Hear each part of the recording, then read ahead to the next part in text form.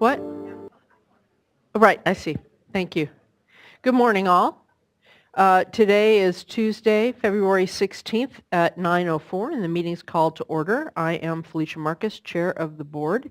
Joining me to my left, Vice Chair Fran Spivey-Weber, to her left, Board Member Didi D'Adamo, and to my right, Board Member Tam Dodak. Mr. Howard, will you let everyone know who's assisting today? Yes, to my left, Chief Counsel Michael Lawfer, to my right, Chief Deputy John Bishop, Eric Oppenheimer is out sick today, and assisting the board are Janine Townsend and Courtney Tyler. Great, thanks very much.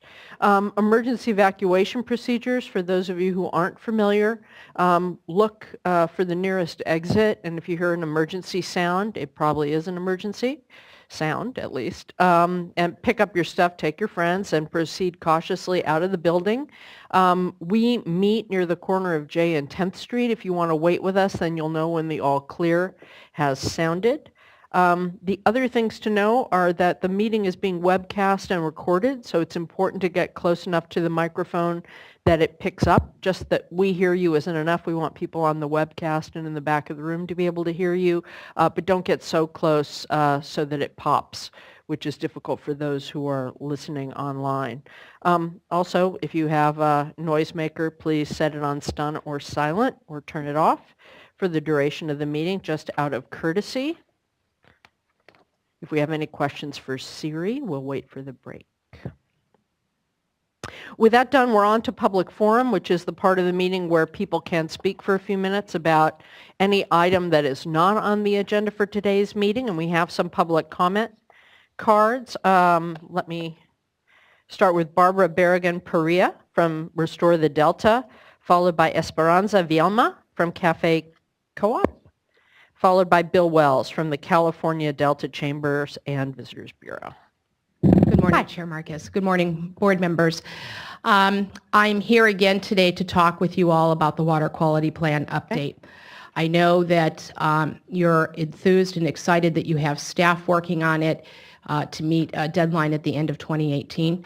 We don't think that deadline is close enough, soon enough, or good enough. Fisheries continue to crash. Our numbers continue to decrease for sturgeon, steelhead, longfin smelt. We believe that if we continue with drought and we continue in the future with temporary change petitions, that we very well could lose fisheries before you're finished with the update. Extinction is forever.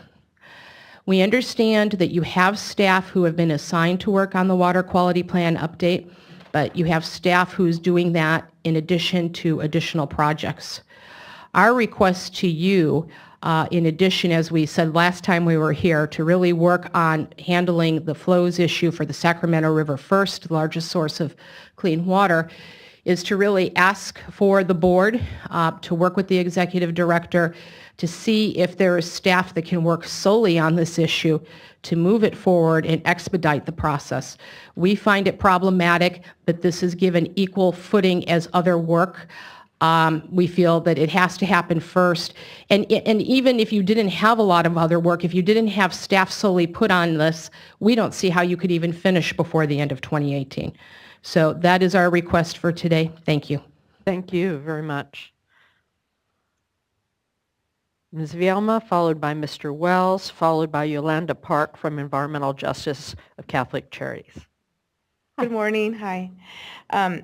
Again, I'm here this morning to, basically my concern is regarding the algae blooms becoming toxic, especially in the times of drought that we're having now, where we don't have fresh water flows and there's a possibility of increase of the algae becoming toxic.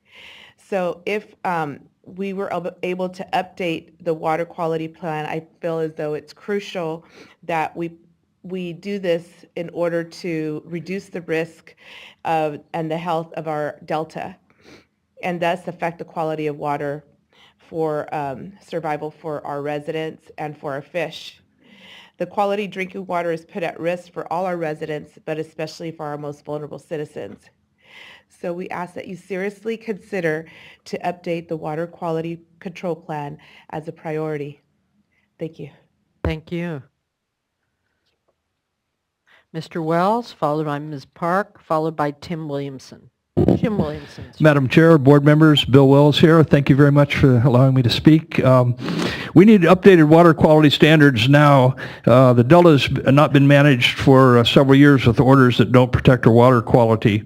We now have a crisis with water hyacinth and other invasive plants, including toxic algae blooms that are dangerous and deadly to fish, people, and wildlife. The Natural Resources Agency and its departments have demonstrated they're not capable of controlling the ongoing disaster in the Delta, and indeed, the Governor and his Natural Resources Secretary, John Laird, appear to be doing their best to ignore the catastrophe. The Delta needs to be managed in a way to protect it for all beneficial uses of water.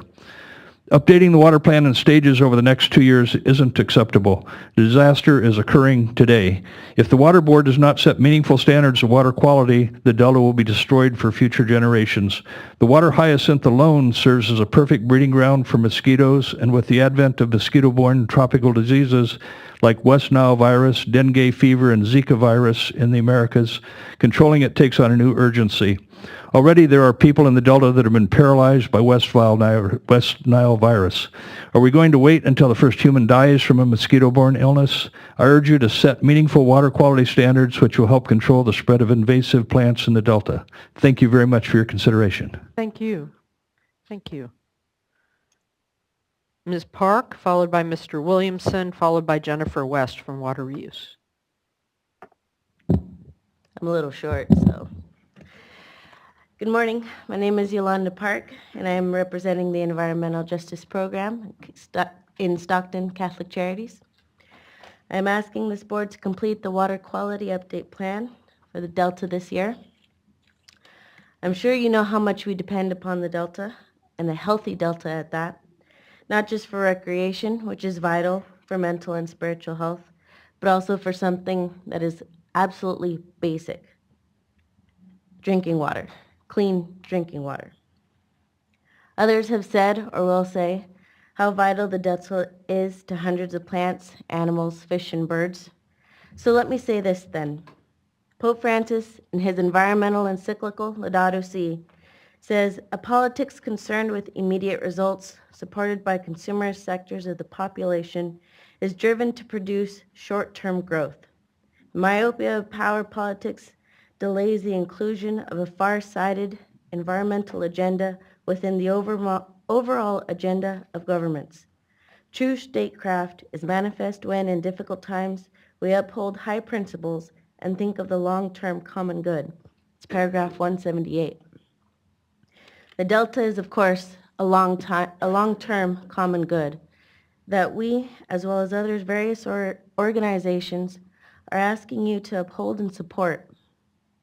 I don't understand this delay or the reluctance to ensure the health of something so obviously important, something that our children and my children, I would hope, could enjoy.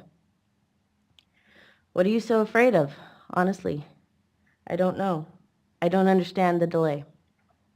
So I ask you, please, please, please, think and plan long-term by acting now. Thank you. I think we're in agreement. It is our highest priority at the moment to get it done. It just getting it done right is important, because if it's not done well, it gets sued and delayed. And so we really are trying, but we appreciate your support. And thank you for raising those particular issues. I'll follow up on each of them. It's nice to have people support us doing something, just have to say. Next, Jim Williamson, regarding Butte Creek. Hi, Mr. Williamson. What? Morning. Morning. I was here about a year ago asking for your help trying to enforce the permit for Goose Nest Ranger Station. They had a couple of 401 permits that they built on the creek, and we believe they've misused them. We're the downstream water users, and we don't receive any water now that they put the projects in. There was 2 projects, Ore Lake and Keg Meadows. And since they did that, we don't get any water anymore. There's an 18,000 acre water right below them, and they get no water at all.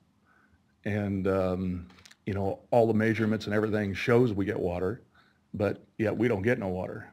So that's all volcanic soil up there, and we lose a lot of water throughout the creek.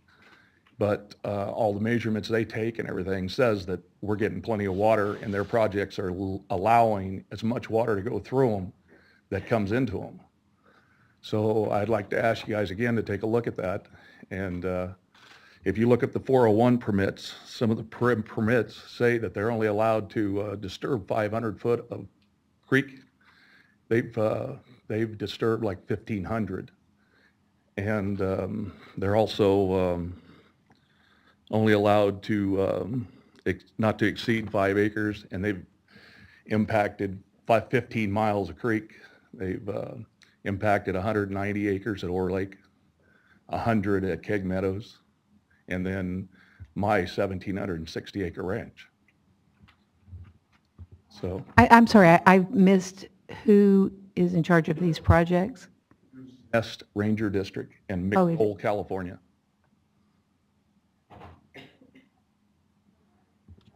We have on the agenda an update on the drought where some of our water rights folks will be here. If you don't mind waiting until that's done, I'll ask Barbara to talk to you afterwards, the head of the Water Rights Division. She's raising her hand over there. But I don't want to ask her to leave while she's waiting for her staff to do a report. Fleet Department's been working on this for 2 years. So this is not, I mean, I think they're kind of moving a little slow. They keep talking about the drought and everything, but they did this project during a drought. So. Well, I would still suggest talking to Barbara, and then we'll follow up on the Right. status. Thank you.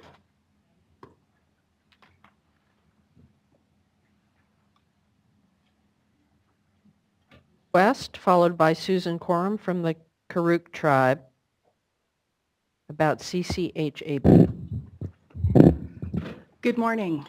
I'm here today to discuss why Water Reuse California believes we need a surface water.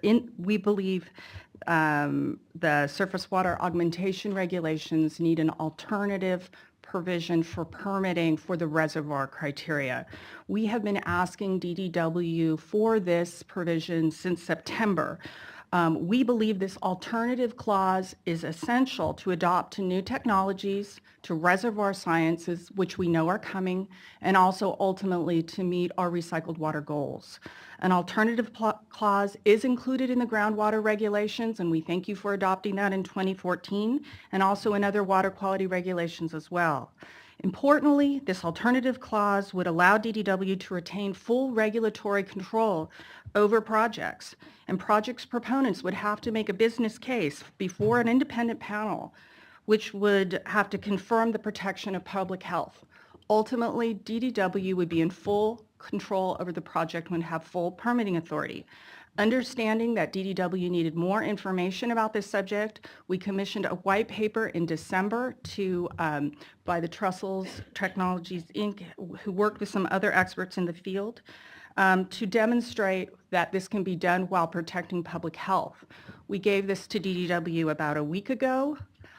We met with them. They are still reviewing this information. We think right now that DDW has the regulatory authority to put this into the regulations without going to the expert panel. We think that if they do need to hear from the expert panel, they probably missed the window for this month because that meeting is actually happening next week. The following month, potentially. But as I said, we think that they have the regulatory authority to do this without the expert panel.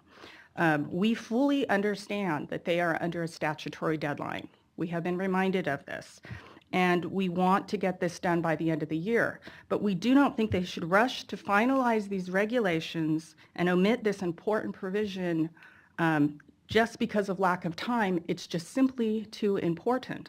So we asked the board and DDW to consider the white paper, which I need to get to you, and this request and include this provision in the regulations going forward. So because someone else has raised this for me, so what DDW is working on getting out now are the draft regulations, right? And you want it included in the draft, is what you're saying? Included in the final product. My understanding is the draft is going to peer review now. They're quickly moving this to completion, and so that seems to be moving forward. So they're preparing a peer review for the regulations that are currently in draft form. And the expert panel is working on the DPR report to the legislature. So I understand what you're asking. So you want this in the draft regs so that it will go to peer review and not delay the regs if we choose to do it. I guess my point is, and if it delays a little within reason, we will understand that, but we would like to see this get it into the final package.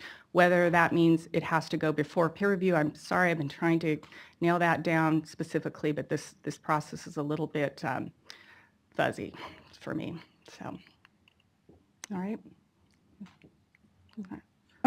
I realize this is public forum, and so we're not acting and we're not responding, but just for your information, I've actually had a discussion with Ms. West regarding the issue, and then I follow up and had a discussion with Division of Drinking Water staff regarding this issue. So there is a reason why staff is proposing to go forward without this provision, and obviously there's a difference of opinion, but it does not mean that staff did not take this into account, did not consider it, and has not been working with the stakeholders. Want to give that impression. I just wanted to let you know that the white paper is there now. They're considering it, and it appears that the window is closing for this option. So you wanted to highlight it in public Yes. forum for Thank our you. consideration. Yes. Thank you. Forum?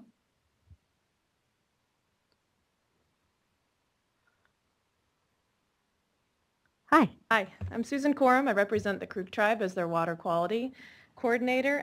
It's President's Week, so I decided it's take your kids to work I like that. too, Good. so they get to come see what I do for a living some of the time. What I wanted to talk to you guys today, since I'm here for the beneficial uses this afternoon, but I wanted to come talk about the CCHAB, your cyanobacteria harmful algae bloom network that we have as well. I've been working on this issue since 2005. I helped bring this issue to you guys along with EPA and bring it to Regional Water Board and stuff back then. We wrote a letter on June 4th, 2014, asking you guys to reconvene the group and to work on updating the standards, for updating the guidance. And finally, almost 2 years later, I'd like to say that we might actually have some new draft guidance in place for the summer, which is a good thing. But what my concern with this is that, this is the CCHAB stuff. You just heard people from the Delta talk about it. It's not an emerging issue. Yet I feel like when we're dealing with your staff, it is an emerging issue because we keep getting from one staff to the next, to the next, to the next. Right now, I think we have about the lowest brand new staff working on the CCHAB monitoring network group, like working on probably doing website stuff, but like facilitating the work group. This is like a big work group. This is an extensive work group of tribes, NGOs, state, and not just you guys. It's also, Department of Public Health, it's the counties, it's a WEHA, it's SWAMP, it's all these different programs. It's EPA, it's regulators too. I mean, it's not regulators, it's polluters too that are also using it. And it's like we keep getting these people who are lower and lower on the totem pole assigned to be working with us. And so that's a concern of mine that you guys aren't really taking this seriously as the issue that it is. This is not an emerging issue.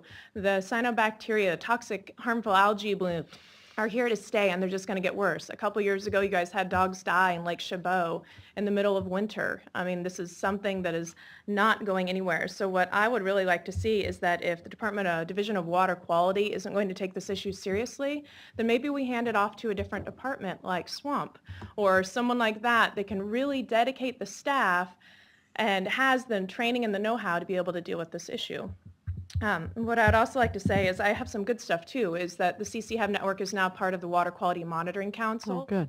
That makes me feel really good because now I think that this group will actually have longevity. It won't keep falling away and drifting down into the floorboards every time staff rolls over. So that is a really good thing. I also really appreciate how SWAMP has been working on this issue, and they have some new documents that they're working on. I don't remember which one they're working on right now, but the SWAMP people have been doing a fantastic job with it and really elevating the issue in the state. And my fear is like if we didn't have SWAMP working on it, it would keep falling away. So I would really like to see this more of a priority issue now, if we can in the future. And I keep talking to staff about it, but I thought while I was here, I'd talk to you guys about it as well. So Thanks for flagging that.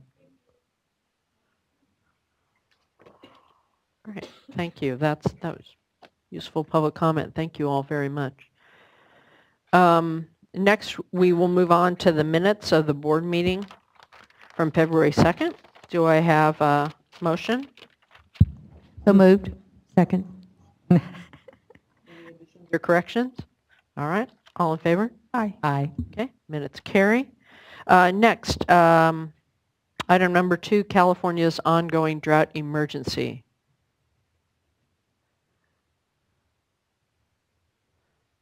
So Les, I note that the forecast said it's going to start raining again later this week. Please tell me that's still true. Yes, from what I've seen, we're going to have the experts here to give, this is the monthly update from the Department of Water Resources, the United States Bureau of Reclamation, so we're going to get that overall update. But I'm happy to report that from what I've seen, this distressingly dry February period is at least coming to a close. Briefly, a little bit of rain. But yeah, the news for February, as you'll see, is not good so far, one of our big months.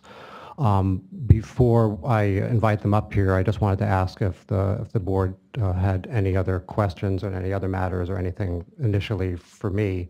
I think otherwise I would have them come up and I'll just have some discussion with you and them and ask some questions after they provide their update. And the nature of my comments will be regarding the update to the drought contingency plan, some of the things that we've asked for, and future workshops having to do with temperature modeling and things like that. I would just say, for the benefit of the public, an update on Russian River and also on Mill Deer and Antelope, the emergency regs. Both of those. So for Mill Deer and Antelope Creek, we received on February 9th a letter from the California Department of Fish and Wildlife. They submitted a request that we delay the readoption of the Mill Deer Antelope Creek emergency regs for flows.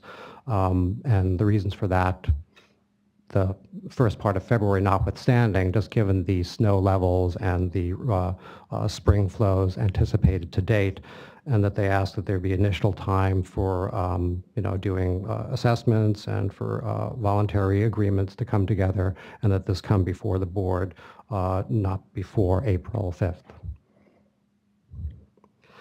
With regard to Russian River, I'll update some of the stats, but also just to go over once again the timeline. As you recall, we mailed out informational orders to landowners and water suppliers in the area in August and September last fall, with reminder letters going out in October 28th and 30th. And that was followed by 1,881 administrative civil liabilities that were mailed on December 18th, 17th, and 18th. And there were there were responses to the complaint. Could have been agreement to settle, provide information and sign the settlement offer, and to waive hearing and a right to reconsideration, or a final ACL order, or to request a hearing. So, and the no response would have resulted in a ACL and an administrative civil liability of $2,500 for the violation through December 10th, and potentially more beyond that period. As of February 8th, the status of the response is that we received 854 complete settlements, which is about 45% of the total. 305 ACL complaints with partial responses, about 16%. And that means they were lacking some or all of the information that had been requested, or had lacked some information like the settlement agreement form. 54 ACL complaints were withdrawn, or currently being withdrawn, about 3%, because it was sent to wrong address or wrong person. There is one active hearing request. And the remaining are ACL complaints that are pending delivery, non-responsive, which means they are subject to the $2,500 ACL, or returned for wrong address or refusal. So we can provide further updates on those as they come in. And how about the status of the existing regulation as far as it running out, and any plans to move forward to re-up it? At Which this I doubt, point, and but- I'm looking, Erin's there. She'll join me And her red shirt and my red tie, a nod to Valentine's Day. Just a little bit of love left over for this week. Especially since I didn't wear red on Valentine's Day, so. So the emergency regulation for the Russian River tributaries expires on April 1st.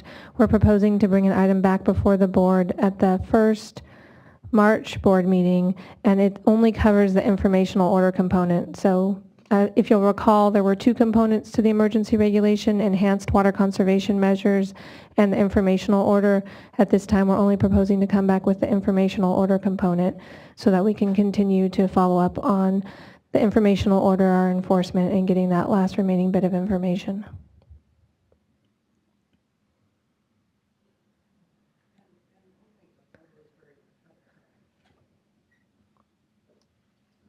Barr was very helpful in explaining the information challenge you had, where some people were frustrated by the fact that has that all been resolved now, or is it ongoing? Because obviously that, this is an understatement, it complicates our relationship with folks there. We're trying to do something challenging and new, and I know their frustration doesn't help us with the messaging that could create a community effort to do something good. Right, so we do continue to receive frustration from folks in terms of their use of the online informational order form. It's not as user-friendly as we would have liked it to be. It took quite a bit of time to get it in place, and it was the best that we could do at the time given the resources that we had. So we have spent a lot of time developing tools to assist folks. We have a lot of tools online as well as a hotline where folks can email or call in, and staff have spent quite a bit of time helping folks through the online form.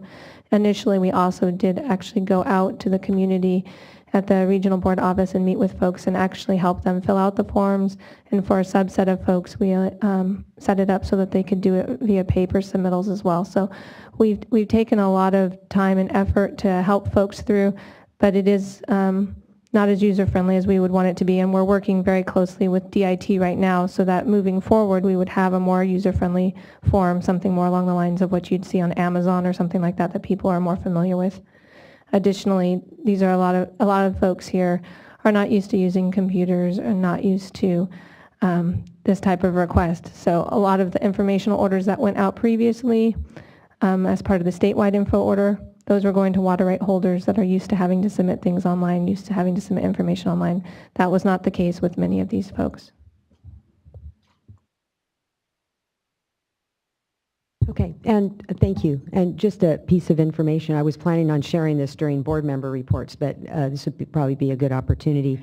Last week, USDA announced awards for its regional conservation partnership, and the Russian River, Sonoma County Russian River project was granted $8 million. So there are significant regional efforts that are underway to continue the discussion regarding voluntary agreements, not just focusing on dry periods, but all the time. And Supervisor James Gore from Sonoma County deserves a great big kudos because he actually came from a long career over at USDA, and this is something that he pushed for. And so we actually ended up, I don't remember who signed the letter, but State Board, Fish and Wildlife, and CDFA had sent in a joint letter in support of this grant. There was also some funding for Salton Sea and Feather River under the same program.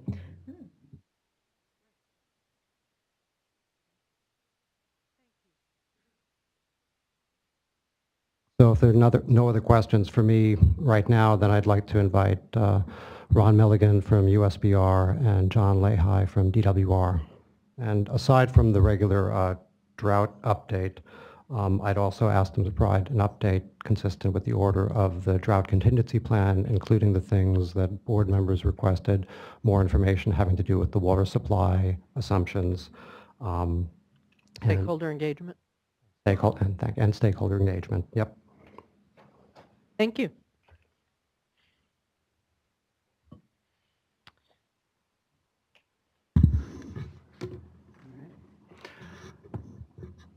Well, good morning. John Lehi here with DWR, and I'll go ahead and kick us off on the On the usual hydrology update for starters,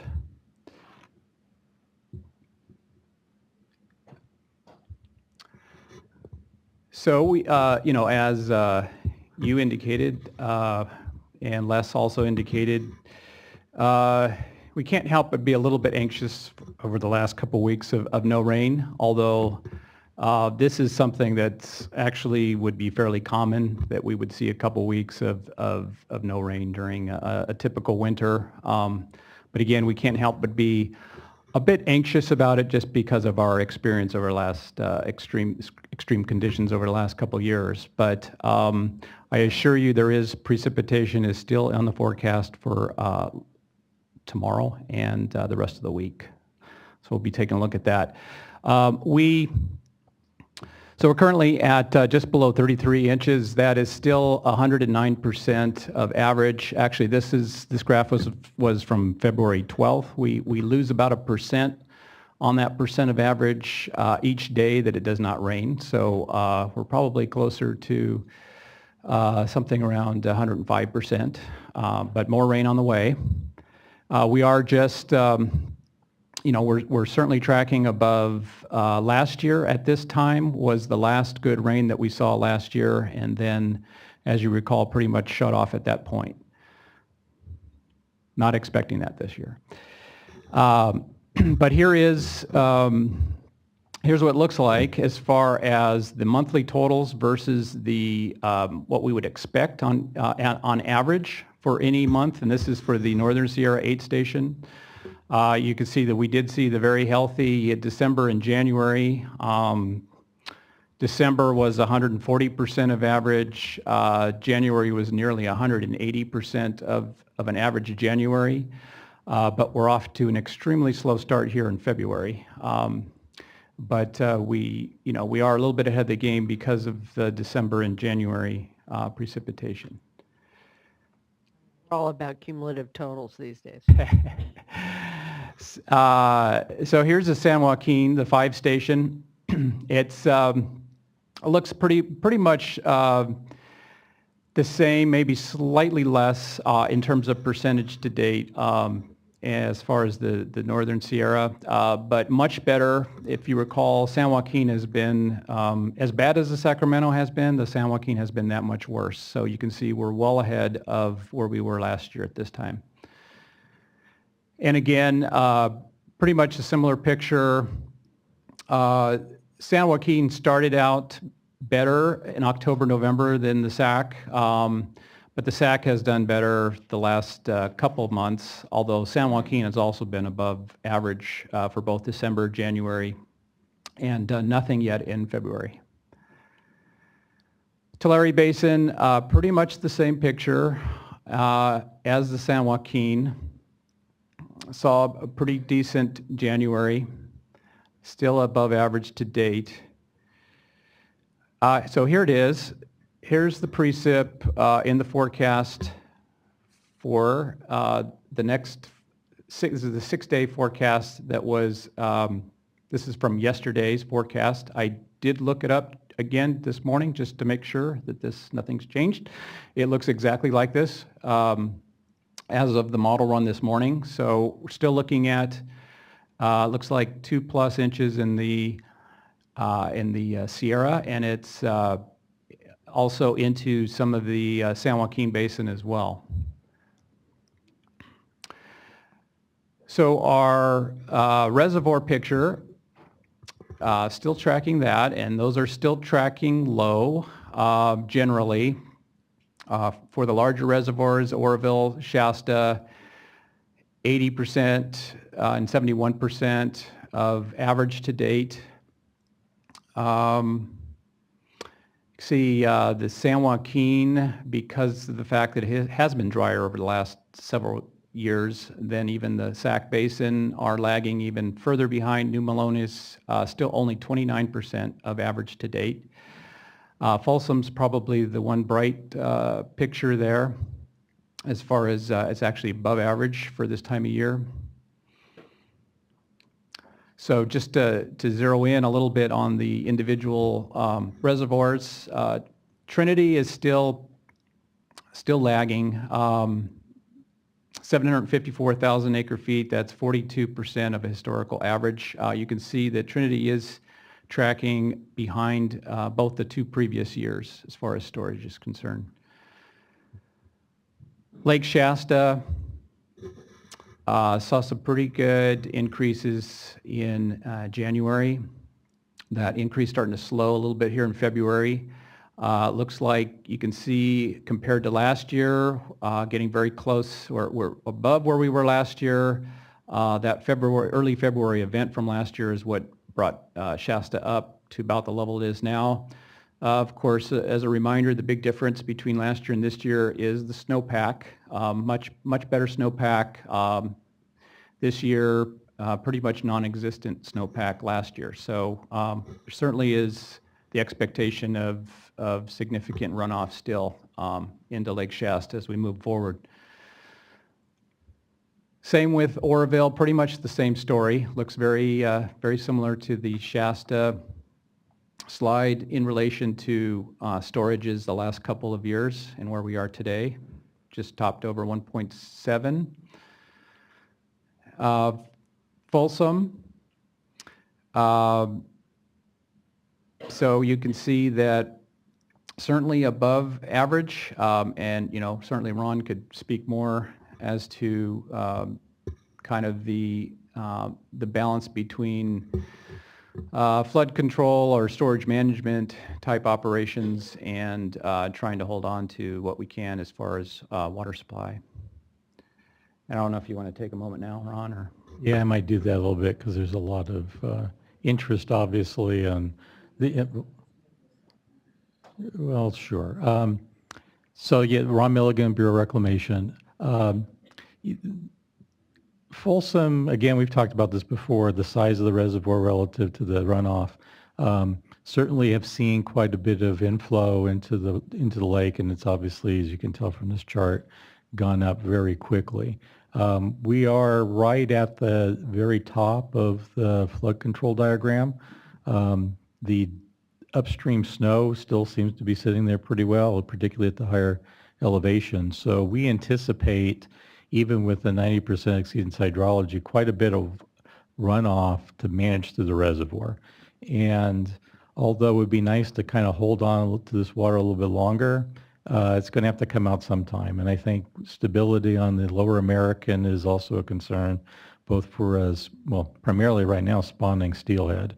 So we're trying to find a number that we can hold probably through the rest of the spring in the event that it got very dry, and still be able to not have to hit some really high numbers as we get down later and actually can't get the water out of the reservoir. So it's kind of an awkward spot, but we do still have the longer term forecast with wetter conditions. So rather than go from very low numbers to very high numbers on the river, we're making releases where they are right now. Part of it, because you're estimating not just the predictions, because predictions can be wrong, but the actual snow that you have right now that you know will melt. Yes, and that's part of it? kind of, yeah, I mean, large part. I mean, right now, the 90% exceedance runoff hydrology has a lot to do with the snow that's on the ground. So we're seeing even in the 90% exceedance for February 1st, about 1.9 million acre feet of runoff into Folsom, into a 900,000 acre foot reservoir. So even if you're off, 10, 20%, you still have a lot of water to manage through here. So this is why we're taking a little bit longer approach. It's a little bit of a concern for us to be making the higher releases when we're in excess conditions in the Delta right now. But we really don't think we're going to have an option. And as I said, we don't want to get into some of the higher flows, let's say 5, 6, 8,000 CFS releases at Folsom, and then have to come back down from there and then really disrupt the spawning potential and potentially stranding out in the side channels. So this is Better to be consistent is what you're saying. from what our discussions with the biologists is that if we can stay below 4,000, we won't get into some of the side channel dynamics of the geometry of the lower American. and then have a concern when you have to drop below that because that's not a sustainable flow, that you have stranding issues and you need to be very diligent out on the river. We also don't want to have steelhead spawning at a higher flow and then have to cut back later. So we're trying to be consistent, and we're trying to pick a number that if we walk up a little bit, that's okay. We prefer not to have to go up and then come back down. How does that interplay with the actions under the biological opinion as far as the ability to capture some of that water? Well, I think this is what, our main priority was to make sure we could fill or have a pretty high lake level, and we're pretty confident of that right now given the hydrology. So that being the first order of magnitude. The second one is, can you meet the minimum flows within our agreement with the Water Forum for the American River as well as in the biological opinion? And those minimum flows are closer to 1,700 CFS. So now we've got a quantity of water that's probably above that for this particular basin, and that's why we're in the place that we are. I'm sorry, I should have been more clear. Biological opinion with respect to the exports. Oh, in terms of the exports, well, how do you, as far as timing with the releases? Well, currently, I mean, Deltops right now is a whole nother concern. We certainly are in excess conditions, and part of that is because we are limited to just how much we can pump, both from the NOAA Fisheries opinion for salmonids as well as Fish and Wildlife Service for Delta smelt.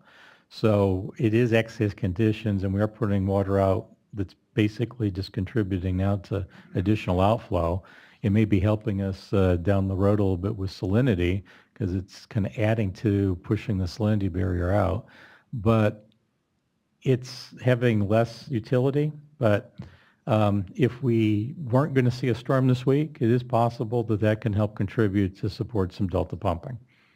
And who knows what lies ahead, 3-4 weeks from now. So it's one of these awkward spots. We talked a little bit about this in January, that if we get closer to more normal conditions, which for the American River Basin doesn't get much more normal looking than this is, then this is the spot that we're at. Now, interesting, the reason we're, obviously we're higher than we would typically be, and the upstream reservoirs in the American are fairly empty, allowing us to be a little higher at Folsom.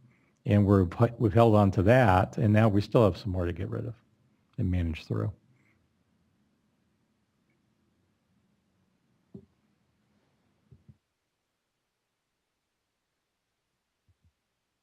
Okay, moving on to New Melones.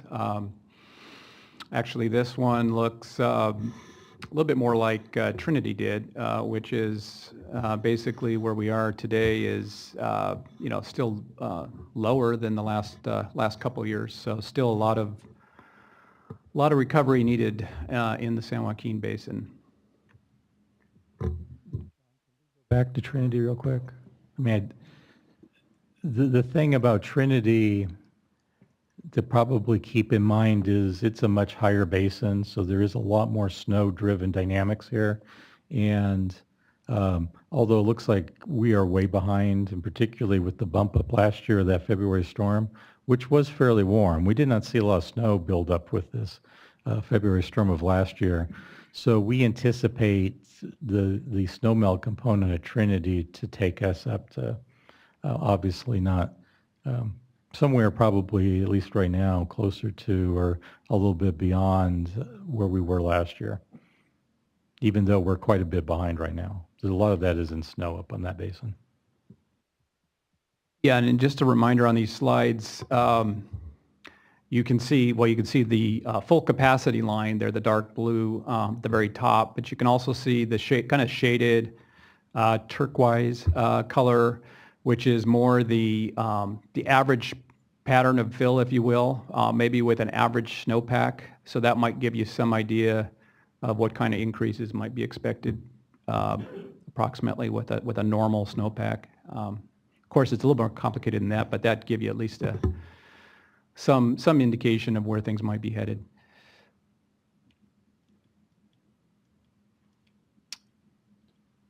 okay, the only reservoir I haven't touched on here is San Luis, south of the Delta.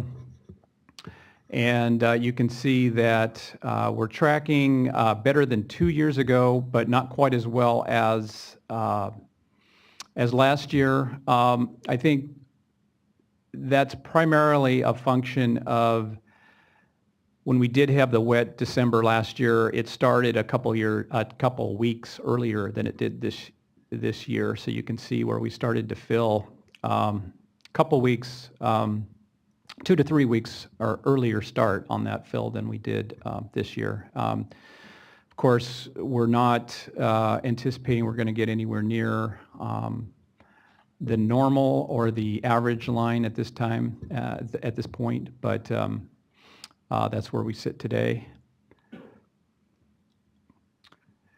So going back to the more positive, which is the snow water content, still above normal for this date, at least in the north. You see, well, statewide it was right at 100%. And this is as of February 12th. So it's actually probably just slightly dipped below the 100% to date statewide. The north was doing a little better, 105% of normal for that date. Central was right at 100%, and the south was at 92% in terms of snowpack. So here's the graphic for same information. And again, this is through February 12th. You can see how we compare to, we have the last couple of years on there, and the shaded turquoise is the average to date, and the red is one of our biggest snowpack years, 82, 83. Just for context. Glass half full slide. This is the glass half full slide, and we need a lot of those these days. The snow plots and the rain plots are all very nice, but where the rubber really hits the road for us in terms of putting together our operational plans is the runoff forecast. So I think this is maybe the first meeting where I've introduced this particular slide, but this is the result of the February 1st snow survey. So the first one, the first official one is done February 1st, the first comprehensive one throughout the Sierra up and down from the north through the south. So it's well over 150 snow courses. And so that information is collected by DWR's Division of Flood Management, and take that snowpack information along with kind of the runoff to date, and then making assumptions as far as precipitation for the remainder of the year on the various exceedances. So as you recall, 99% would be a year where historically 99% of the years were wetter from that point forward, from February 1st on.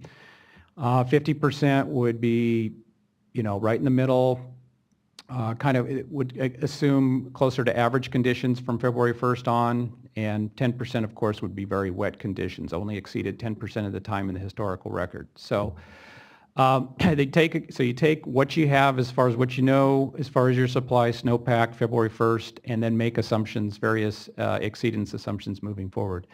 And what you can see is the big, you can see that, okay, let's look at the February 1st line in bold, just under the 50%. We still would only expect from this point forward 89% of normal runoff, of average runoff from February 1st on, and this is for the Sacramento River unimpaired runoff. You can see, though, there's been some big improvements from what the January 1st forecast had indicated. And I think that's kind of one of the important messages here as it relates to the update to the drought contingency plan. If you take a look at, so for example, even the very far left-hand 99% exceedance February 1st, you see that's at 57% or 10.4 million acre feet. That number now, that's our new 99% forecast, is significantly better than last month's 99%. It's actually even better than last month's 90%. So it's somewhere between what we would have been looking at based on January 1st conditions, somewhere between a 90 and a 75% exceedance. So that gives you an indication of how things have improved. So that floor has come up significantly as far as the trying to bookend how much supply we will have to work with this year. Same goes for the 90%. It's actually wetter, significantly wetter than last month's 90%. In fact, wetter than the 75% exceedance from last month. You can also see at the bottom, there shows the previous water year runoff. You can see for 2015, we saw 9.3 million acre feet. So even under the very driest conditions expected from February 1st on, we would expect to have runoff in the Sacramento Valley at least 1 million acre feet more than we did for last year's total. So that gives us a really good gauge, a much better gauge of what kind of supply we have to work with moving forward. I have a question. I also have a comment also. Oh, okay. On what he just said? No, sorry to interrupt. I was going to, if I may make a comment about this, I think that might be helpful. Go ahead, then I'll ask. The comment is that it's flipped around from where we were in the middle of last month. It's something not to be doom and gloom, but whereas when we did the update in the middle of January, it had been raining for 2 weeks from January 1st. This is a February 1st forecast, so we were able to say in the middle of January that everything else being equal, everything's going to be a little bit better and wetter than it's shown. Here, since the last 2 weeks have basically been dry, and I'll ask John to correct me if I'm wrong, everything else being equal, it's a little bit worse than what's being shown here. Is that correct, John? Yeah, so if, for example, if we were to have a mid-month update, and they did a whole new set of numbers based on a February 15th, let's say. All these numbers would, on the right-hand side, you would see significant decreases in those numbers. Now, we would not expect the floor to change, the 99%, but so as you'd see greater adjustments down the further right you go on the columns. Just if you pick and choose, that date as the one to update. Now, we are expecting additional precip this week. However, it's likely that this month will end up below average for February. So in general, you would tend to see, again, maybe not quite as pronounced as how I just described it, but see those sort of reductions on these numbers, especially on the wetter side. We hope to at least maintain that 90% level when we update for the March 1st, but we have to see. We still have a half a month to go, so looking at the glass half full again, we know we've got precip this week. There's nothing significant really in the forecast for next week, but that can change. That could change as well. It's further than 5 days out, so there's lots of uncertainty with that weather forecast. Okay, so this is really interesting, and not having a lot of experience with these charts on probability of exceedance.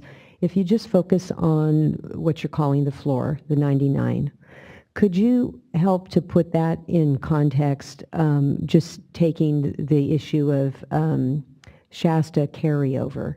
And I know we're going to be doing a workshop on this, so not looking to get into, all the details of the temperature management plan. But if you could look at, the worst case scenario, the glass half full or half empty. I know I recall when we had our reconsideration petition, there was some discussion of there not being much of an impact if we had better conditions this year. which we were all hoping for. At what point on that line of probability of exceedance could you get to a place where you could say that, well, it wouldn't make any difference on a carryover, a hard number because you would be there anyway?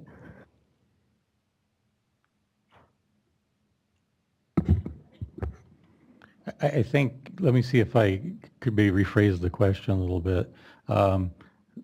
Probably where along this probability scale would be at a place where we would anticipate we'd be above some of the carryover numbers that were being contemplated. Right. And I think we passed that, to be honest. I think the one storm we'll probably see this week will probably peg the 90.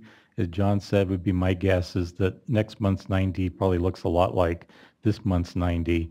The 99 will improve, be a little closer to that number. The numbers in the wetter columns will probably be diminished just because you would have had to have some pretty wet conditions in February to get there. But our latest look based on the 90 from this month and looking at the 50 is that we're seeing numbers in terms of where we end up in September, October at Shasta well above the 1.6 million acre foot that we were talking about. So I think that at this particular snapshot in time, even with the 90% exceedance going forward, or maybe a little drier, that carryover number is really not going to be the concern. I think the concern is going to be exactly what's our mix of cold water come April, May. That's going to drive exactly where we can go. But I think where we envision, particularly this plays into the other dynamics that we're seeing, which is what we talked about Folsom, as well as I think some of the creek flows. Another dynamic of this is how much of the site creek flows will be supporting some of the both demands in the basin as well as some of the outflow, is that 1.6 million acre feet there at the end of the water year, beginning of the next, is not the concern. The 200,000 acre feet at Folsom is not the concern. The concern is going to be how cold the water is in the pool. And with Shasta, and we'll get to this a little bit later, even though we're still at the beginning throes of our analysis, I can give you a little better idea as to where we think the bookends are. And those bookends have moved considerably from a month ago that we shared with you. That's the teaser for later in the presentation.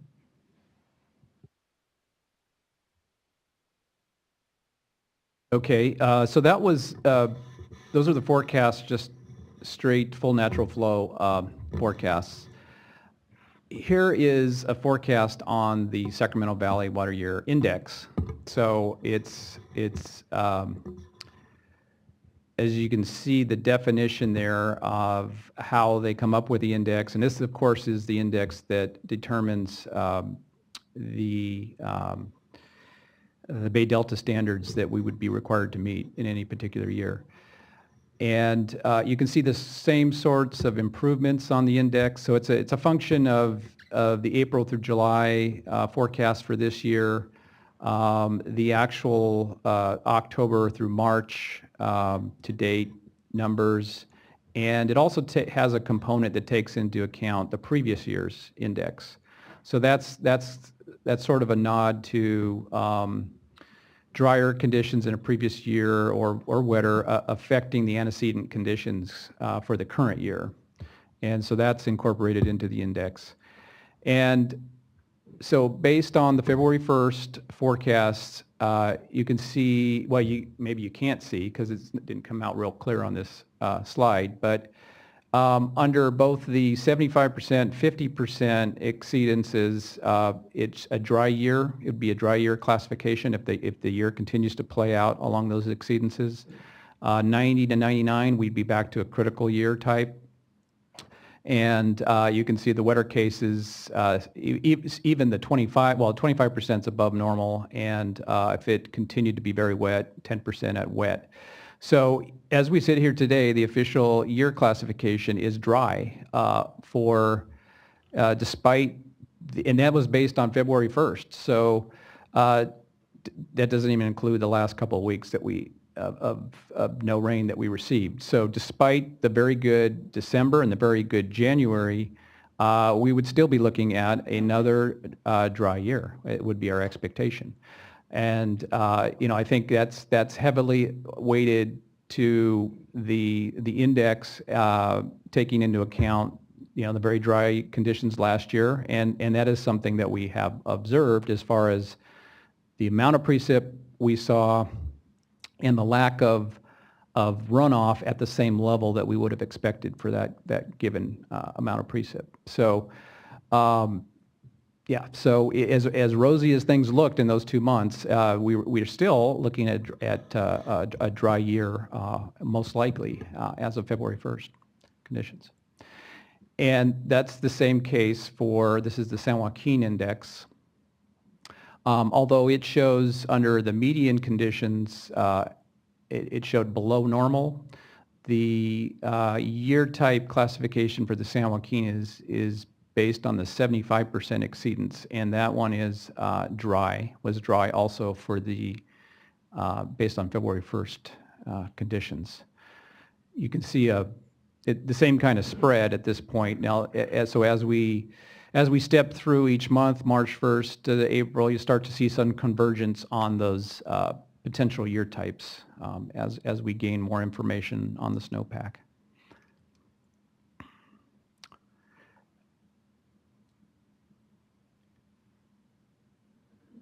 And I'll now turn it over to Ron. Here's the Shasta slide that he had alluded to earlier.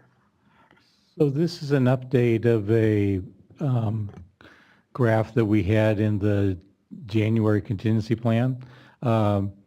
Basic, we'll say rule of thumb or some regressions that we have in terms of end of April storage at Shasta and expectations about temperature plans. And if you recall back in last month, we were, even with the 50% exceedance forecast, we were still in the lower left-hand box, still struggling to get out of that. We were probably close to the boundary point in the 50.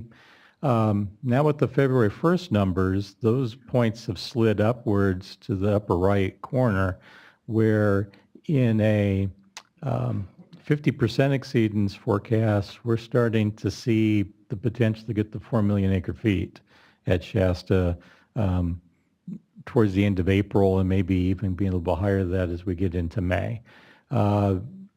Still with the 90 of February 1st, still not quite into the range where we could probably break out of a Clear Creek compliance point, which I think we anticipate we want to get to a better position than we were. Certainly, these are better than the last 2 years, but certainly I think we want to be in a better spot so we have a much higher survival rate.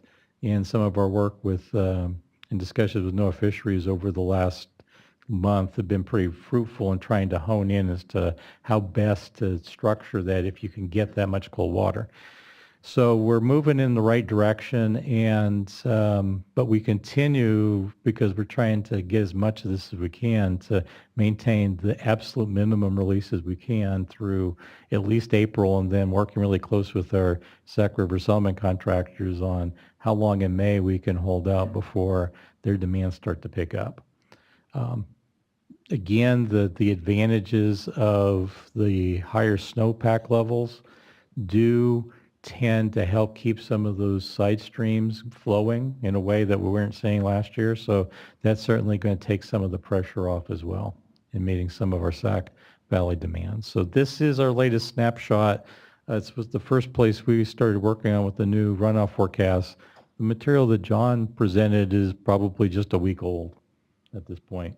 So we've been dealing with this and working on it for about a week, and this is our snapshot as to where we stand right now in terms of where we think Shasta can end up. Now, if you can get to 4 million or even 3.6 million acre feet by the end of April, this probably leads me to our earlier discussion about the carryover number is probably not in the ranges that we were talking about. 1.6 for the 90 does not seem like an unreasonable number, and will probably be much higher than that. by a couple 100,000 acre feet. And certainly with 4 million acre feet trending to probably a little bit higher in the month of May, and the ultimate forecast getting even down to 2.2 million acre feet, which is an upper bound within the biological opinion for carryover, is not out of the woods. And if we've even taken some of the releases that we had last year with some of these wetter conditions, let's say the 50%, and we still had water to have to push out to get down to flood control by the end going into next year. So there's a good amount of water available there that needs to be managed if we get the 50% exceedance. Now, the difficulty at this point, we're still kind of working with a graph like this, is that there's still a lot of that water that still needs to enter the reservoir. As we kind of monitor the cold water pool, it looks pretty typical for this time of year, but there's still a lot of inflow to come. And the temperature of that water coming in is going to be a key factor in whether we would be, if you're in the range from 3.6 to 4 million, just exactly how far downstream you can manage that cold water. This is our latest snapshot, though. I think the good news is that the discussion of back in December, even January, about carryover marks don't seem to be the concern. The concern for us, I think, is the initial amount of cold water that we have. And as I said, at Shasta, we're going to continue to operate from a position of managing the releases to be very low, just to kind of build up, because even the 90% needs a little more of a nudge.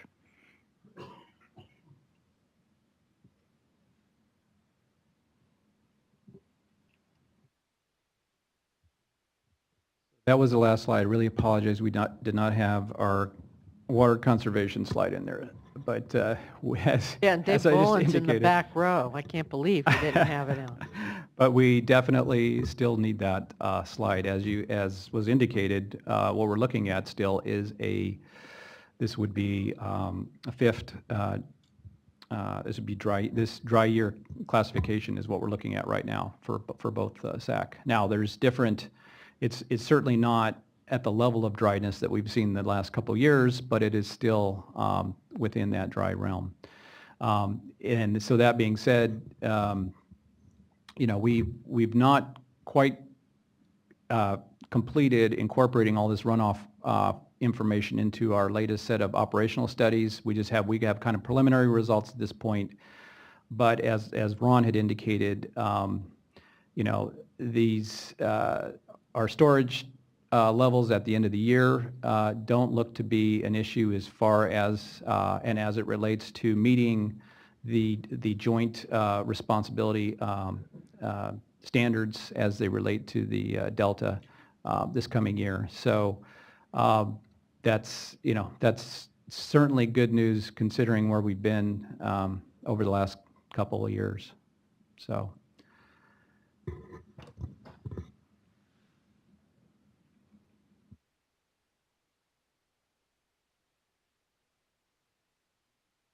Talk about stakeholder outreach on the drought contingency plan? I can, and then maybe John can fill in as well, because I'm sure he's had some discussion with his contractor set. And we've had a great deal of discussion since the January submittal for the contingency plan went out. Obviously, a lot of discussion with our CVP water contractors, particularly a lot of good discussion with Sac River Settlement contractors. We've probably met and had discussions at least 3 times since then about their schedules. Again, the critical timing is based on that last slide that I showed you, that April, May demands probably into June are going to be the most critical. Not so much in terms of a volume of water for them, I think, but more on the timing. Particularly depending on how full we can get the lake is going to be pretty critical. So a lot of discussion in that realm. Certainly a lot of discussions on a number of occasions with our American River contractors. They're very interested in, look how full you are, and the question of you making these higher releases, as to how we're going to deal with that. We've made some water available to them under their contract for some supplemental supplies, given the fact that we've got water that we're having to manage out of the reservoir right now, and seeing how they could take full advantage of that. I will make the observation that the board curtailment order for M&I make that a little more difficult. There could be easily in a position where the amount of water we might be able to make available to some of those districts may exceed their ability to use it given the curtailment order. And how we deal with that and timing is going to be interesting. So we've had a few discussions as to what does this mean, and if this trends closer to somewhere between the 90 and the 50% exceedance forecast. Folsom will probably be the one reservoir we're really managing the inflows and how do we best utilize that supply. So that's making an interesting dynamic in terms of the forecast. Probably we'll see some fairly significant flows for down the American River this year, particularly in the early part of the season. Certainly been talking with our South of Delta folks about a wide range of questions. One of those is about transfers and potential capacity, which at this point could go either way depending on the hydrology. Certainly I can see a situation where capacity at the Delta pumps is pretty well taken up with project supplies. If we're closer to the 50%, if we're closer to the 90, then I can see a situation where we're going to have quite a bit of struggles meeting our South of Delta exchange contractor demands and some interesting dynamics there. But then capacity for transfers certainly does open up, and is what's going to be available there is a question as we progress over the next 2 months. Had probably 3 meetings with a pretty broad group of biologists from the agencies about the ideas that what should we be doing preparing for the temperature plan for Shasta, given the criticality of this next year for that, and what is the right compliance metrics, temperatures, targets at particular parts of the river, what's the most critical, in particular as we get to the wetter regime, even modifying where we might have been in a typical year, looking at how better to maybe target the actual fish in the gravel as opposed to a point all the way down the Balls Ferry, for example. Obviously, we're looking at some of the back a number of years, let's say over the last dozen or so, that there are a number of years where the temperatures were more than satisfactory for my egg incubation standpoint, and what were the conditions there at the spawning gravel as opposed to looking so far downstream. I think that those dynamics are ones that we're trying to roll into as to how we would look more focused and targeted in the temperature performance coming into this next year. And also thinking about the ideas as to which is the critical part of the spawning timing.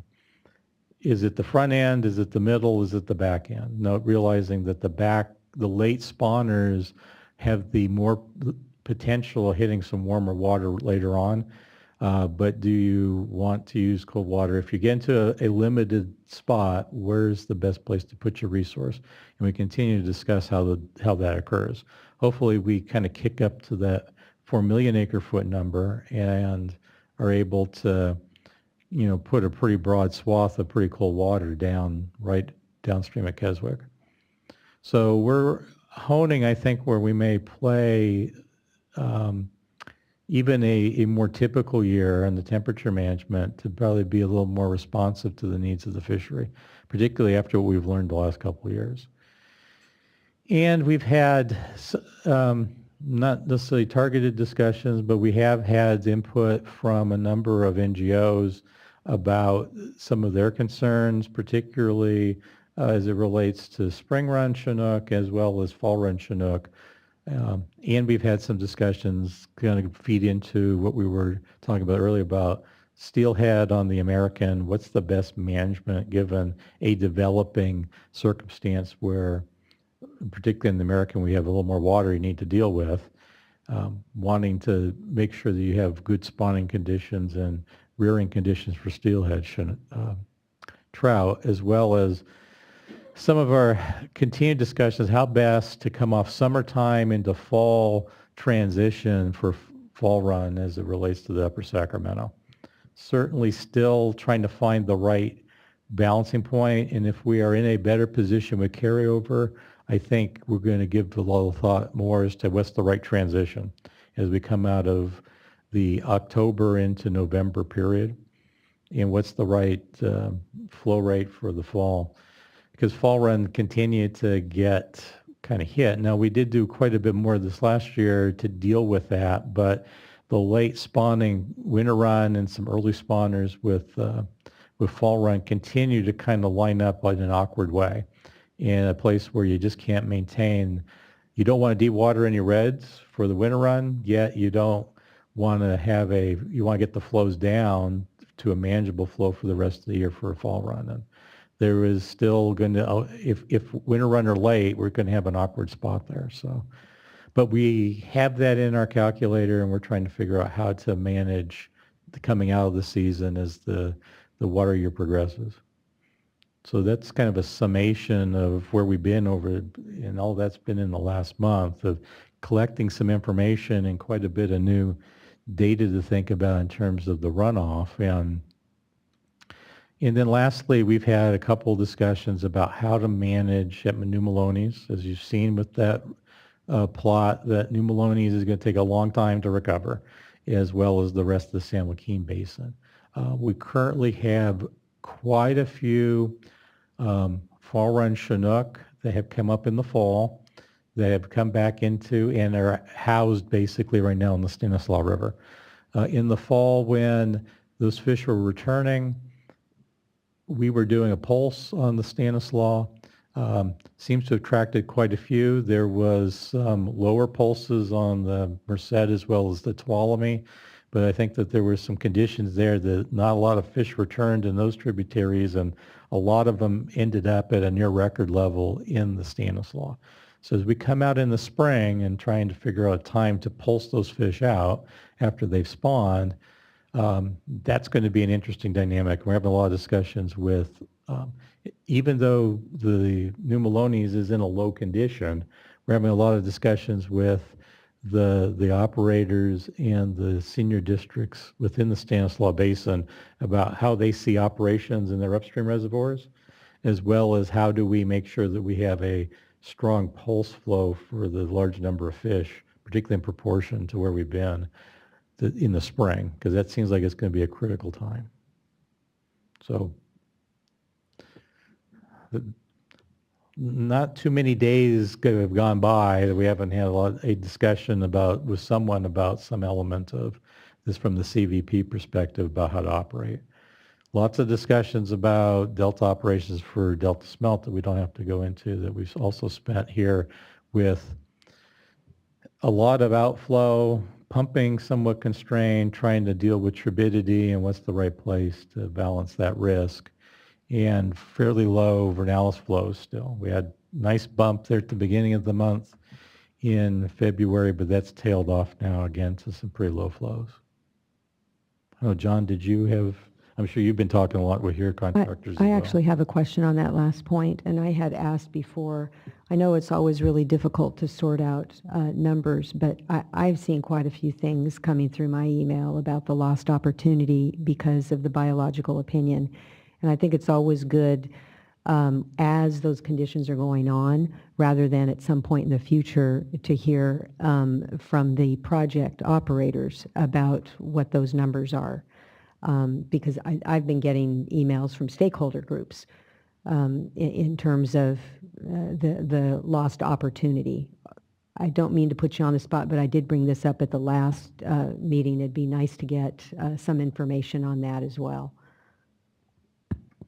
Well, I think this is probably something John going to have a perspective as well. Obviously, if we did not have the constraints of the biological opinion and the excess conditions that we've seen through January, and then even today we're in excess, that number of what you could have pumped under just D1641 alone is a pretty sizable number.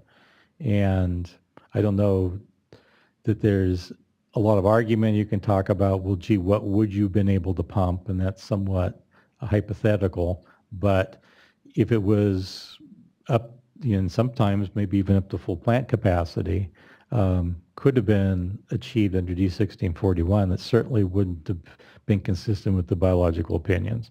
So these are some pretty big numbers. But every time we've seen excess conditions extend over a 6-week period, those add up to be quite a bit. We haven't spent a lot of time on trying to hone in what the number is exactly, because it does require a baseline that is hypothetical, and try to think about day to day, well, what could you have been pumping? And it's just not something we typically spend a whole lot of time on, until at least quite a bit in arrears, if that becomes a question for some accounting purpose. So there are pretty big numbers, but the question is, but we don't have the option to not meet the biological opinion. And we work quite hard with, in the case of Delta Smelt, with Fish and Wildlife Service to try to think about what is the best condition. Those are really low numbers from the fall midwater trawls and the indices for this year for Delta Smelt. Our incidental take number is very low. So if we were pumping at a high rate, kind of indiscriminate of what the conditions were for turbidity or just smelt positioning, we would have blown into and hit the incidental take number quite quickly. So is it a lost opportunity? Maybe that's how one might characterize it, but the reality from an operational sense is we've got to deal with that, and I think we've been doing the best that we can with that constraint. We're obviously trying to manage turbidity, which is not easy, trying to think about that. There's a lot of monitoring going on as to the location of fish. The department's done a lot of work with turbidity out in the Delta to try to track it, so we get a better sense of the full real-time spread of where that is. But you still need to try to figure out what does that mean in terms of a Delta smelt and where and how they might move. So Understood. That's the struggle that we have, and we don't have the luxury of a higher incidental take number to say, well, why don't you operate at a higher level and then kind of track your entrainment and then adjust from there? Well, if you only have 54 Delta smelt in your incidental take for adults, you don't have a lot of room to make a mistake. John, did you have a perspective on that as well? Yes, and I mean, I think this is something that is quite frustrating to, I think, a lot of folks, including, anybody involved in water management in this state. As far as the constraints of the South Delta, I mean, they are what they are. That we have a conflict with, we need these flows were determined to be necessary for protection of the fish. It's also, unfortunately, at the same time that we receive most of our unregulated water supply through the system. I think if you look at some of these numbers, it's rather eye-opening as far as the amount of water that, if you just take a look at the amount of outflow that we've seen versus the required outflow over the last month and a half, it's a large number. It's a very large number. Now, you could argue what are the incidental benefits to that. As Ron had indicated, maybe that pushes out the time period for salinity management a bit. But if you look at, I mean, quite frankly, we are tracking some of these numbers, and I can present some information at the next board meeting. But I mean, just it is well over 1 million acre feet of water has above and beyond the delta outflow requirements have we've seen flow out the delta in the last probably month and a half. So just to give you some indication of the numbers that we're talking about. So even the discussion about Folsom and the flood releases, that's just a minor part of we see a substantial amount of runoff that is generated downstream of the dams, and also comes into the system, as I indicated last month, from kind of the unregulated rivers where there's no major dams, say the middle South Fork of the Yuba River. We see very high flows coming down those systems during this time of year. And, since 2008, 2009, which, when the science pointed to there's a problem here at this South Delta export location in the conflict, there has, now we certainly could not capture that amount of water regardless of whether there was biops or no biops, but it does indicate that there, I think missed opportunity is the right phrasing for this, and it's just a matter of how do you get to that source, and under the current conditions it's just not possible.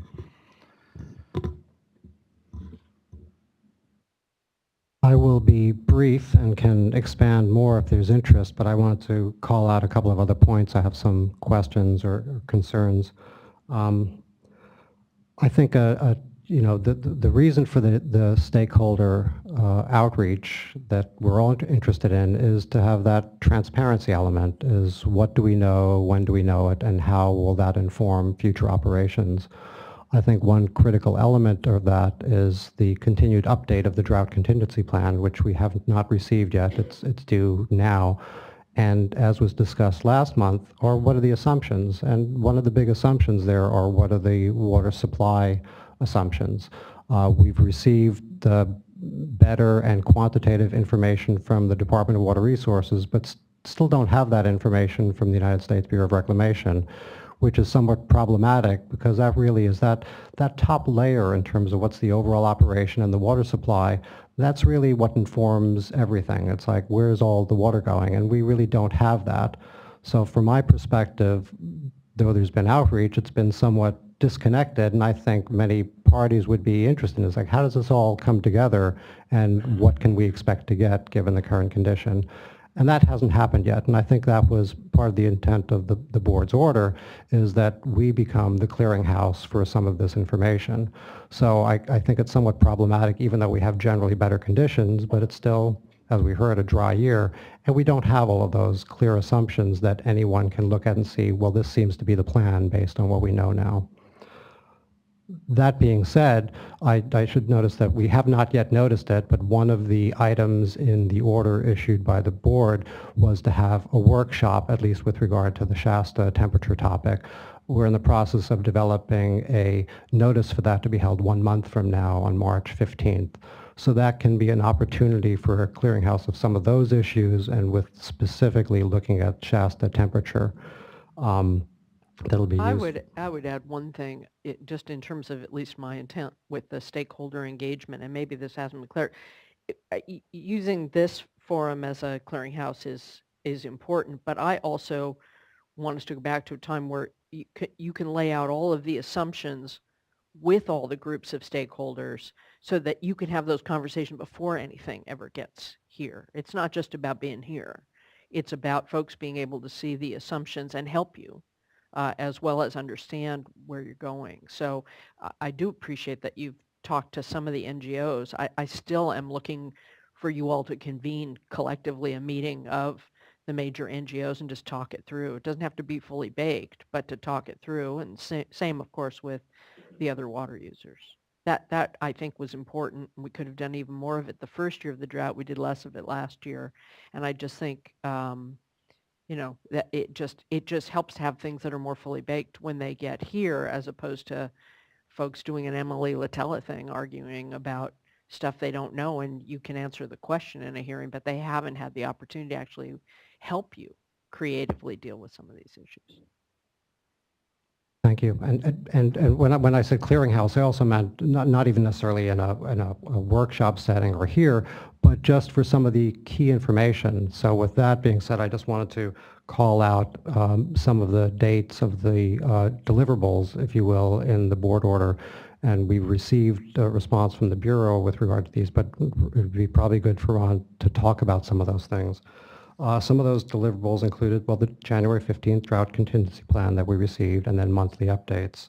On February 1st, 3 things were due: a plan for conducting temperature modeling for Sacramento temperature, an evaluation of the 2015 SAC temperature management to be provided to us and fish agencies, an American River operations plan to be prepared in coordination with the American River water supply providers, also for executive director approval, and by February 15th, a plan to protect fish on the Stanislaus River. And then finally, March 15th, a management plan for the Sacramento River for 2016 winter run salmon protection. And then the associated workshop before the end of the month. To make that workshop more useful, of course, it's good to have some of these things here. On February 5th or 6th, we received a narrative discussion of some of those things that had dates well beyond those timelines, which becomes somewhat problematic because looking back to last year and other years, many water supply decisions are being made, planting decisions, ordering seeds, things like that. So to the extent that there is that water supply nexus in terms of the operation of all these things, I think that was the part of the rationale for getting these things sooner so that everybody knows what the plan might be and what we may need to talk about.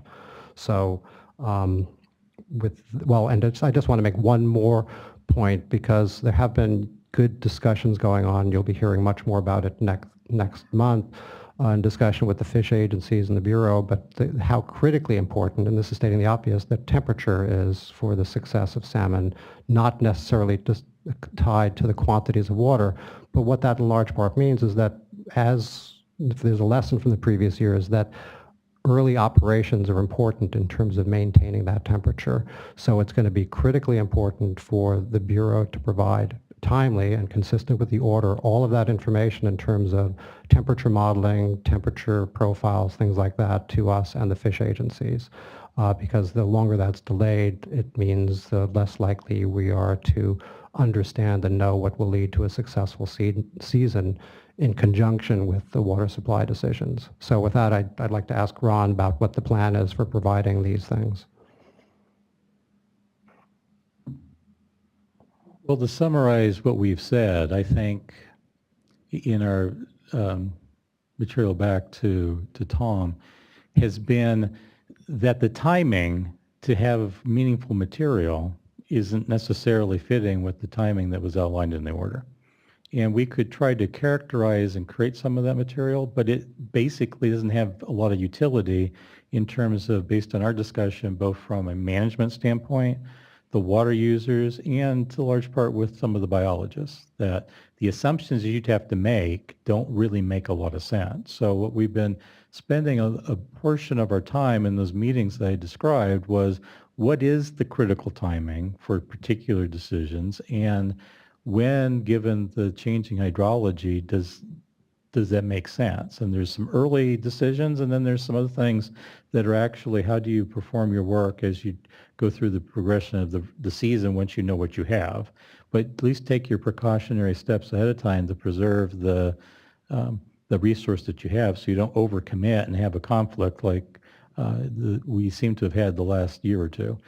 And so a lot of our discussions, as I said, were with the settlement contractors in the Sac River and the early decisions and the timing for needs for water, particularly in April and May, because we still will see that as being kind of a critical time, particularly in a recovery year, which is how we would look at this. And we don't want to be, if we're still struggling with the upper set of shutters, which is a storage-related question at the control device, we don't need to have a additional stress of trying to get too much water out and basically maybe expending some element of cool water. We've also talked with the biologists and the questions of, is there meaningful information as early as some of the due dates in the order? And it seems like that didn't make a lot of sense either. And again, it kind of went back to, well, your growers are making decisions. Is that useful? And I think that a large part of our discussions have been, I think we're finding the right balance point there. But we want to have some modeling and some decision making on the biology match up with what we know. And right now, we could do a lot of work with some material that's fairly well manufactured or fabricated, but it may not match up. And I think that what we have heard is the expectations that get laid with material that comes out too early, but you've made a lot of assumptions associated with it. A lot of people don't really look at the assumptions, they look at kind of the bottom line, and if there's a big error bound around that because you're sitting in February, March, then that doesn't necessarily do us a lot of good, particularly if at one end of that air bound or the other. And last year was a great example of less than 90% hydrology going through the spring that actually contributed to a lot of these concerns. So we're trying to find a right place as to when we think we'd have meaningful submittals that actually would be based on the best available information at the time, while we simultaneously had the discussions with the various participants, whether the biologists or the water users, as to what's realistic and where we continue to need their help to conserve water. So that's the timing aspect of this. And I'll just say on the American River part, our discussions have been, things are so radically different than I think was the intent in the order, which was we probably turned the corner on the 200,000 acre foot carryover, for example. Our concerns working with them are probably a much different type of plan than we probably would have envisioned a month or so ago. I may need to ask you to humor us, because Sure. this is an ongoing conversation that we've had where it's always we don't have the right information. As a result, we miss the bus on some things. And we've asked for, give us a scenario that it may be more conservative than you end up expecting, and otherwise you tie our hands by the decisions you make. So I just think you've got to, I'm not saying you're wrong on this, but I would like you to be, well, if that's not a strong word as I'd like, is to comply with the order or come to our folks and they'll discuss with us whether we should be changing the order. But just saying you don't think it makes sense doesn't really warm my heart in terms of the relationship that we're trying to build. Because we have had problems getting information, underlying modeling, what the basis is. And I think we've been turning the corner on this relationship. It's going to be very important going And I think forward that's what we in tried to terms of explain. I think that's what we tried to explain is here's where we think we would have the information that was meaningful to comply with the intent of what was being asked for. So if I could jump in here, because I'm following what you're saying, but I'm also recalling the order and deadlines in the order. And so you're in this situation where if you provide the information, it can take up a lot of time, and it can also send an incorrect message to folks, which I appreciate that because I hear from a lot of the folks that are freaking out, and maybe they don't need to freak out just yet. So, but at the same time, we don't want to give people false hope. So I would just suggest that when you say you're talking with biologists, I mean, I've always been a firm believer that you all have been, you're the experts on what it takes to operate the project. So if the dates don't work for you, if you're talking with the biologists, I'm hoping that you're meaning some of the fish agency biologists and folks that you've been interacting with over the years anyway. Why don't you come to us with some suggestions as to what might be better dates so that we don't have this situation where it's the Bureau coming in maybe technically not being in compliance. Because I think if different dates make sense, I suspect that it would make sense from the perspective of the others that you're working with at that round table. And that's what we did provide when Les said that we provided was it a joint letter? I haven't actually seen it, so no, it's I don't know. from Reclamation outlining what a substitute set of dates would be to provide these. Okay, the various components, particularly in the temperature realm. I think that the timing there was going to line up better with where we were going to be with our interactions with no fisheries, for example. So that's great, but I would just suggest getting some communication from the fish agencies as well, if you've had those discussions, rather than it just coming from Reclamation. If I may, and not to belabor the point, but I think it's useful to just look at some of the specific dates and some of the specific deliverables. To the extent that last year informs this year, one of the deliverables entirely not dependent on the current year was February 1st for doing an assessment of the operations last year, which the Bureau is... And the modeling. Yeah, which the Bureau is proposing to submit by mid-April, which will be at the start already of the temperature control season, so it doesn't provide really time to really apply those lessons. And another date we selected March 15th, recognizing again that April and I've heard what Ron said, April and May are important, but the proposal for a Sac River temperature plan is early May. That's really quite late and so just to give you some of the specific dates as were proposed here are significantly later than the board had indicated in the order. And I guess all I will say is that we are still having our discussions with a number of agency biologists about the performance of both from a modeling perspective and actual temperature control device about last year. And what does it mean and how would we incorporate that into a future plan? And I think that that's been some really good discussions that even as of Friday we were still having. Right, but May 15th and and May are a long way from now. Well, all I will say is that we could have a plan in March, but we're going to have to update it. April, Right. May are going to be Exactly. the approval of a plan, I think, has to wait until you really know what you have. And that's the one caution. We can certainly provide additional information. I think the March date is what we felt was particularly useful in our biological opinion in terms of interactions with NOAA fisheries, in the sense that we have still a pretty good range of gap as to what's potential. I mean, coming into with a plan right now that based on a lot of conservative assumptions basically says we are not going to be able to provide adequate temperatures on the river. Even though we might be at minimal releases at Keswick, we're having discussions still about should we be going less than 3250 at Keswick release. And there's a number of concerns associated with that, both from just general river conditions, but also from a fishery standpoint that are somewhat complicated that we're trying to work out. But we're doing everything we can to conserve water now until we get to that particular point, and to put out the right discussions with our contractors that may actually influence that number.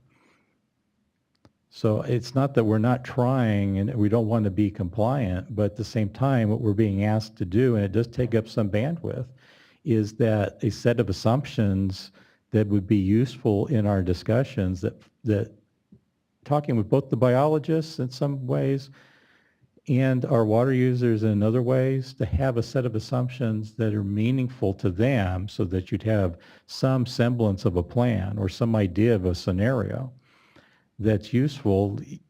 They're not quite sure that they have something that they could influence us and tell us something that would help inform them, other than to say, gee, you should probably, everyone seems to agree, keep your Keswick releases now as low as you possibly can, even if it does dry up over the next month, because that water that you're going to be saving is going to be critical in giving us the best conditions we possibly can when we get to May. So we'll continue to work with the staff on how we can cobble something together, and we'll prepare for this workshop in March, which I think will be useful, where we can roll in a number of these items I think will be both useful in terms of illustrating some of the principles involved, as well as being able to inform us as we go forward. If I may just add one thing, because I think it's on point. I just want to remind everyone of how painful it was last year when the opposite happened, where plans that were developed needed to be pulled back and adjusted and causing significant water supply pain. I think what we're looking for this year is it's okay to update plans based on new information, but much of what we're doing is to try to be prepared for a worst case situation and present the options, if you will. There's going to be water supply trade-offs between successful, finally, management of temperature. And if that's not teed up sufficiently early, it will lead only to disappointment from all involved. I have a feeling we're talking past each other a bit, but make no mistake, I would like you to take what we wanted seriously and have that conversation with staff, and then I'll ask staff to brief us on where your disagreements may be. But just deciding you don't want to do it is not really good, because there's a good intent here for all, And so there's some missing link in the communication that's happening, certainly right now, but also between us and our staff. And because we have a room full of people waiting for the next item, I think it's more productive for you all to have that conversation, and then staff can brief us on where those are, because you can always ask us to change an order if you think there's a problem. But you need to ask us to change it. And I think that's what we began the conversation with when we communicated this. Well, I'll expect that those conversations become more fruitful and connected in the next week. I want to make sure that March meeting is a productive one. Absolutely.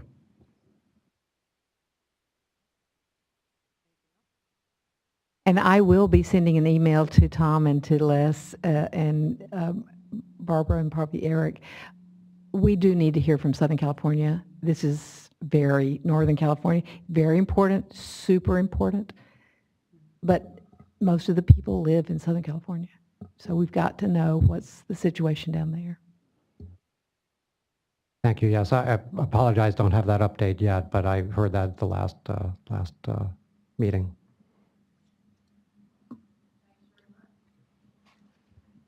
No, wait, we have a speaker. Mr. Bear, Louis Bear, from the Sacramento River Settlement Contractors. I saw the card and I didn't see you. You were right behind somebody for a while. Yeah, I'm kind of short. I hide behind somebody. You must have been slumping. I'm in incognito with my new goatee. Yeah, I noticed that. Threw me off.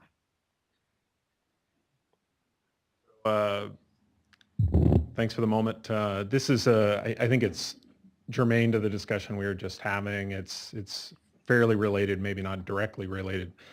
But I'm here, Louis Bear, General Manager for RD 108, Sac River Settlement Contractor, and I'm here today speaking on behalf of the settlement contractors. What I'd like to do is renew our request to attend the temperature working group. And we see that as very important. As you see, the timelines are very challenging. We see ourselves as different, not just another water user in the system, but as critical as the largest water user to the Sacramento River. In fact, I consider ourselves an operator as much as I do Ron and the Department of Water Resources. So we're all public agencies. Like I said, we're operators. And we've been very aggressive in the last couple of years to try to come up with fishery solutions that work with the system, with however temperature is going to work. We seem to lose track of it's not just temperature. There's a lot of things. Right. So we certainly have taken a lot of effort to move that forward. In fact, we've asked our biologists to come up with an action plan for this year. And one of the things that we want to put together is what possibly can we do? We all believe that we should be doing everything we can possibly be doing. And it's more than just temperature. There's a lot of things involved with this. And so we'll have an action plan that we'll want to present actions. And we think that both the temperature working group can benefit from that, as well as our action plan can benefit from those folks providing input. And so we'd like to have a seat around that table to help with that. So I guess with that, I'd just like to renew that request. I did reach out to both National Marine Fisheries Service and to Ron at the Bureau requesting support for that, but it is your guys' temperature task force. I do think that us being there as part of the conversation should not detract from the conversation. We understand folks are asking for us to take reduced diversions, talking about our water supply. We're very much adults, and hopefully I think we can conduct ourselves in a way where that can be part of the conversation, doesn't take away from that conversation. So I guess with that, we'd like you to consider supporting that request. So. Thank you. Have you been engaged in the conversations about this with the parties that are part of the group itself? I have reached out to parties that are part of the group and asked them, why we haven't been invited to that group, and I've received different responses to that. So this is a problem. We actually included this in the order. I don't think the order was as strong as saying that you have a seat at the table, but we did direct stakeholder involvement, not just on the plan, the drought contingency plan, but on the temperature management plan, and I believe we may have even mentioned the group. So I don't recall the exact language, but we do need to make sure that the order is being followed. And we're expecting that we are going to include them. We got that direction as well, but those work group meetings in terms of the temperature control season and leading up to it are going to be getting started now. So we'll be in communication to make sure that you're included in that.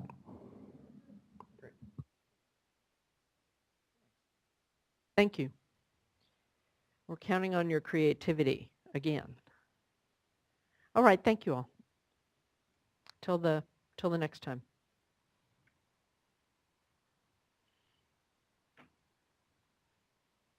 All right, item number 3. Do people need a little break, or can we keep going?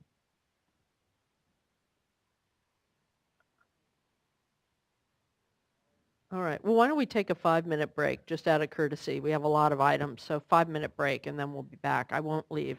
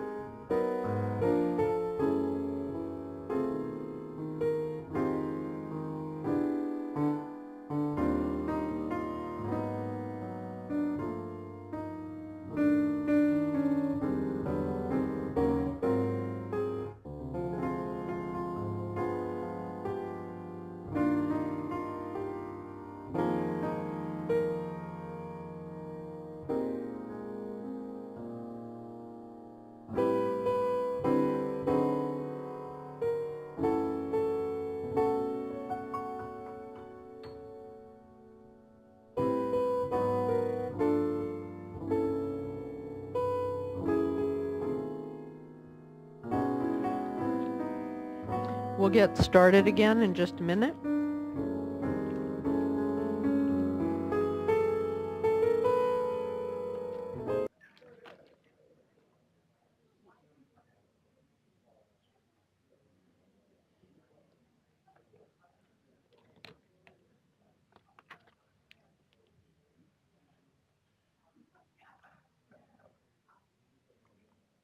Hi.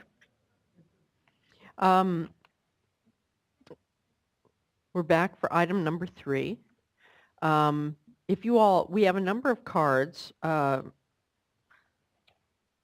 Most of them seem to be in support. Folks may want to say something. My suggestion, given that we still have a pretty meaty item or two on the agenda, is that you give a very brief update. You did a good staff report, which I thought was very clear, but for people listening so they know what it is we're talking about, that would be great. And my suggestion to folks in the comments is either you pass or you take 3 minutes. Yes, I will do that. Good morning, Christopher Stevens, Supervising Engineer with Division of Financial Assistance, and I have Mr. Dan Newton and Ann Hartridge from Office of Chief Counsel with me as well. So I'll cut to the chase, and there were 36 complete applications that we received as of December 2nd. And if you account for water recycling grant funds and funds that the applicants will use from their own bank account, we would need about $963 million in 1% clean water SRF financing. So in the neighborhood of the $800 or $880 million in the original resolution. There were also a number of applications. I don't have the number of incomplete applications, but they totaled up to at least $640 million. So I'll cut to the chase. Our recommendation was that the board authorized Darren Polhemus, the Deputy Director of Division of Financial Assistance, to finance all those projects that had a complete application, regardless of the cost. Obviously, that number will somewhat shift as the projects go out to bid, but that's within the ballpark of what's possible with the Clean Water SRF. I did want to highlight there was a change sheet that was put together. It didn't affect any of the changes were on the table, attachment A, that went to the staff report and the resolution. None of the projects affected any of the complete applications. We did update project titles and project amounts, and we did update an application that was we discovered fell through the cracks there, so we added that. And then I also understand that there may be 1 or 2 applicants that may say that they believe their application was complete on December 2nd. We've gone over our records and had discussions back and forth with the agencies.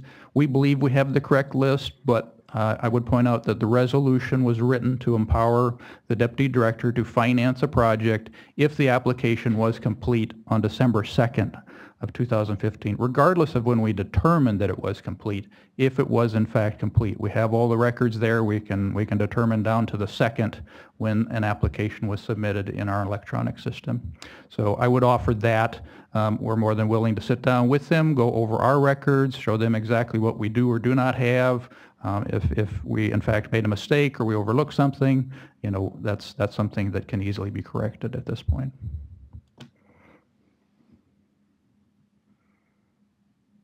So I've got a note here from Ms. Archer. She indicated that we should strike the reference to attachment A in the resolution.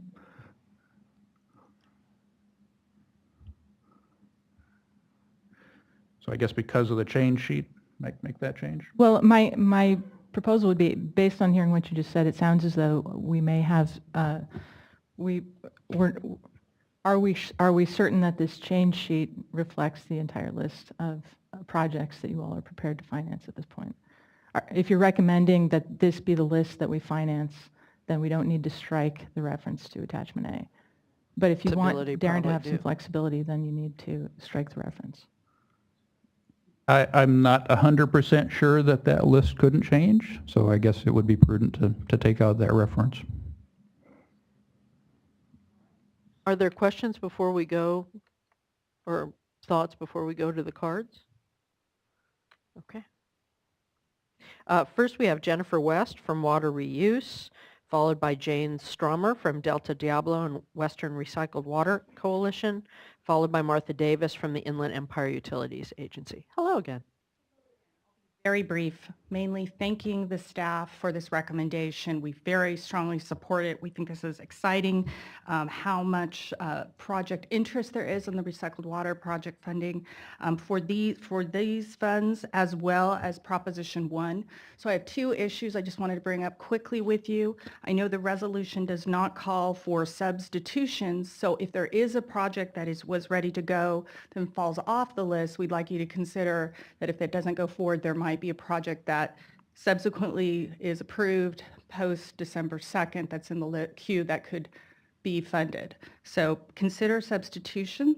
The other issue that I wanted to bring up, frankly, from questions I've been fielding from my membership, is the relationship to Attachment A to Proposition 1 funding. As I understand it, the folks that are in the non-recommended for receiving 1% funding are then, because of your continuous application process, are now in line for Proposition 1 funding.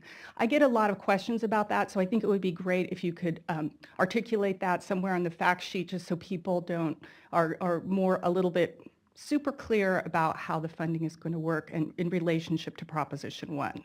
So those are my two issues, and thank you and your staff for this. Thank you very much. You guys can update the fact sheet without too much trouble. The issue of substitution seems to miss the point of this, however, which is to just honor the people who met our deadline. So I think that's problematic. Just a thought. Ms. Stromer, followed by Ms. Davis, followed by David Boland from the Association of California Water Agencies. Hello. Thank you. I too want to be brief. I want to just state our support and express our extreme thanks for this recycled water funding opportunity. It's been a great program. I want to thank staff, especially Dan Newton, Christopher Stevens, all the staff who are processing the applications. I know this is a big workload, but this really is an important opportunity. Appreciate your support for recycled water project development. And we appreciate Delta Diablos and the coalition's effort to bring it to us in the first place. Ms. Davis, followed by Mr. Boland, followed by Roberta Larson from CASA, or not. Very much. Obviously, you have our letter. We're very supportive of the program. I think Joe described it as brilliant, particularly in the way that it has incentivized so many projects coming forward that people were thinking about, but not necessarily getting together, and coming together with complex projects. So we particularly appreciate the staff's taking a look at the projects that we had submitted by the deadline, because we had complicated projects. So I think we've got the current corrected version has the project that was omitted, and we thank you very much for making that correction. We are also interested in talking with the staff, and we just conferred right before this about taking a look at some of the projects that had been submitted that we've received verification that the contracts, the applications were complete, so we can work with your staff to see whether or not those actually merit the 1% funding. All right? Thank you very much. Boland, not followed by Ms. Larson, followed by Charles Watson from Malibu. Marcus, I'm David Boland, Association of California Water Agencies. We're pleased to express our support for this, the staff proposal. Appreciated joining with CASA and Water Reuse and Western Recycled Water Coalition in our joint support letter. We appreciate the staff's flexibility here and kind of looking at the purpose. Again, the idea of near-term recycled water projects. There are a lot of them out there. We appreciate the idea of being able to kind of stretch that SRF funding mechanism, I guess, and trying to invest in resilient supply and the idea of sustainable water supply throughout California, and the fact that the projects are located all over the state, and they do bolster our ability to provide a reliable water supply to our California water consumers for not just drought response, but for long term. So we thank you. Thank you very much. Mr. Watson, followed by Phil Scott from West Bay Sanitary District, followed by Christy Kennedy from RMC Water and Environment. Hi, Mr. Watson. Hi, good morning, Madam Chair and board members. Charles Watson on behalf of the City of Malibu. In the interest of time, I'll just say that the city thanks staff and supports their recommendation. As we learned in this morning's previous presentation, some parts of the state are receiving higher levels of rainfall and snow compared to previous years, but there's still uncertainty in the future, and the state is still really grappling with the consequences of years of significant drought. These grants and low-interest loans will allow cities to continue their water conservation management programs and protect our valuable water resources, and we thank you. Thank you. Mr. Scott?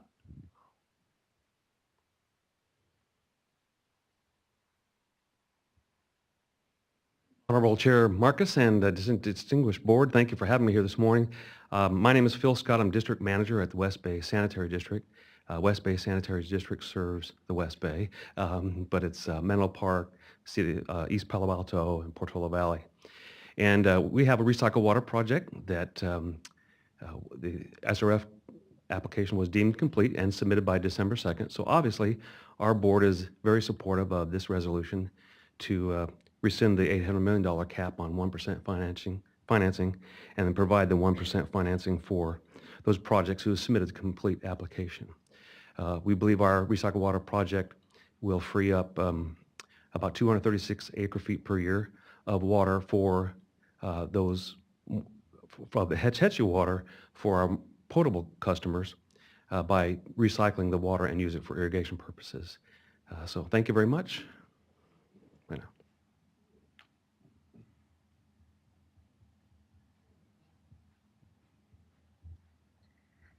Hello, I'm also here to express support for this resolution, and also we wanted to thank the members that work on these applications. As someone that writes these firsthand, they are so much work goes into it, and our officer was David Balgobin on ours, and he was so responsive. He helped us get that in by the date, and so we wanted to thank him for that as well. This program provides agencies to do a lot of alternative water supply projects that they wouldn't necessarily be able to do. So again, there's a need for this, and we'd really like to support this resolution. Thank you. Our goal was to get things off the drawing board and into the ground, so it's good. Are there other questions? Do I have a motion? So moved. And with, yes, right. well, I want to make sure that it's clear. It's not, it sounds like from the discussion we had earlier that the idea would be to remove change sheet 1 altogether and the reference in resolve number 3 to and listed on attachment A. And so essentially the Division of Financial Assistance would use its records to determine whether or not it had complete applications by December 2nd, not 22nd. And so moved. Second. All in favor? Aye. Aye. Hey, it carries. Thank you all very much. We're going to look back on this year and last year as a big one for this. So paradigm shift. All right. We're now moving on to item number 4. And do I understand we now have a card on this? Okay.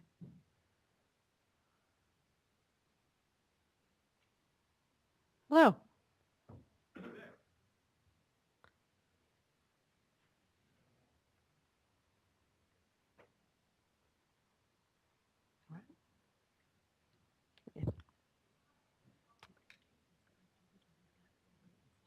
Oh, okay. Yeah, sure.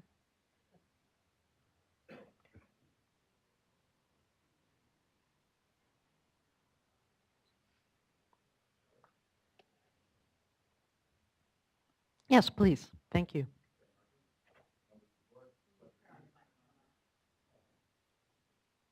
Better? Okay, now you can hear me. Chair Marcus, members of the board. Oh, that sounds much better. I'm Jeremiah Puget, environmental scientist with the North Coast region. Let me just grab the clicker here real quick and get going.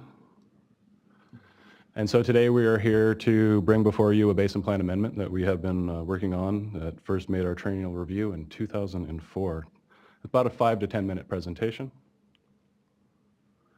And I'm going to go over it in just a few quick seconds here. The goals of the amendment, the existing regulatory framework, the public process, the amendment overview, and talk a little bit about the comments that the State Board received during that time frame.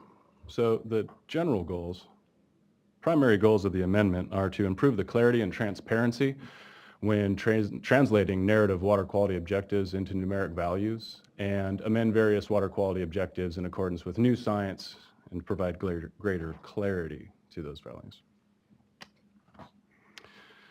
In addition to water quality objectives, it is important to keep into the context the existing regulatory framework. And while the Basin Plan is the cornerstone of our regulatory framework, the policies adopted by the State Water Board play a key role in how the regulations, including water quality objectives, are implemented. So just to name a few of those, the Anti-Degradation Policy, Cleanup Order 9249, those all shape how permits are influenced and when we implement water quality objectives.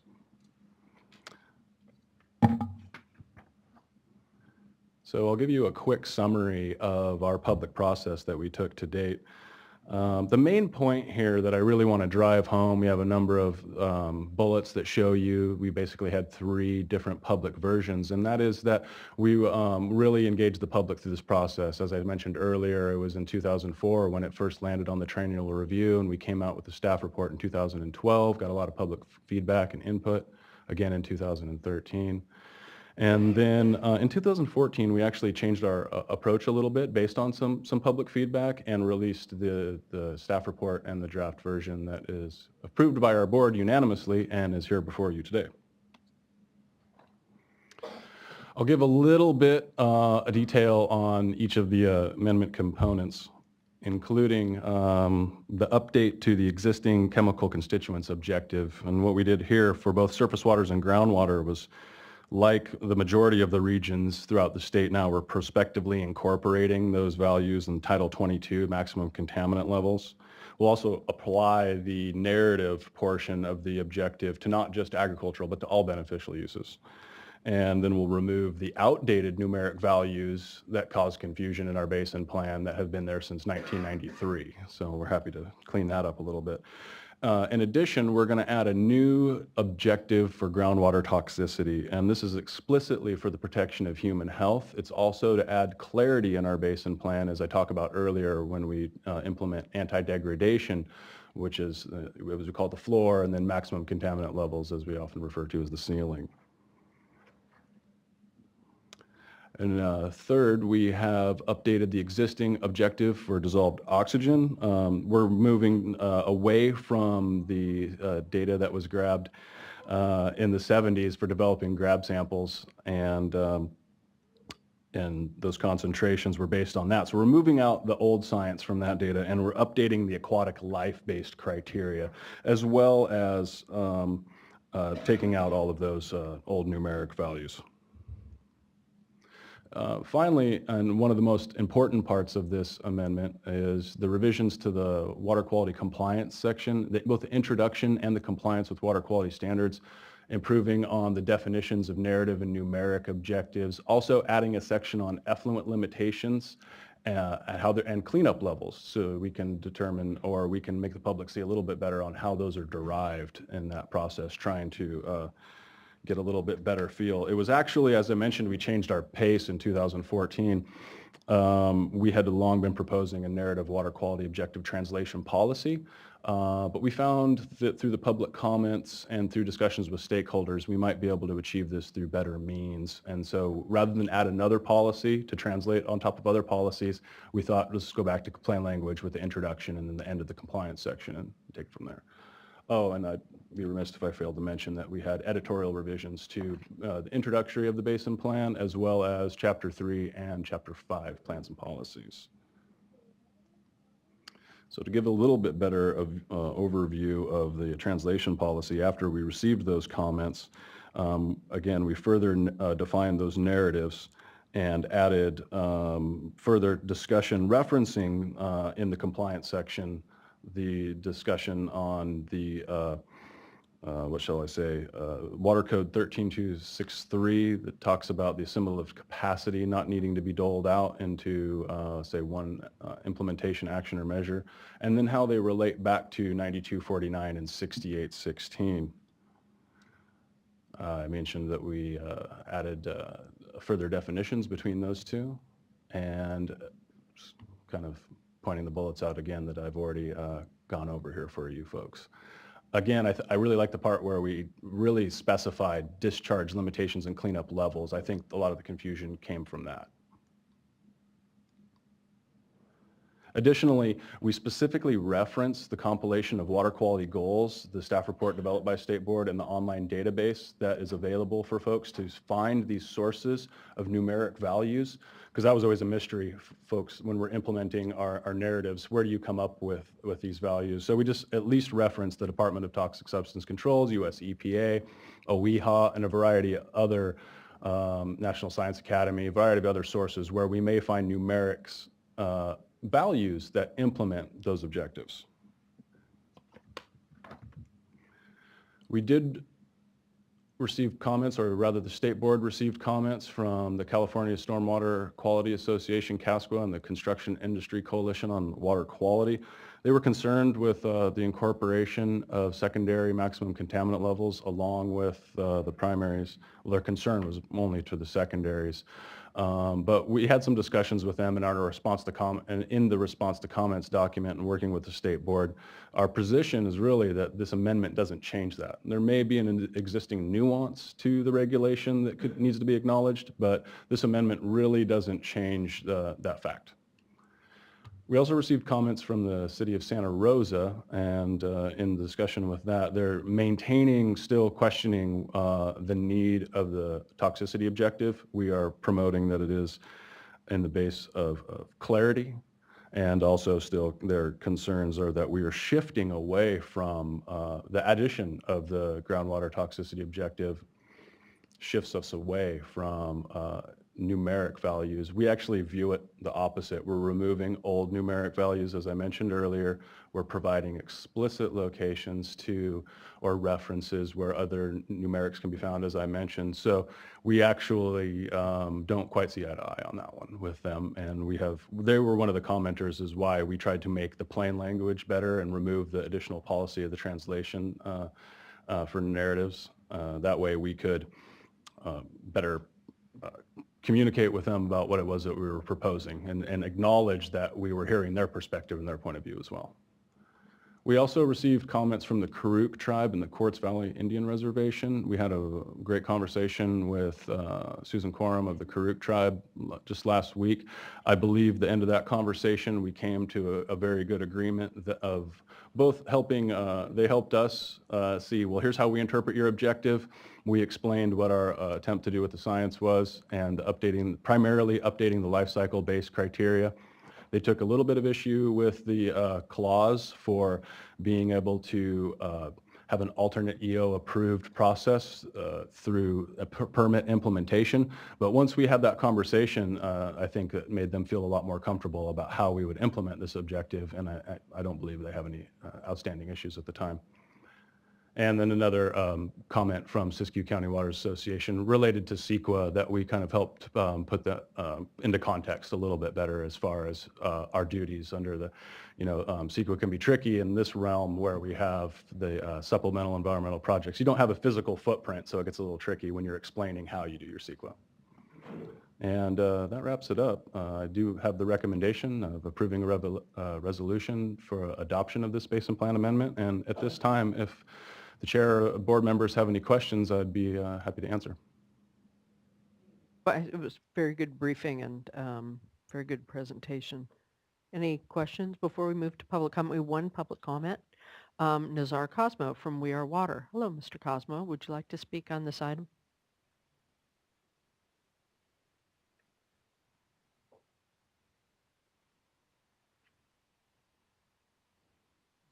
Thank you very much, everyone who is here and who participating. I have a question. Where is the Mount Shasta? Is it in this board, in North Coast Regional Board? Or where is Mount Shasta is designated? Is designated to the North Coast Regional Board? Some of the flow is split between, we have Shasta. Mount Shasta, not Shasta County, Mount Shasta in Siskiyou County. Is it designated to the North Coast Regional Board? I believe it's split between the Central Valley region and Water Region flows. 1. Halfway on. Half and half. Some portion in the city of Mount Shasta. What is the city of Mount Shasta? City of Mount Shasta, not That the is whole Mount Central Shasta. Central Valley Valley, Board, yeah. different board. Central. And okay, thank you. This is my question regarding that. And do you have any community awareness regular program to encourage active participation on water quality and natural flow? Do you maintain any regular programs to encourage community to participate in to be active with water? Yeah, I mean, it's a good question related. We actually have, as Board Member Dudek may recall, we're engaging right now in a process with our flow specialist, Mr. Brian McFadden, and we're trying to also work on, it's been a directive and it made it high on our triennial review list to add flow objectives. I know it's something that the state is eager to get, and in that process, we've also had a few public forums and we'll continue to have some. So if you are interested in that, please visit our website. I do believe that we have a subscription link to that, and if not, I'll give you a card on the way out too. Sure. Regarding our coast, ocean coast, how is the condition on cleanup, the coast, and also regarding the fish, do we have any current concern regarding fish? And we would like to offer, hopefully, to have updated regarding no fishing, to update our awareness to protect life in the water. Thank you. We have a coastal monitoring program right now that we are implementing to test for beach health. We're right now setting up a couple of reference sites.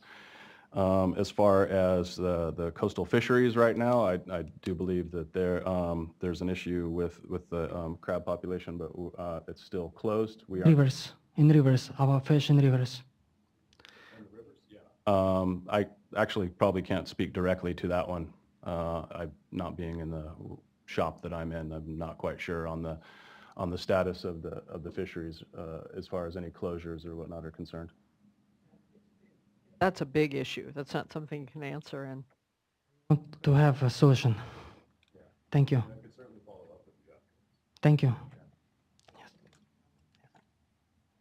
are there any other questions or comments? All right. Do I have a motion? So moved. Second? Discussion? All in favor? Aye. Thank you. Thank you. Nice job. Thank you very much for your time.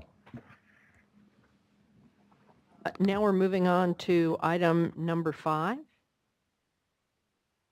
Sorry, I thought we would get to this sooner. I apologize for making you all stay so late.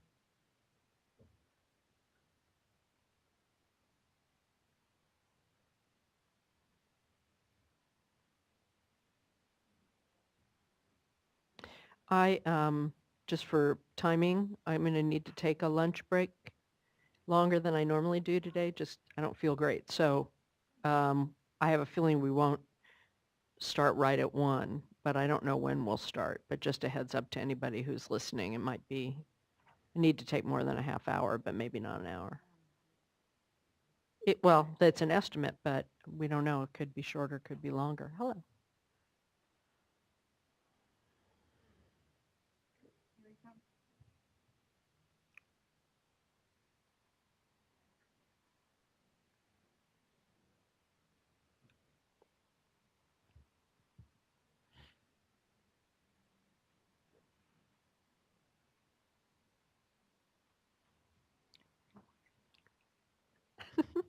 You're the cheering section today?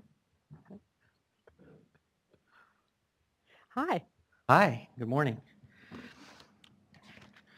Okay, well, today we have a presentation on the CV Salts Annual Report. I'm JP Cataviella. I represent Dairy Cares, and I'm a member of the Central Valley Salinity Coalition representing Dairy Cares on that coalition. I also have sharing the presentation today Laurel Firestone, who is co-director of the Community Water Center. Pamela Creedon, with the executive officer of the Central Valley Regional Water Quality Control Board. And will you be speaking as well, Patrick? Only if there are questions. Oh, Or if you make any slight error of any kind, he will graciously the help time. you through it, Thank you, as any Patrick. good counsel would. Okay, so the topics we're going to cover today are we're going to provide an overview of the salt nutrient management planning implementation strategy. We'll have a discussion of challenges and concerns that we're having in going through that. Pamela will talk about the regional board's regulatory priorities and next steps. Okay. So your written staff report provides the usual information that you get. That's the required annual report information. It includes the financials and deliverables progress report. And it has a complete status update on all the efforts for background. So we're going to actually focus on the broader policy issues and implementation today. The Central Valley region began developing a comprehensive salt and nitrate management plan in 2006, which in part satisfies the recycled water policy but goes further to address legacy and ongoing concerns. We're on the home stretch of what has been a 10-year effort. Tens of thousands of hours and tens of millions of dollars have been spent on that, resulting in the most comprehensive and complex basin plan update ever attempted. The draft SNMP will be presented to the regional board at a workshop this June. Okay, I skipped a couple of slides, sorry about that. While the overall salt and nitrate management plan will address sustainability for all users and dischargers within the Central Valley, much of today's discussion will focus on managing agricultural discharges and facilitating safe drinking water supplies to help you understand the big picture. Goal 1 of this implementation strategy is to assure safe drinking water to all. There is general agreement about the human right to water. Notwithstanding any discussions you might have this afternoon, I believe that everyone in the CV salts process understands the importance of this. The key question is actually how to make good on that promise. Goal 2 is to sustain the agricultural economy of this Central Valley. Modern farming, and that when I say modern farming, I mean pretty much anything we've done since about 1920, depends on nitrate fertilizer to remain competitive. However, impacts to groundwater in some areas make this difficult to permit at times. And sustaining agriculture also requires long-term salt management balance. So that's really the foundation of what we're trying to attempt. So we either we achieve both of these goals or we get neither. And I think it's fairly clear that we need a collective effort.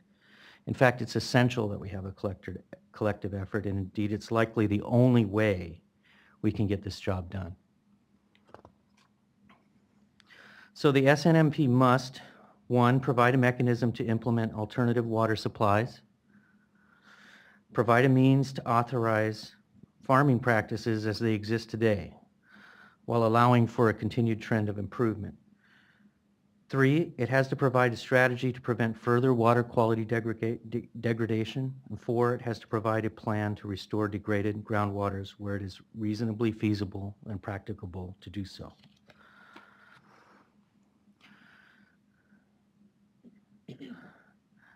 So the SNMP implementation strategy, how's this going to work? First, it will strongly encourage formation of local management zones. This will facilitate accelerated implementation and increase permitting options. Participating dischargers within management zones will become responsible for safe drinking water. Dischargers outside the management zones or who do not need management zones will have alternative compliance options and streamlined demonstrations. This also requires that for dischargers to assure safe drinking water within each management zone. It ranks and prioritizes implementation efforts based on health risks and has phased implementation, or it depends on a phased implementation strategy for resource allocation. The initial emphasis will be on providing alternative water supplies. When necessary, bottled water as a temporary stopgap solution, which then allows time to develop longer-term solutions for water supplies. After water supplies have been assured, the phased implementation strategy goes to second phase, which is dedicated to achieving a long-term salt and nitrogen balance. This activity is identified as a second phase, but many efforts to reduce sources and evaluate alternative treatment strategy are already underway through existing regulatory efforts and pilot studies. This phase, as we call it, is ongoing and anticipated to continue throughout the strategy.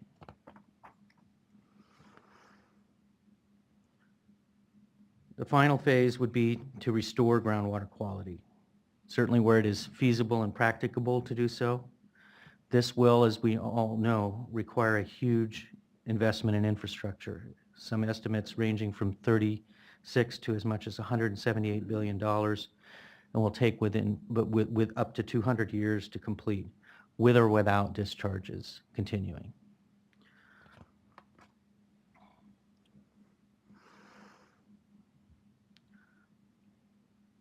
Meanwhile, the Regional Water Board will keep its authority to permit salt meanwhile, the goal of the SNMP is to increase the Regional Board's authority to permit salt and nitrate discharges through authorizing the use of offsets and alternative compliance programs, both to implement alternate drinking water supplies, things like desalting projects like those implemented in Region 8, and stormwater harvesting and groundwater recharge projects.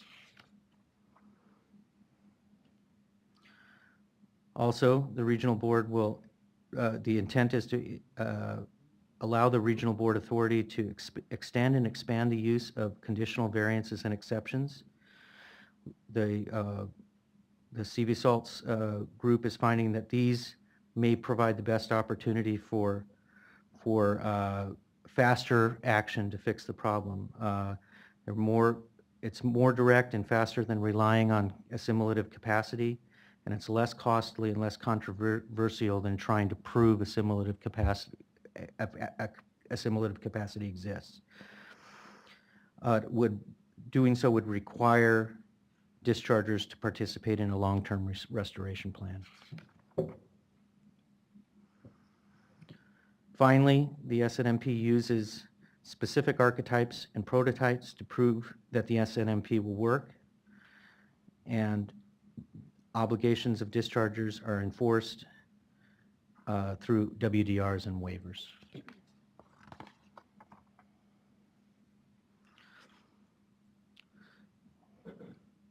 Since we last spoke to you a year ago, the CV Salts has prepared draft implementation plans for nitrates and salts called the NIMS and the S-SALT studies. It's held numerous outreach meetings to brief stakeholders in the region. We've more than doubled the number of hours in meetings to stay on schedule, and we've increased funding to technical support staff to prepare critical documents. We're also working more closely with NGOs to better address environmental justice concerns and the concerns of economically disadvantaged communities. More than 40 hours of our meeting time, about half of our meeting time in the last year, has been focused on resolving the nitrate problem specifically, and we documented the conditions and commitments from these discussions in writing. So in conclusion, the SNMP process has been incredibly difficult, but it's because it's so complex and the goals are so ambitious. You're dealing with both salt and nitrate, surface water and groundwater, point and non-point sources, and current loads and legacy loads. There have been frustrations expressed about from all sides on the extraordinary amount of resources needed to tackle this problem, including the time and the amount of dollars spent to support these technical studies. However, I think everyone understands that this is an essential effort because there's so much at stake. Really what this is about is a safe drinking water supply for all of us, and economically and environmentally healthy agriculture communities. And with that, I'm going to pass to Laurel. Thank you. I'm Laurel Firestone with the Community Water Center. I've been participating in many of the numerous meetings that particularly focusing on the nitrate issue. We had come last year and expressed some concerns about the process. There's been a lot of work to address our concerns, and we also feel like we're still unclear as to whether we're going to be able to get to all of our shared goals at the end. So wanted to give you a summary of our challenges and concerns.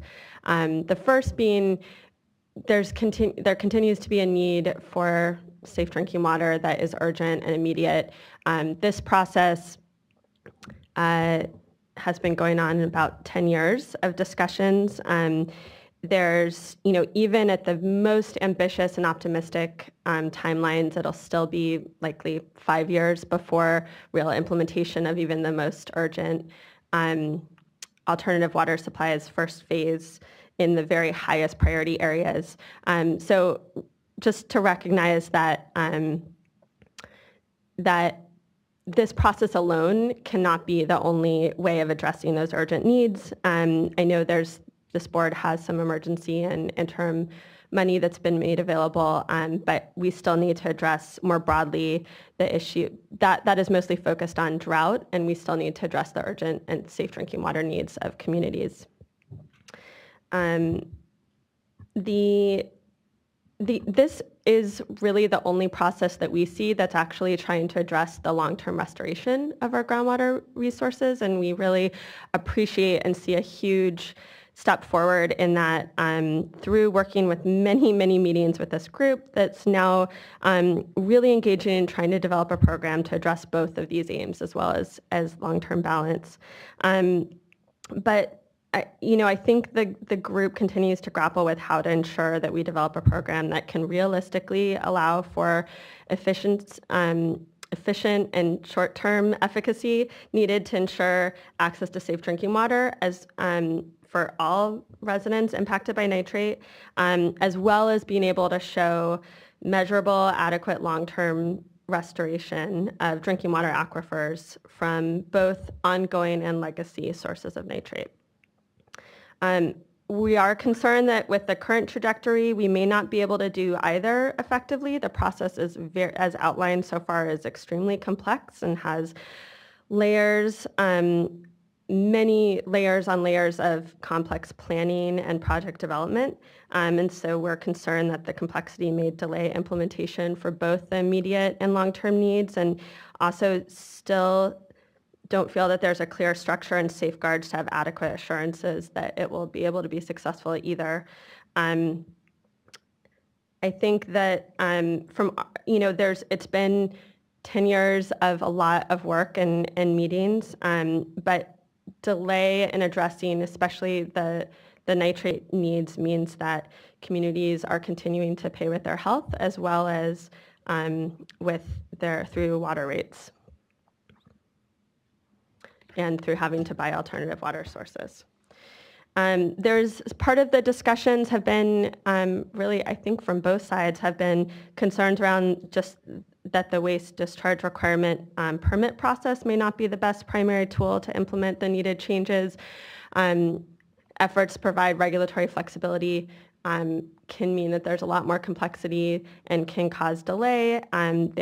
We also are concerned that certain things like developing solutions to drinking water problems, even whether it's immediate needs or the long-term drinking water supplies, really should be driven by and developed with the drinking water providers directly, and frankly with the drinking water, Division of Drinking Water, and not driven by dischargers. And so in this process, through a regular WDR permit process, they don't have a direct role within that process.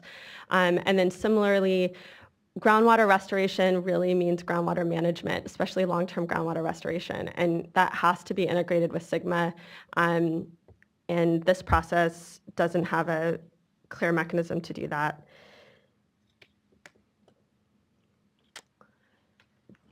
We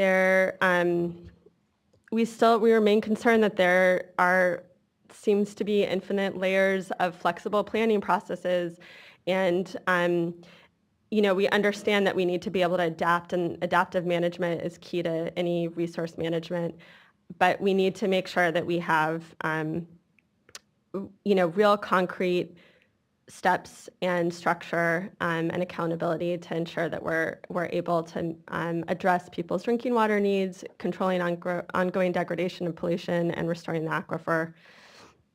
And we're concerned that we still don't see a framework of standards with timelines and milestones that can achieve all of those things. I think, in the interest of trying to be, of wanting to be flexible, we still don't have the structure and accountability that is needed. So outcomes need to be clear and substantive, not just a planning process. I think there's a lot of challenges still to figuring out the details of who, what, where, and when of implementation. So we still have a long way to go on that, to at least to have some clear consensus from the group on that, and particularly that it will work, because I think it's still, the level of complexity is still, to me, remains challenging. And I think the other challenge is wanting to make sure that we have some answers now, because we can't just continue to say, well, down the line, that will be the local salt and nutrient management plan. That will be the local project development. And it's always sort of deferred to future planning and projects to answer those tough questions. Let's see if I can.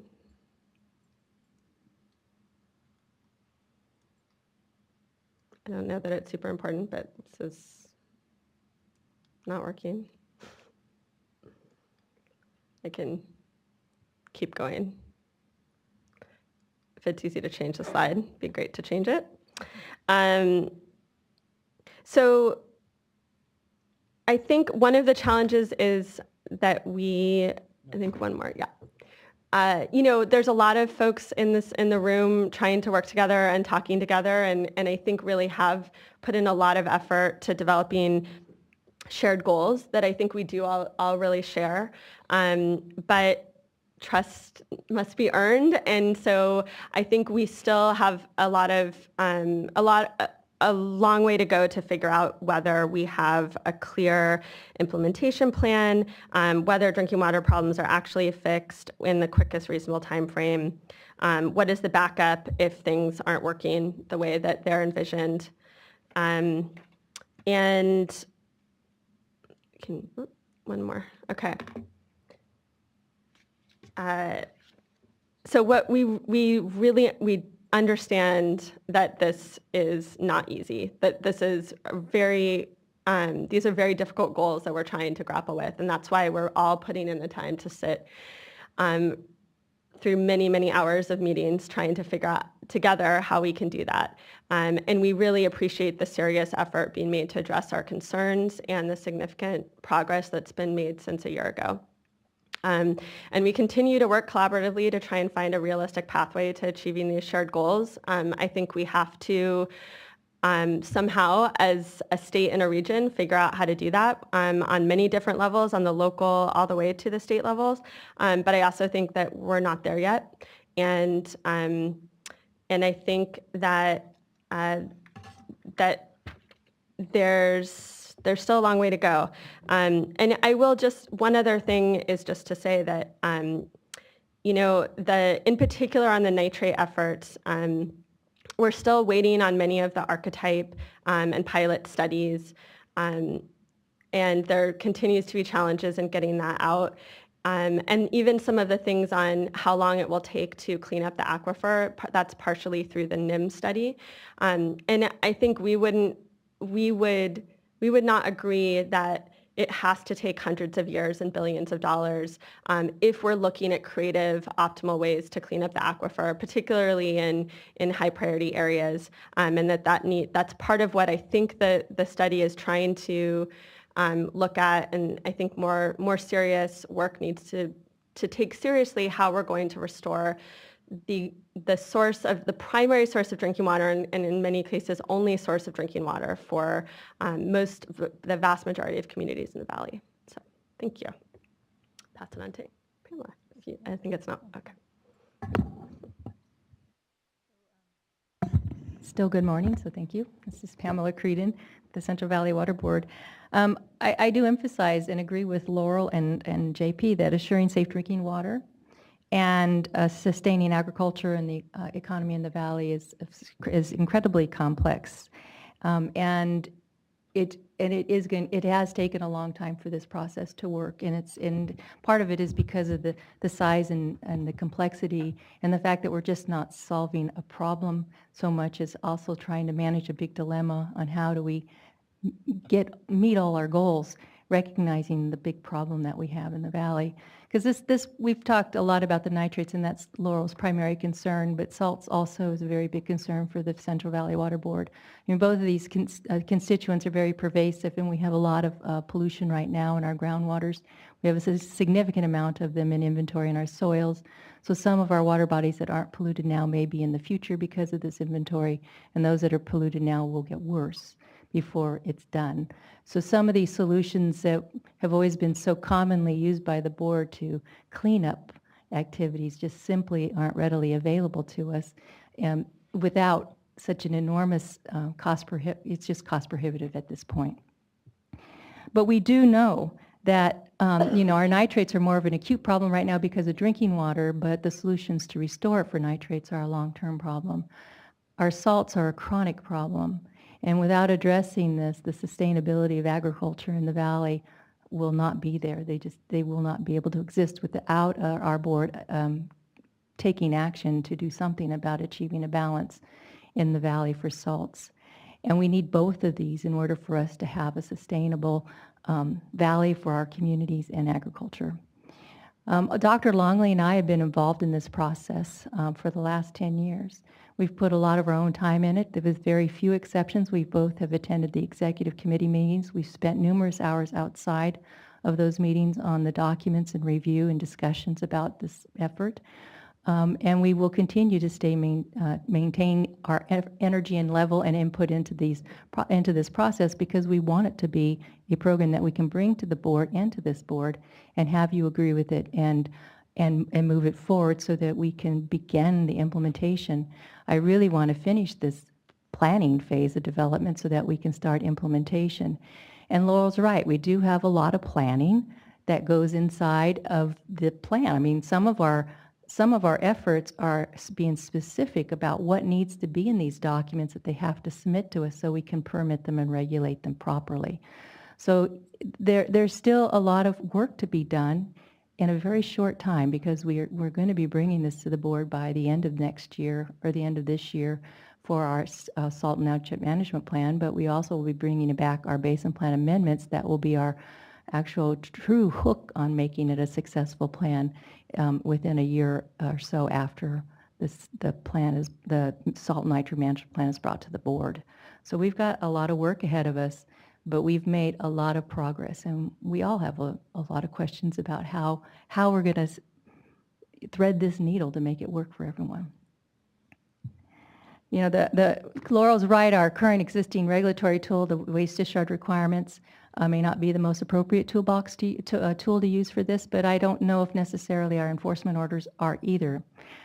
Right now, you know, our current tools were developed and they're good tools. We're not suggesting at all removing any of them from our toolbox, but we would like some more tools to be added to it because we need to start thinking outside of our current regulatory box.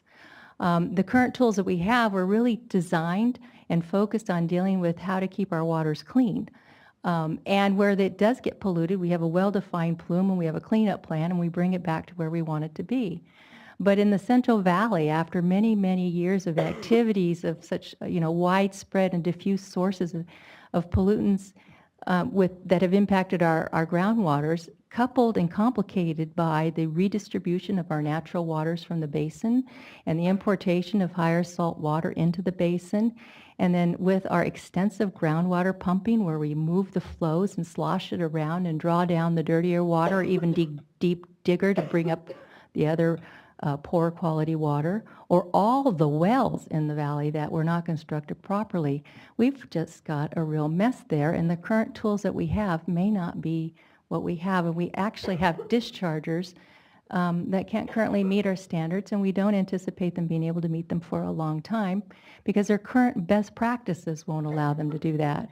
So we don't have the resource or the research or the practices that will help them comply. We also don't have the technologies that are economically feasible right now for some of them to comply. So where are we? I mean, the only options the board have are to insist on strict compliance, which would put them out of business, or to prohibit the discharge, which will have an equal impact. We do have our time schedule authority to the board, but that wasn't designed with the kind of timelines we're looking at for this program. So an alternative compliance, some alternative tools that provide the board some flexibility in how we regulate this to allow our discharges to continue discharging while we're providing safe drinking water to the users is an alternative or a way that we're trying to propose through the CV salts effort. Now, some people have said, well, just throw out some enforcement orders because our cleanup and abatement authority allows us to demand that clean water be provided. And that's true, we can do that. The process we're describing through CV salts, it will also provide that option. But the one thing with cleanup and abatement orders, they simply won't allow the discharge to continue. And without some fixes to make that available to the board, we just simply will not be able to allow some of these discharges to continue without considering straight out prohibitions. Our current regulatory process is effective in many ways, but it really is predominantly to implement these measures where we actually use sticks. We don't have a lot of carrots to offer our dischargers. There's mostly sticks. It's, you do this, if you don't whack, you get hit with an enforcement of some kind. And while that's been very effective for the board for a long, long time, I'm not suggesting not to use that. I certainly like using it when it needs to be used. But we need to find those alternatives so that we can move this process forward where those alternative solutions really are available and will work.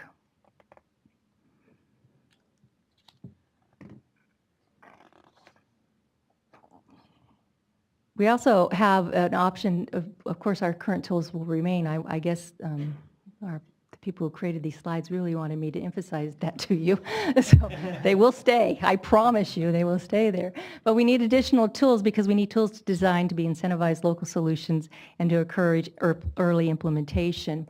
And it will also involve regional board oversight, including state board oversight. Our process will be designed in the criteria and the metrics and the checks and measures and the monitoring that will be required in order for someone to come forward to the board to ask if they can do this alternative compliance. It's an option for a discharger to pursue. It's not a requirement of the board. The board can certainly require them through our other tools, and the board will have to approve this. And so part of that criteria will address some of the very issues Laurel's concerned with, that we will make sure that the local communities have been involved, that they will be talking to these people. It won't just be a discharger out there saying, I'm going to go do this and I'll come back in 10 years and tell you, board.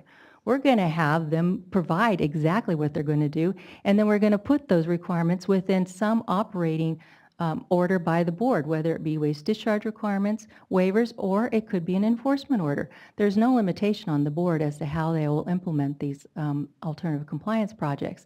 But the board will provide oversight, and they will have the checks and measures in place to make sure they move forward.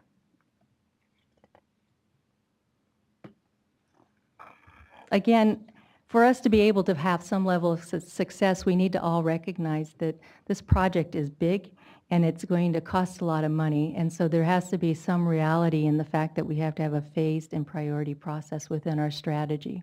And so JP went through this, but it's really, let's get the users protected so that we can get the time, by the time that we need in order to get this done. We'll also continue as we are now with our implementation of our orders to implement best practices and to limit the further degradation and to assure long-term sustainability. And then, of course, we have our large-scale projects, which are the more costly ones in order to address either dealing with nitrate cleanup or salt management or the brine line and the desalters. We also have to similarly acknowledge the cost and the difficulty and the fact that there's going to be a lot of monies required in order for us to do our job and get this done. It's going to have to be that the dischargers and the government, state and federal, and the end users will ultimately have some cost component into this long-term program. The investments will have to be prioritized. We can't, it would be nice in utopia if we can have everything done at the same time, but it's going to cost a lot of money for the safe drinking effort. It's going to take a lot of money for them to implement the new measures that come through and do the BPTC or the best efforts on their sites. And of course, then the restoration is going to be a significant cost, especially on the salt component of it. We also embrace the State Board's philosophy of right water, and that's a real focus of this new policy development, right water for the right use. We should no longer be using drinking water where recycled water can be used, but that also has an impact on salts and nitrates potentially in the groundwater. We also shouldn't be using drinking water when polluted nitrate polluted groundwater can be used for irrigation. We have to look at all these options. We should make sure that the cleanest water are going to our communities and the people to drink water, but they still need some clean water for ag, so we need to make sure it can be shared by both. We also have to make sure that we look at how we set our objectives. When I walked into the board in this, we were going out and setting standards based that we could grow any kind of crop, salt-sensitive crop anywhere in the valley. It did make sense. So we are looking at that. Are we looking at our objectives and applying them appropriately? We also are looking at our uses to make sure that they make sense. We have to find places where we can have salt sinks and places where we can put some of these things that we can't destroy or take out, but it's a geography problem for salt. We have to put it somewhere. So it either has to be exported or we have to have a place to put it, so a sink. We also have to recognize that everyone is either above or below someone else, and everyone's impacted by all of this. I've always said since the very beginning that our stakeholders are CV Salts or anyone who uses Central Valley water, whether you use it to take it out to use it for drinking or industry or ag, or whether you're wanting to put something into our waters, everyone's a stakeholder and everyone is going to have some degree of impact from this policy that's being set. I agree with Laurel, trust is a very important thing, trust of the board, but also trust of our dischargers. After working with the industry for the last 10 years and all the environmental justice groups, there are some dischargers who will come forward, who will be good and will want to move forward and do these things through these alternative compliance projects, and I think we need to give them a chance to do that. But of course there will always be those, and we probably can guess who they'll be, that just dig in and say, no, hell no, I'm not doing it. And for that, we have still our regular tools in the toolbox that we can go to do what we need to do to make them be effective and join the crowd, reluctantly, but they'll join. There also has to be a willingness to trust the board. A lot of individuals are saying that we're simply doing this so we can provide regulatory relief or provide people so much flexibility that they can hide under our policies, and that's simply not true. I've got, but the board and I have dedicated a lot of time to this, and we have a lot of great staff, and I just have to reject that claim. We do agree that what we bring forward, and there's no way my board would accept it anyway if we brought back a plan that didn't have the proper time schedules, milestones, monitoring, and check-in points of a policy. So that's all going to be included in this plan, and if it comes to me in a draft without it, it'll go right back until it's done. But I have some of the best staff working on this project for us, and we have some of the best dischargers and environmental justice groups working on it with us as well. So I feel very confident that what we bring here in the next year or so will be a program that's going to lead us to success. So the timeline for this, of course, we have June, we'll be bringing a draft package of the salt nitrate management plan to the board for their, in June, workshop for consideration and discussion, and then we'll take those board ideas and public comment back for developing the amendments. And then over the next 6 months at the end of December or January 2016, December 2016 or January 2017, a final salt nitrate management plan was brought to the board for their approval. And then after that, we work on our basin plan amendments, and we anticipate by the end of 2017 to the first part of 2018 to bring the basin plan amendment to the board. I'm sorry? What is the date of that workshop? It's a great workshop. Yeah, they are. Matching game now, matching. Find Tam in the picture. You know, with this process, we started in a little room and we all sat around one table and we've grown. This is a great process that we've been going under. June, the meeting in June 22nd? June 22nd is the meeting. And it's here in Sacramento, correct? So that's, sorry. This is a general schedule of all the different things that are ongoing, and I wasn't going to go over this in detail. So,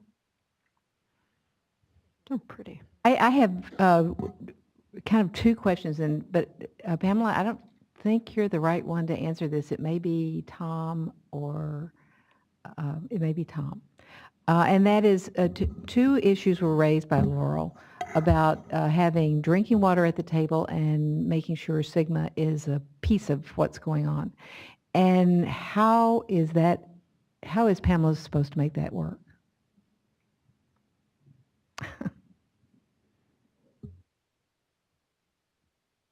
Well, with respect to drinking water, if the board, I haven't talked with Pamela about assigning drinking water staff to participate in that, but that's certainly an option. Like I said, we haven't had a chance to talk about that. And with respect to SGMA, that could be a little bit of a challenge. I believe that one of the things that were supposed to be looked at in SGMA, I forget the exact term, Michael, was water quality. The sustainability goal. Perhaps you can refer to it. Yeah, I mean, obviously we're early on in the SGMA implementation process, and we don't know the full makeup within the project scope of CV Salts as to how many SGMA agencies will ultimately form. Although I think a lot of the likely candidates are probably already at the table with respect to CV Salts. As we go forward, the Department of Water Resources has its draft regulations out for SGMA implementation, and that will go a long way to helping inform the SGMA agencies, and then in turn, the regional water boards as to what kind of expectations we'll have as these plans get developed. But ultimately, the SGMA plans are going to have to be completely integrated with the basin plans. And to a certain extent, over time, the basin plans will likely need to be updated to incorporate some of the work done through the SGMA process. So it's going to be a feedback loop. And if we manage it properly, and I think CV Salts is a great forum to do that, it will be a positive feedback rather than a dissonant feedback loop. We did try when SGMA was being developed to promote it being linked, and it was just we weren't far enough along with CV Salts. But clearly, it seems like a really good tool that we can blend that in, because they'll be bringing together all the parties that need to be at the table in order to do some of the things we need for CV Salts to move forward and be successful. We do have this management zone concept, and this management zone concept would easily fit into a SGMA process. So I see that. And we've also, I should note that we've in the initial phases when Cindy Forbes was with the Department of Public Health, she participated, or someone on her staff, and so they've dropped off. So we finally have a Department of Water Resources with us now. We've always had a division of water rights with us, and of course Darren with the DWQ. So we would appreciate having someone from the drinking water to participate. Because one of the things we didn't mention was the fact that we're now going to have to start bringing in the cities and counties into the process, because land use is a big issue of addressing this. So that's our next effort, is to bring the cities and counties into the discussion, and the Department of Public Health departments in the counties probably as well. And if I could add, you almost, with a lot of these projects, you have almost a curve about the complexity of these projects. It starts off with a relatively simple problem statement. We have nitrate problem from nitrate overuse, and we have salts building up in the Central Valley. Through the CV salts process, we've had a lot of stakeholders contribute their ideas, their concepts. We're ingesting lots and lots of case studies, whether it's an individual small treatment plant, whether it's a dairy, whether it's a big POTW. And the complexity of the project mushrooms. You have an exceptionally, lots of different case studies, lots of different proposals on the table. And CV Salts is very much in the process of pruning, finally, of all of those concepts and whittling them down into just a few that we can ultimately translate into a salt and nutrient management plan that can then be something that the board implements through its basin plan. I think, frankly, SGMA is going through much a similar process of as it goes forward and develop its regulations. And what we're looking at is trying to make sure that as we prune, we keep in touch with all of the relevant agencies and take a look at what's developing in the SGMA context to make sure that what we do is forwardly compatible with anything that they do, and vice versa. I think the analogy to a feedback loop is quite apropos, because we're going to have to work with them, they're going to have to work with us, and to ensure long-term sustainability of the groundwater resource and long-term rectification of all the nitrate and salt problems in the valley. And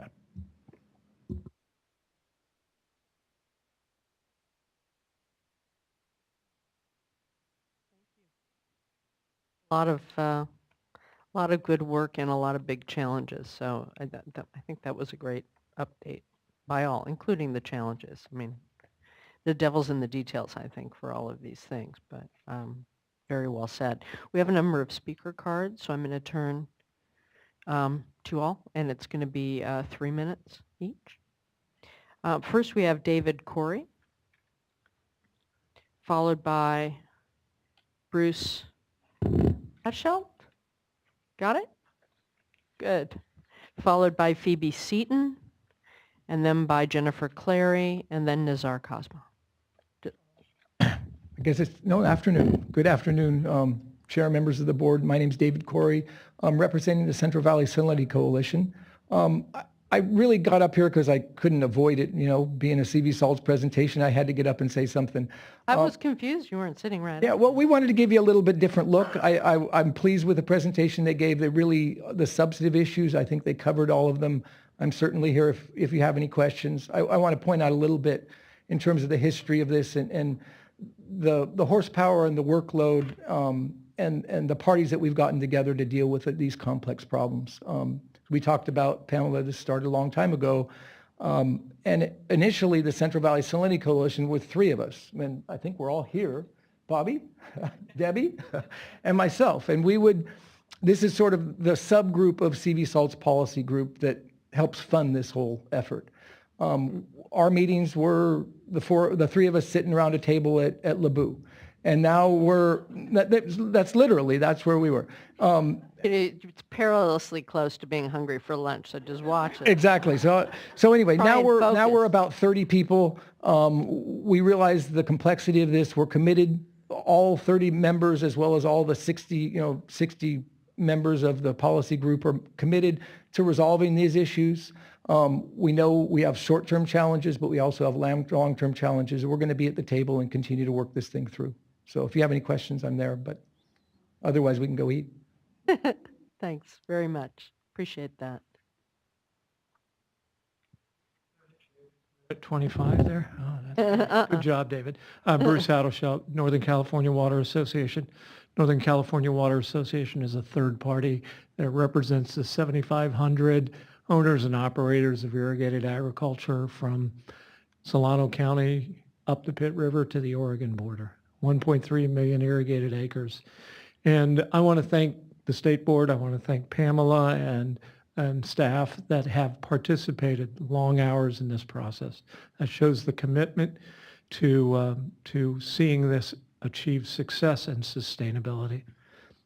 In the 90s, I was involved in the Sacramento River water forum process. It took 6 years for those water purveyors, communities to get together to get a plan that is now implemented and going on. So I see this natural evolution. I've been involved in this for 7 years, and I see this natural evolution of understanding that is coming from all of the stakeholders here, and so important, and so reflected in Laurel's slide there, slide 28, about trust with verification, or we're moving, we're getting progress, and it's understanding for us in the Sac Valley.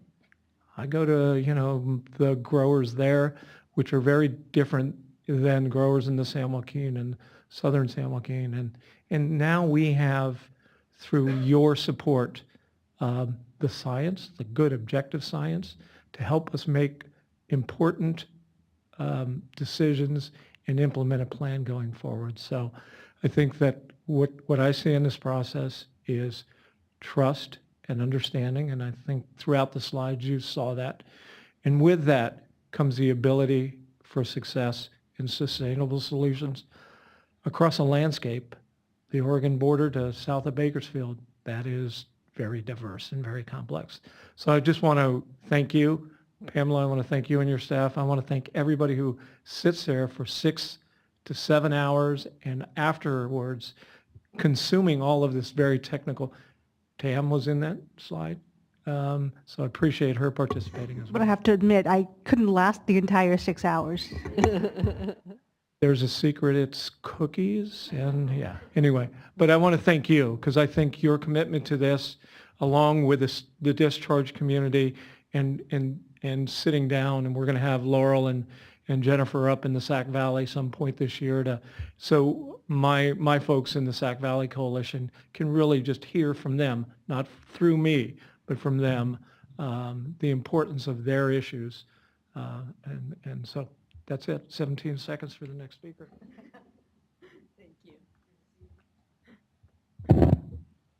Thanks so much, Phoebe Seaton with Leadership Council for Justice and Accountability. I'm going to try not to repeat too much of what others have said or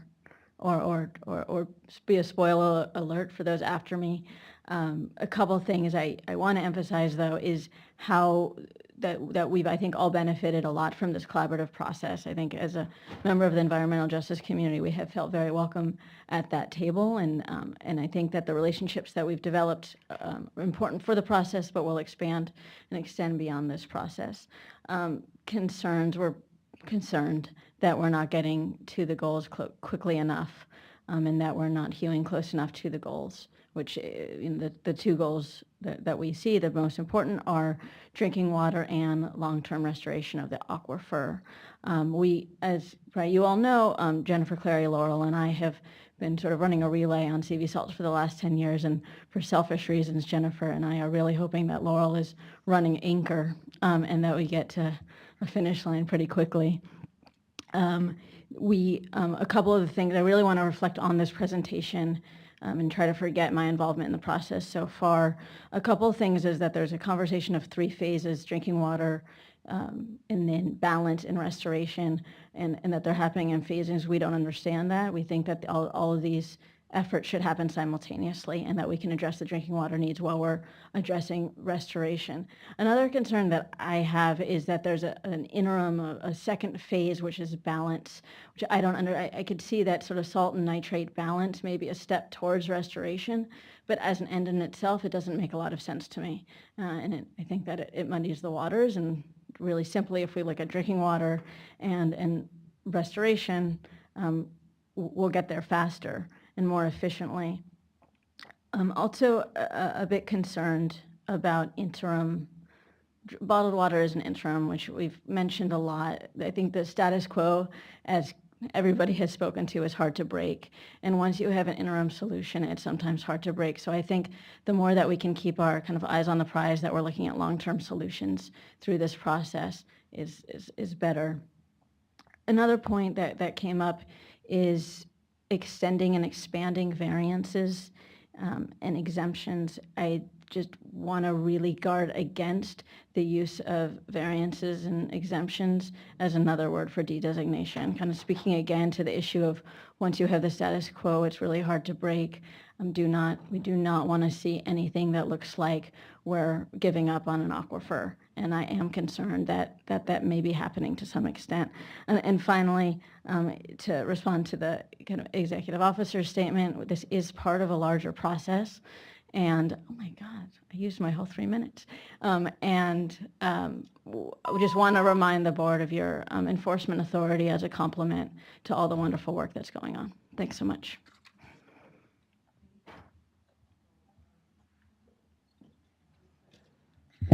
I'm always a brief speaker, so I'll be brief. Jennifer Clary, Clean Water Action. It's very good presentation.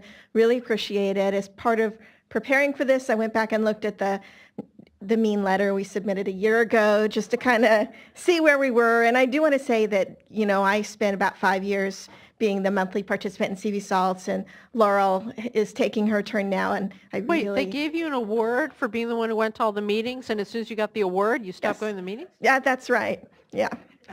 But I'm bored, so you don't have to be a word. Yeah. Sorry, no offense. They're fascinating meetings. So that's not what I wanted to say. Sorry, that doesn't count against your time. So you're going to be, I don't need it. So you're going to be looking at a program in June, and we're still really interested in seeing what this program is going to look like. So a couple things I'm looking for in June, and maybe you will too, kind of the three major components of our letter, is this concept of the management zone and the idea that we're going to be doing local planning. Well, as Laurel said, we're looking to see if we can get some big improvements by looking at some of these local areas where you have high concentrations of nitrate, and maybe you can achieve some of your goals a little more quickly. And the Alta Irrigation District is supposed to be the archetype for looking at this, and we're very interested in seeing the results of that, but haven't yet. The next question is on the alternative compliance projects.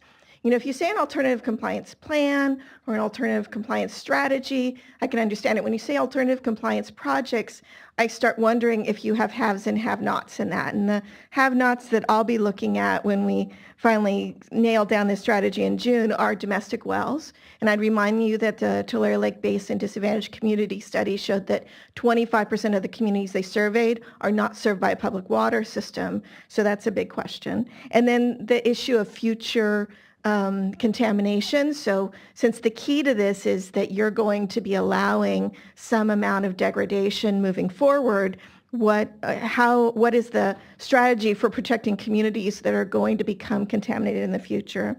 And finally, I really want to understand how we're going to be reducing uncertainty moving forward, because all of the studies they've done, there's a lot of things we don't understand. Like, we don't necessarily have a good idea of where the contamination is or how bad it is in certain areas. And we also don't, the big unknown is the vadose zone and how much nitrate is in the vadose zone, and when and how does it move into groundwater, and what impact is that going to have on our ability to restore groundwater. And it would be good to understand what our program is moving forward to reduce that uncertainty. Thank you.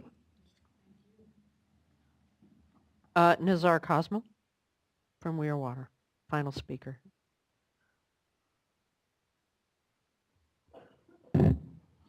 Yes. Sorry. Now. All of you here dedicated and committed to the Central Valley, and I have here this booklet. Already priorities. We have already priorities here. I don't know what edition, how long they've been already created from Central Board here. So we already have here priorities. So it's a result what we have with salinity, and how much time, how much longer we need to have a solution. So 60 people working, and all Central Valley Board number 5 also has a department for that. So you want to ask how much longer it will take. If we can find a solution, maybe we can have for universities or schools, maybe kids or children or students. Yeah, I understand you have experience. You've been doing this for a long time. Maybe something missing link. Maybe a young generation have something that already they can offer. So maybe we can have what any issues or any problems we have, those topics to bring to the universities, to bring to the college and to the high schools. Let young generation think about if you work and dedicated for this for a long time and you cannot find a solution. Because you're responsible for the drinking water. Now drinking water. To develop a station that counts how much water how much water we can drink, not how much is already been drank. That we are securing and protecting the drinking water. So anyone who want to drink water coming to the station and see that your department is providing a safe drinking water to anyone, like a few stations we can have anywhere. And it counts the drinking water because you're protecting that, you're securing that. And all of that is already a result. So we need to know what is the cost. So here is already everything is here. It's a dairy and many other agriculture. So we need quality. We don't need quantity, we need quality. And enforcement. And very important enforcement for the waste of water. Because water is very intelligent. We cannot play with the water anymore. We had a drought. Water will create something else. To have we need to think about it. Waste of water in the city of Sacramento, please. Waste of water in the city of Sacramento. Everywhere. I've been working right now, and still, do we have right now an order to waste water? What is going on? We work very hard. Every one of you work very hard, dedicated your time. We appreciate that. We appreciate your dedication to the water. But water is wasting. So you work very hard to have a clean and nice water, and then someone wasting this water. So we need enforcement. Thank you.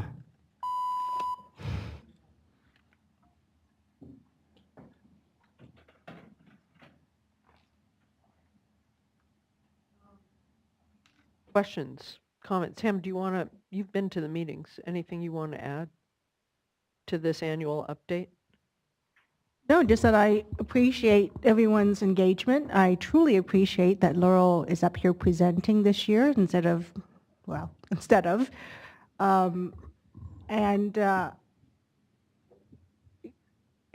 It's no surprise to everyone that I've been extremely impatient with this effort, to put mildly. But I appreciate that it is difficult. Having sat through some of the discussion, I truly appreciate how difficult it is. So I look forward to June. Did at the very beginning. Dr. Longley and I warned you it's about an 8 to 10 year process, but it's ending up to be 11, 12-year process. So we were, in our world, that's pretty good, actually. Well, I think actually having the joint conversation with the mutual goals is a huge accomplishment and quite a difference from many of the items that we see in front of us. And so even though there's devil in the details and work to be done and complexities of holding both goals at the same time, I appreciate all the time you're spending trying to do this work, and it's a good antidote to a lot of the time, at least I've been spending in the last few months. So as hard as it is and as hard as you've worked, I'm inspired by what you're trying to do. And I promised that I would contact Ken Alex in the governor's office about what you have done and where you are in the process, because I do think the Office of Planning and Research and the sustainability, I forget the total title of that group, that they've already made the contacts with the planners. And so they need to be, you can just incorporate them into your process, I think, and it'll help bring in some of the more progressive planners that are out there.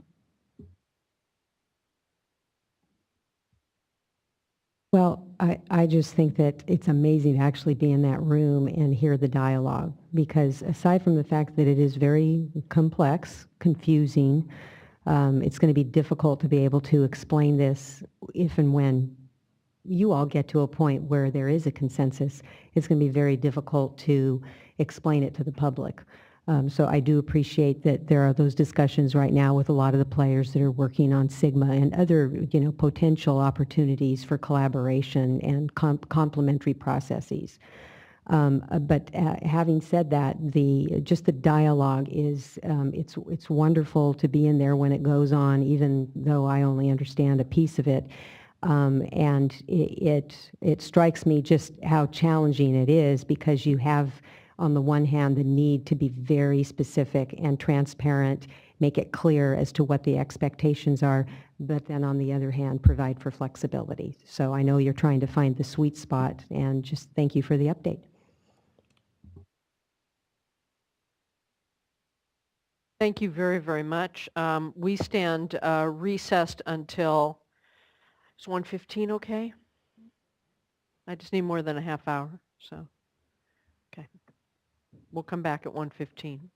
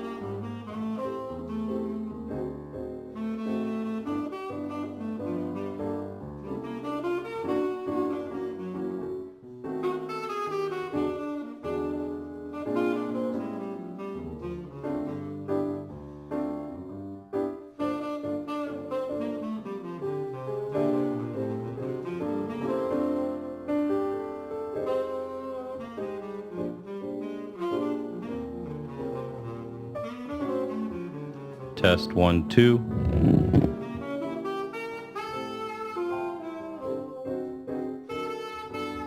Test 1, 2. No. 1, 2, 3, 4. Test 1, 2, 3, 4.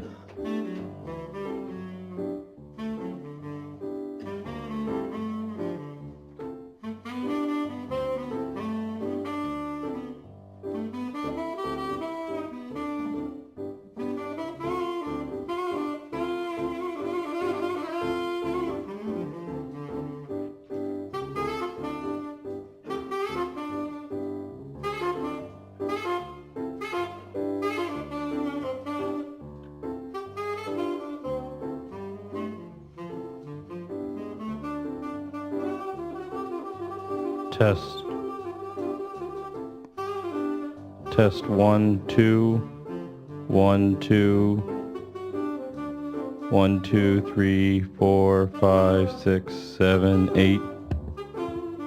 1, 2, 3, 4, 5, 6, 7, 8, 9, 10, 11, 12, 13, 14.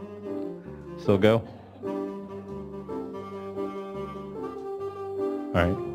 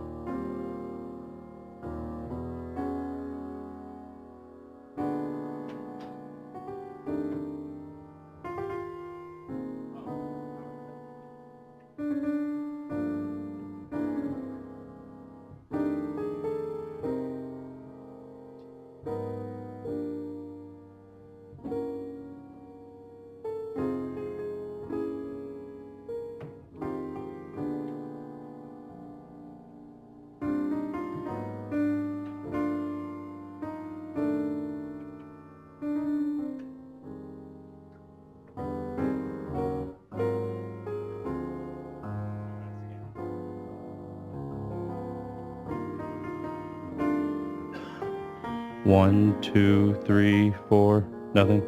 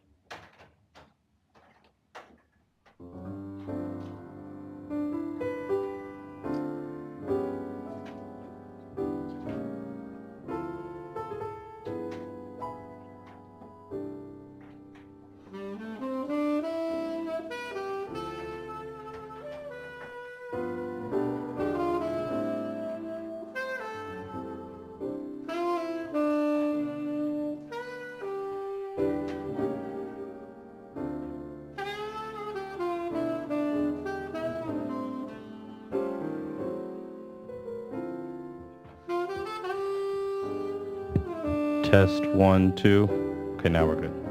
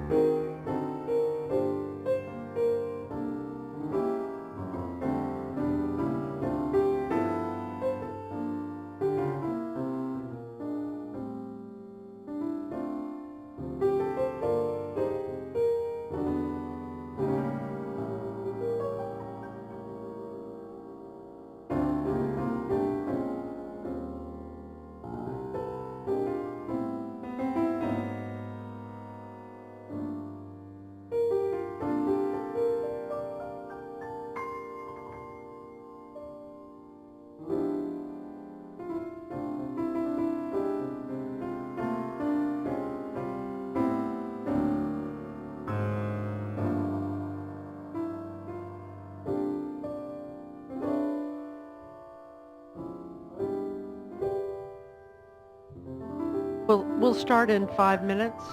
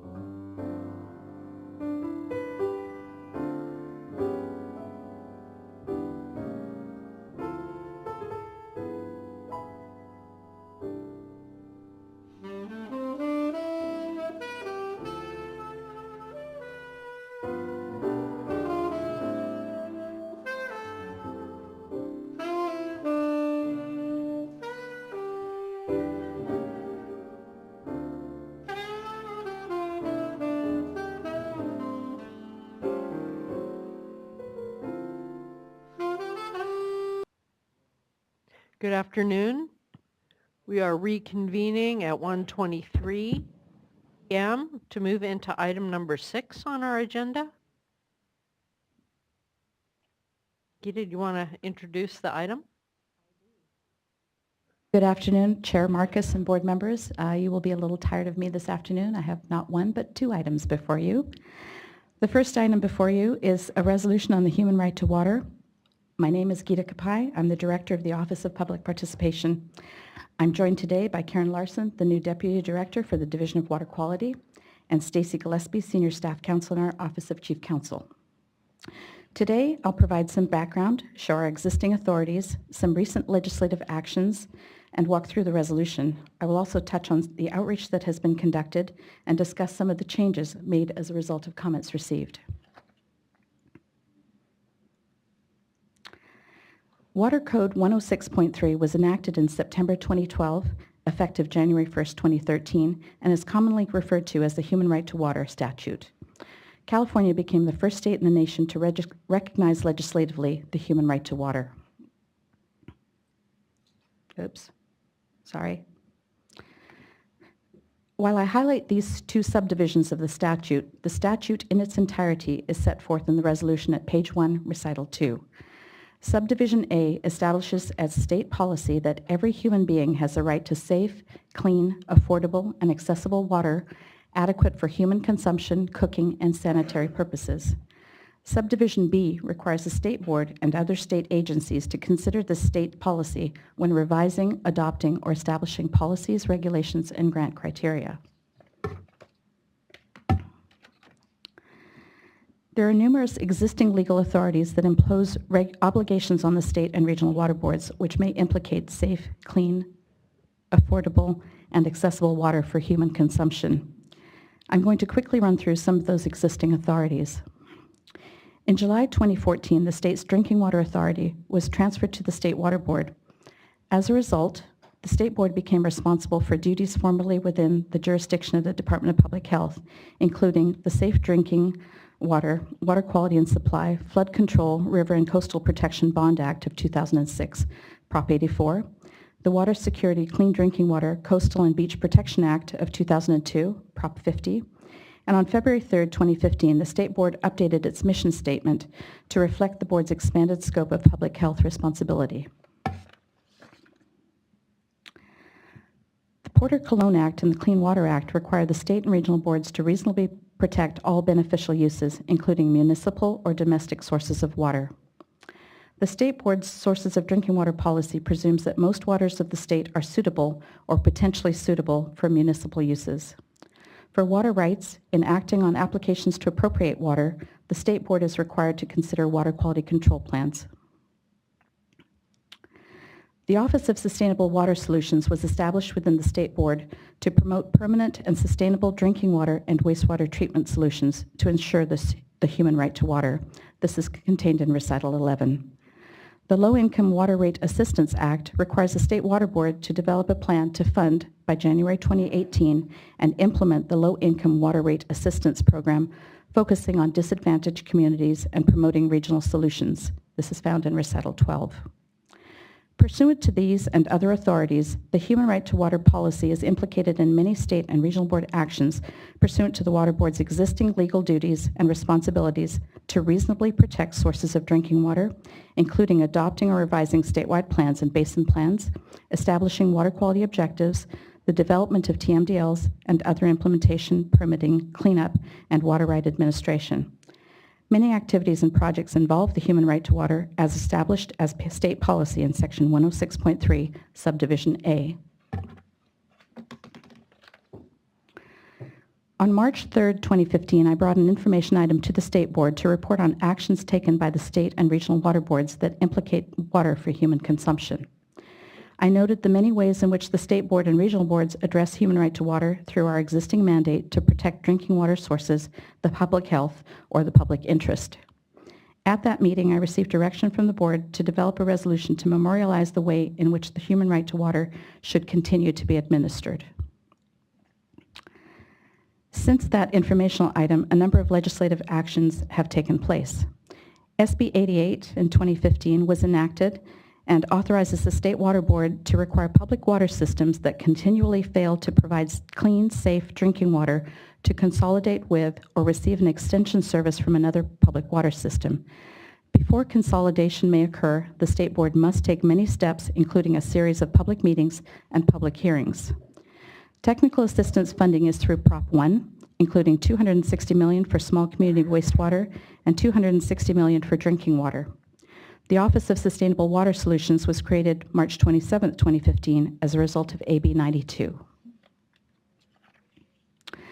This resolution, if passed, would adopt the human right to water as a core value and provide guidance to staff and encourage the regional boards on how it should be administered. The resolution contains 12 directives or resolve clauses. I'd like to highlight a few of them. Resolve 1 establishes the human right to water as a core value.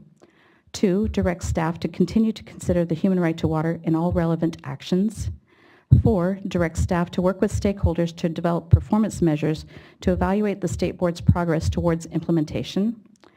7 and 9 direct staff to describe, when appropriate, how the human right to water was considered in recommendations and with meaningful engagement of impacted communities. 11 incentivizes regional approaches for communities unserved or underserved by public water systems, and 12 requires an annual report. With regard to Resolve 4, performance measures to monitor our programs, Karen Larson will provide more information at the end of my presentation. We have recently done some extensive outreach to the groups listed here. CCEEB stands for the California Council for Environmental and Economic Balance. Based on input received, the resolution before you was changed from an earlier draft to this one that reflects and addresses some of their initial concerns. Additionally, after further review, a change sheet was circulated, and I will highlight that later in this presentation. There was a broad range of comments, and they include the following. This alters existing law and expands the legal scope of the legislation. This may create additional requirements on the regulated community.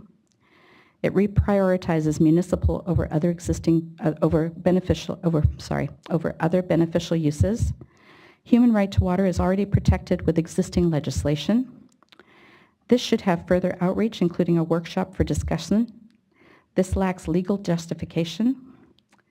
Ensure that there is balance of the board's statutory responsibilities. Places human right to water as the top priority of the board. This is unnecessary and unsupportable. It's unclear of the impacts on agricultural water users. Protect water quality and quantity for wildlife. And we've received some letters of support supporting the resolution as written. I will now have Karen Larson give a brief presentation on our proposed performance metrics to measure our own progress towards implementation of the human right to water. Oh, sorry, I went too far.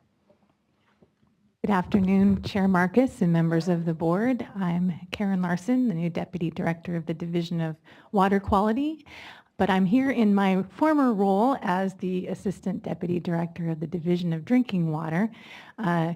Lead staff on this project has since taken a new job, otherwise I would have assigned that person to do it. So you get me today. So I'm going to present to you the proposed measures that the Division of Drinking Water will be preparing and keeping up to date as part of our performance report, as well as on the Human Right to Water webpage for drinking water. So we have a couple of types of metrics that we're proposing, 2 status metrics and 2 outcome metrics. I want to note here that we're focused on community water systems, but we will also be expanding the measures to schools to be inclusive of some non-community where we have vulnerable populations. So the status metrics, and I'll get into more detail in a minute, are systems that are out of compliance, as well as systems with unreliable sources of supply. And our outcome metrics, which are highly linked to our status metrics, are systems that have been returned to compliance and consolidations achieved. I'm not going to get into a whole lot of detail on the outcome ones, but just suffice it to say the consolidations achieved is one method by which a system will get returned to compliance, but because of the new authority that the Water Board has to mandate consolidations, we thought it made sense for us to be reporting out on those. So the systems out of compliance, what we're proposing is to essentially have dots on a map and a search function to show all of the community water systems that are in violation of one or more primary maximum contaminant level, or MCL. We also will include violations of pathogen removal requirements for systems that use surface water as a source. And we're dating our baseline back to out of compliance as of 2012. And that date we selected partially because it was when we established our small water systems plan. So we figured we'd be consistent with what we're already reporting out on. Now, we don't have a mock-up yet. We've been doing a lot of data cleanup. So this is what a map might look like. This is actually our small water systems plan map that we have posted with the updates on these 183 systems. Obviously, we'll be reporting out on, this is just a subset, so this map will get messier, which is why we plan to include a search function if somebody's interested in a particular county or a location, an address, something like GeoTracker has. But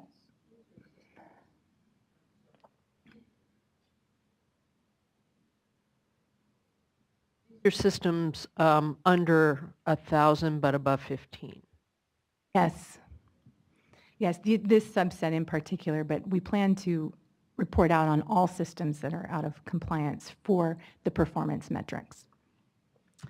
So what we plan to do is have the ability to either click on a dot or again do a search, and you'll be able to pull up additional information about why the system's out of compliance. You can even drill down and get the data that we already have posted on the web. So you'll be able to drill down and get more information about the system. Now, we also plan as one of the layers available here to have a link to a map that shows the systems that have returned to compliance. So we'll have both available through this portal, essentially. As I mentioned, I would have liked to have been able to show you a great mock-up with the interactive map and whatnot.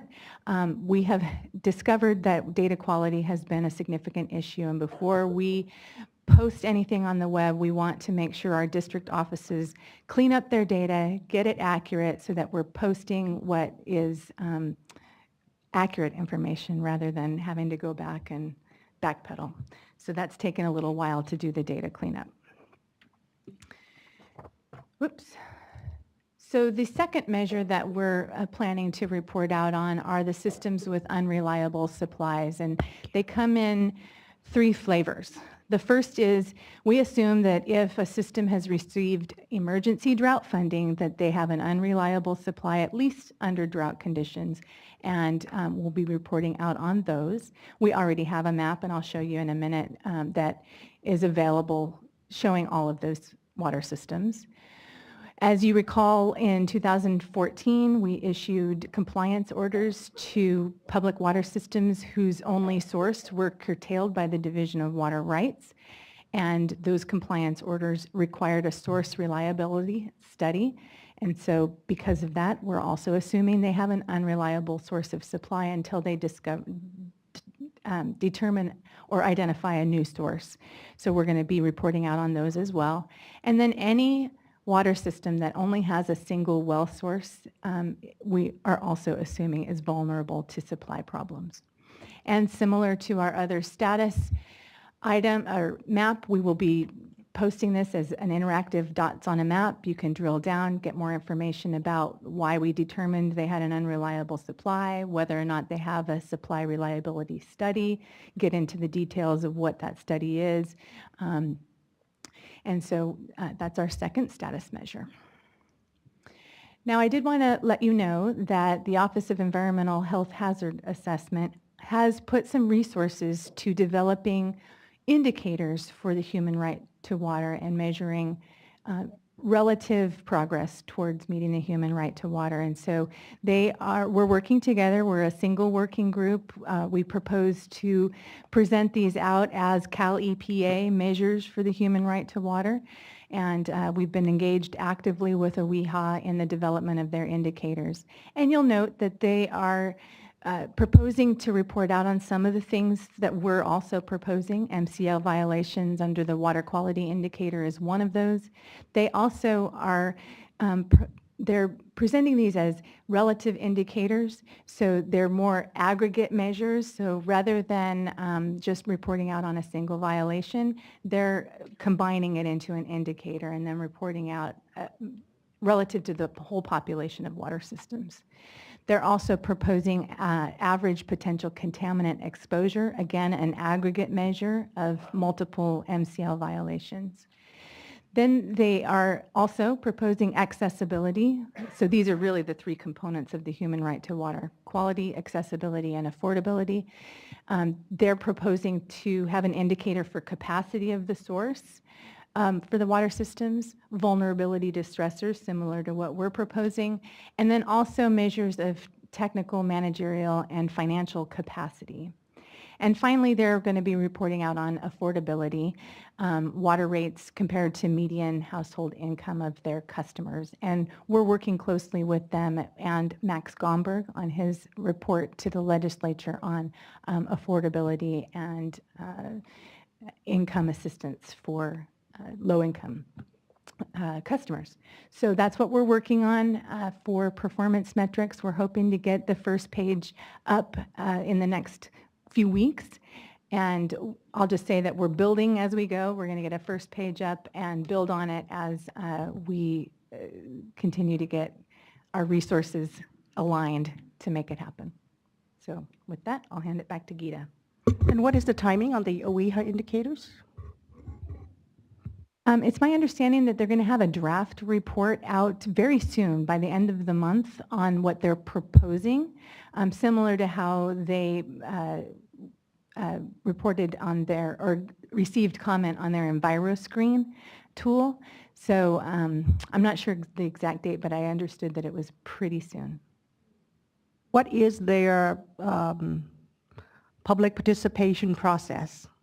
That's a good question. I'll have to get back to you.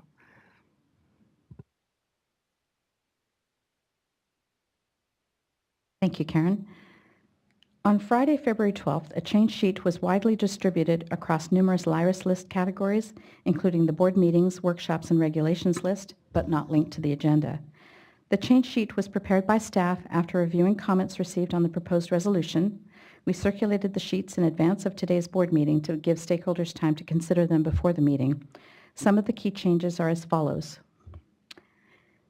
stating that when regulating discharges that could threaten human health by contamination of drinking water sources, the water boards may consider all solutions for ensuring safe drinking water, including replacement water as an interim solution, and that such discharges should be regulated to attain the highest water quality, which is reasonable considering all demands being made on those waters. And clarification that the resolution does not expand the legal scope of the Human Right to Water Act or impose new requirements on the regulated community. And we're happy to talk about these changes at this time or when requested, but that concludes my presentation. We do appreciate the tremendous effort made by the various stakeholders that have provided feedback on the proposed resolution, and we recommend adopting the resolution with the changes provided in the change sheet or as directed. Thank you. Let me open it first to, we have about 10, 11 speakers. Any questions or comments before we start? Thank you. Thank you for all your hard work on this. I know we take it very, very seriously. I noted in the comments and in conversations with people, there are a lot of hopes and fears all around that folks have brought to this, in some cases reading too much into it, in some cases too little. But I'll look forward to the comments and see where we end up. But thank you all for the great work and heart you brought to all of this. First speaker, I'll just do a few at a time, will be Justin Milan from California Association of Environmental Health Officers, Angela Schroeder from the Central Coast Water Board, and Betsy Reif-Snyder from the Mono Lake Committee. Madam Chair, members, thank good to see you. you. It's good to see you. I think you know we are your environmental health directors, your collaborators at the local level. And when we were going through this process a few years ago, a concern was expressed by the public health and environmental health officers that there'll be a transition away from the public health values to some other regulatory values. I'm here to commend you on doing this resolution. I think the change of your mission is an indication that you're taking this extremely seriously from a public health perspective. So we want to commend you, and your staff have been awesome to work with. Thank you very much for the resolution. We think that it's good having this resolution so we have a game plan. We did not read into it that you were exceeding your authority, but we do believe that the clarification in your amendment, Second Amendment, would be helpful. We do urge that you work closely with your regional boards and locals because that's where the rubber hits the road. Again, urge the adoption of this. Thank you and your staff, and we offer all the assistance we can provide. Thank you very much. Appreciate all the time you spent. Yeah, 3 minutes, sorry. Ms. Schroeder, followed by Ms. Reif-Snyder, followed by Bill Thomas from the Southern San Joaquin Coalition. Hi. Good afternoon, Chair Marcus, members of the board. My name is Angela Schroeder. I'm a senior engineering geologist at the Central Coast Regional Water Board. I'm here today on behalf of the Central Coast Water Board members, as well as all the Central Coast Water Board staff. We wish to convey our strong support for the proposed resolution, adopting the human right to water as a core value of the water boards, as well as directing its implementation in water board activities. Addressing discharges that contaminate drinking water sources and threaten human health is our highest priority on the Central Coast region. We appreciate staff's support to draft this important resolution, and we are committed to implementing the human right to water in the Central Coast region. We are hopeful that this board will adopt the proposed resolution without delay. I'm also appreciative that Ms. Larson has addressed the issue of proposed metrics. We would welcome the opportunity to provide input to those metrics, and we would also support efforts to expand those metrics to smaller systems and disadvantaged communities that are affected by impacted drinking water. For example, we would also support metrics to measure whether or not the water boards are using their existing authorities to effectively protect sources of drinking water. Thank you. Very much.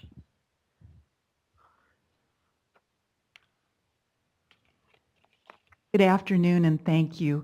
My name is Betsy Reif-Snyder, representing the Mono Lake Committee.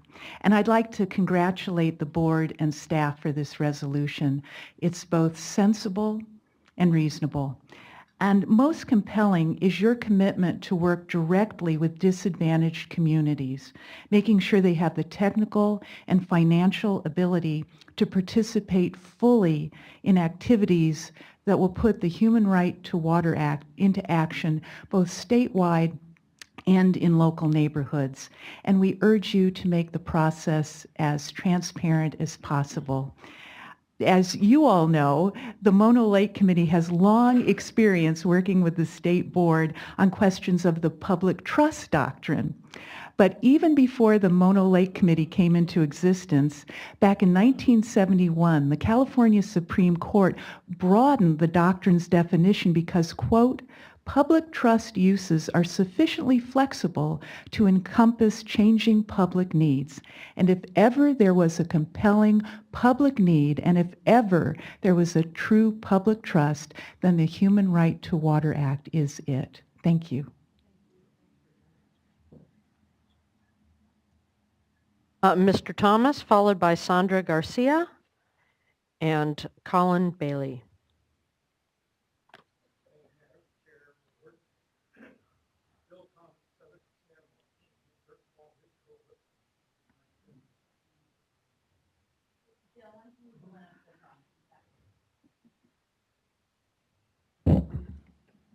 Morning.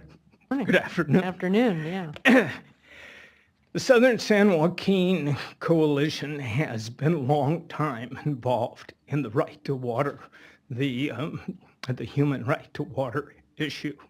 Dave Orth was co-chair of the governor's task force. Among our membership, Alta Irrigation District in Cahuilla and others in Kern are actively engaged in trying to supply replacement water, which I'll speak to in a minute. We appreciate the amendments that you offered. There's two issues that I wanted to quickly highlight. One, some of these solutions to replace water, Alta would be an example. Now, are supplying replacement water, but your Section 5 says supplying replacement water is an interim solution. Some of these more elaborate engineered processes are not just interim solutions. Lastly, Section 1 that says the right to water is the top priority. I totally, and I've always supported this being a core mission that we are all engaged with. It's among the top priorities. But if we start selecting one of our statutory mandates as the top, then I guess the next one that comes along will say is really, really the top. You can only have one top. I changed the word to clarify that this is not a trump card over all your other considerations. I think some of your offered amendments kind of headed that way, but I think it's still somewhat unclear. Thank you. Sandra Garcia? I'm sorry. I must note that the language is a top priority, not the top priority bill.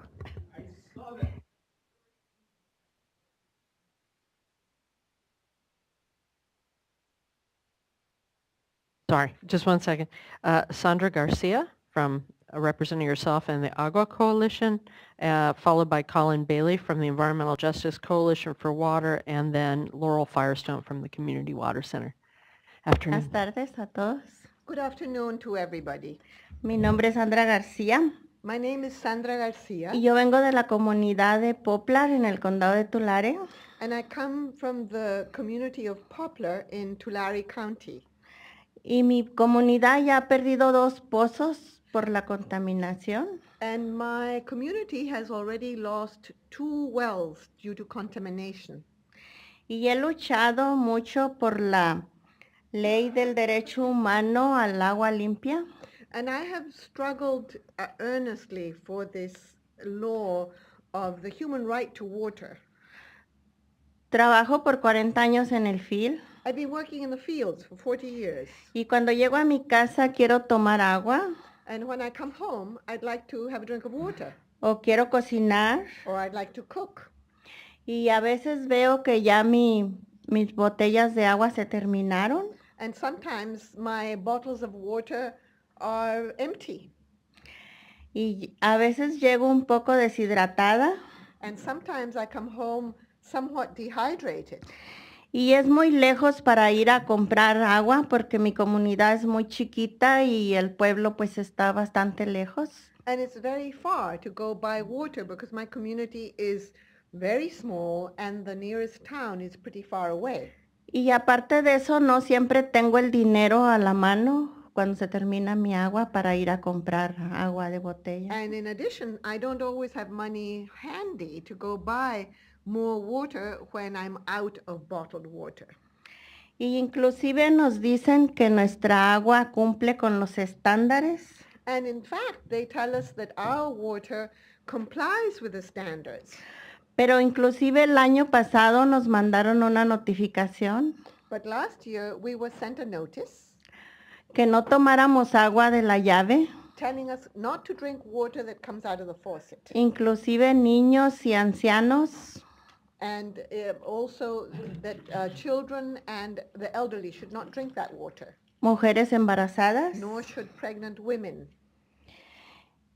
Y es muy difícil vivir con la preocupación And it's very difficult to live with this sort of concern, de tomar agua insegura. The concern of drinking unsafe water. Inclusive el año pasado yo tomé agua de la llave In last year, I did drink water from the faucet, y me enfermé. and I got So, sick. y tenía los mismos síntomas que mandaron en el papel. So, And my symptoms were those that had appeared in that notice. y es como puedo decirle al doctor, pero porque ya cuando mandan la notificación ya es muy tarde, ya tomamos agua desde cuándo. And that's what I told the doctor. But by the time we get the notice, it's too late. We've been drinking that water from who knows when. Y pues gracias, les damos gracias por tomarnos en cuenta y estar velando por nuestra agua, And thank you for hearing us and for taking care of our water. porque no nomás es mi comunidad, tenemos muchas comunidades como la mía. Because it's not just my community. There are many communities just like mine. So les pedimos, por favor, que nos sigan apoyando. So please continue to support us. Sí, gracias. Thank you. Gracias. Mr. Bailey, followed by Ms. Firestone, followed by Vern Gehring from Food and Water Watch. Good afternoon, Morning Chair, members of the board. Colin Bailey on behalf of the Environmental Justice Coalition for Water. You'll hear from several of our colleagues and community members today in support of the resolution. I want to begin with, again, a word of thanks to staff, most especially Gita Kapai, for the great work done on this resolution, but most especially for the work done leading up to it.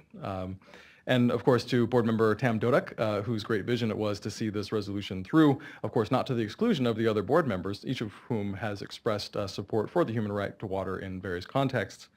As you all know, the human right to water passed in 2012 with no particular roadmap for how to see it through to implementation. And here we are 3 and some years out from that, and a lot has been done. A lot that's very good. The board has probably presided over the most change and frankly hardship for a lot of the stakeholders of any board ever before it. And in that way really has a responsibility as a steward for how this great law is implemented. This is why we need guideposts like this resolution, both on process and on values. Given all the tumult, there's nothing automatic about the processes that have been put in place that would necessarily guard and protect the most vulnerable communities. This resolution, and we think, puts in place some of those reminders and some of those processes that will, in fact, embed that thinking into the everyday planning processes of the board. The presentation of the staff shows that the human right to water by various names has, in fact, been a priority. And the resolution provides some lasting guidance and encouragement, not only for current staff, but to future boards and staff to follow suit. the resolution is really just giving a name and structure to much of the work already being done. Obviously, there is more work to be done that is worthy of your support. I'll mention that thinking back almost a year ago to when Gita gave her presentation on kind of the status update, her survey, it was interesting to hear that for many who were asked within the water board staff to answer the survey was actually their first time viewing their work through the human right to water lens. And it's my hope that this resolution, after its passage, will make sure that that is not the last time that they do so, but does speak to some of the internal work that I think this resolution will usher forward within the water boards. To those who raise concerns, I think Friday's amendments, as was explained, show what we already know, that the board doesn't have the authority to change the statute. But to the contrary, committing ourselves to the dignity and the humanity embodied in this resolution will really lift us all up. The resolution recognizes and affirms the work that the staff is already doing in support, including in some controversial areas like water rights, some of which should be fairly fresh on the board's mind. And it encourages the regional boards to follow suit. So we strongly encourage your yes vote. Thank you for your support. And now Ms. Laurel Firestone. Firestone, followed by Mr. Gehring, followed by Phoebe Seaton from the Leadership Council for Justice and Accountability. Thank you. This is a big day. I think this is one that we've been working towards, hopefully, for the past since the passage of the Human Right to Water Act, and it's taken years to get here. While this doesn't change any of the authorities of the board, and the importance of pulling together the existing practices and policies and values that the board has, and unifying that under a common theme of affirming the human right to water as a core value, as well as, perhaps most importantly from my standpoint, really taking seriously the need to actually create measurable measurements of how we're achieving that goal and tracking that over time, affirming many of the core values of engaging communities in that process. In particular, really appreciated the metrics and the presentation on the first cut at the metrics that the board is doing. We really would like to be engaged in the process to develop those further. We're really excited about what OEHA is developing as well and how well the board and OEHA are working together. If we can't lift up that rock and understand the problem, we're not going to be able to address it, and we're never going to be able to achieve the promise of what this bill is was holding us up to do. I want to say, I think one thing that's been in the news a lot, and I think in a lot of people's minds, is Flint. And Flint has, I think, was a failure in so many different ways, right? And unfortunately, in California, we have many communities, hundreds of communities and schools that also don't have safe drinking water and haven't for a decade.